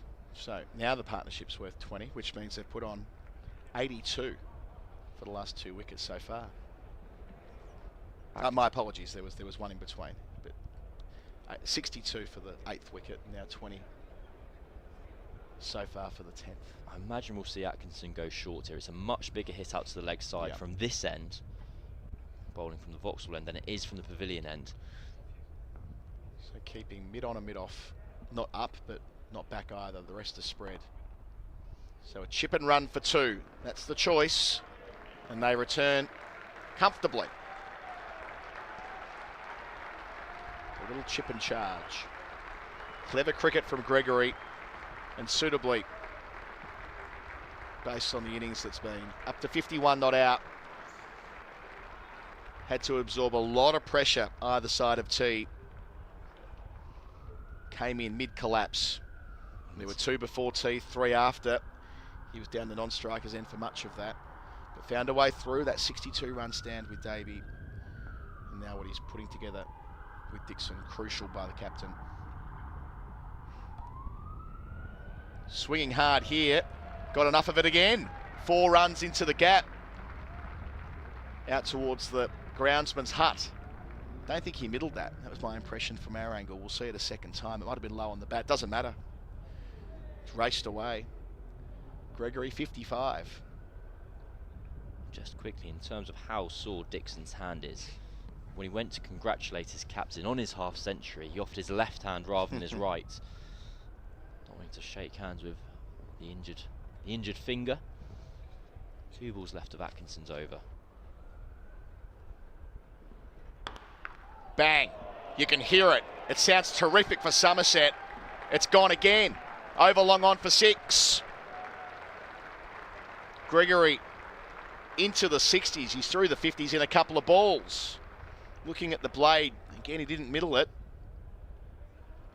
But it's how many, not how at this stage for Somerset. 282 for 9. I only picked up that previous batting point about 10 minutes ago. We've had 18 runs come off this over to go along with, I think it was 14 off the previous Jordan Clark over. These are magic runs for Somerset at the moment. 2 balls remaining now. Getting through for that bye as well to make this possible. Yeah. Or do they take the 1 here? No, they don't. So they're going to back themselves to get a single from the last ball or the second last over. I still don't understand this, because you're effectively asking Dixon to face 6. Now, they did run a single. They ran that single through to Ben Folkes, scampering through for a bye. But that was the closest they've come to losing a wicket over the last two and a bit overs. And again, who are we to judge? What's Lewis Gregory? The way Lewis Gregory is going about it currently is working more than fine for Somerset. So they'll be looking. They didn't get the bye from the last ball of the previous over. That was a bouncer. They've had surely the play here is they're running if it's a bouncer. We've already seen that. So they've got the short leg. Patel might come in to this for a run out chance from Folkes if they do go. Dixon looks to, knows the call. Oh, overthrow opportunity, which they will gladly take. It's hit the umpire as well. Not sure if it was the ball colliding into his leg. Either way, they're through for 1. Quite extraordinary, that over. 19 runs taken from it. 1 left on the day. 282 for 9. We'll see it again. So the throw came in. Would have been a run out had it been a direct hit. So the captain, Burns, took the ping. Didn't quite see on that angle.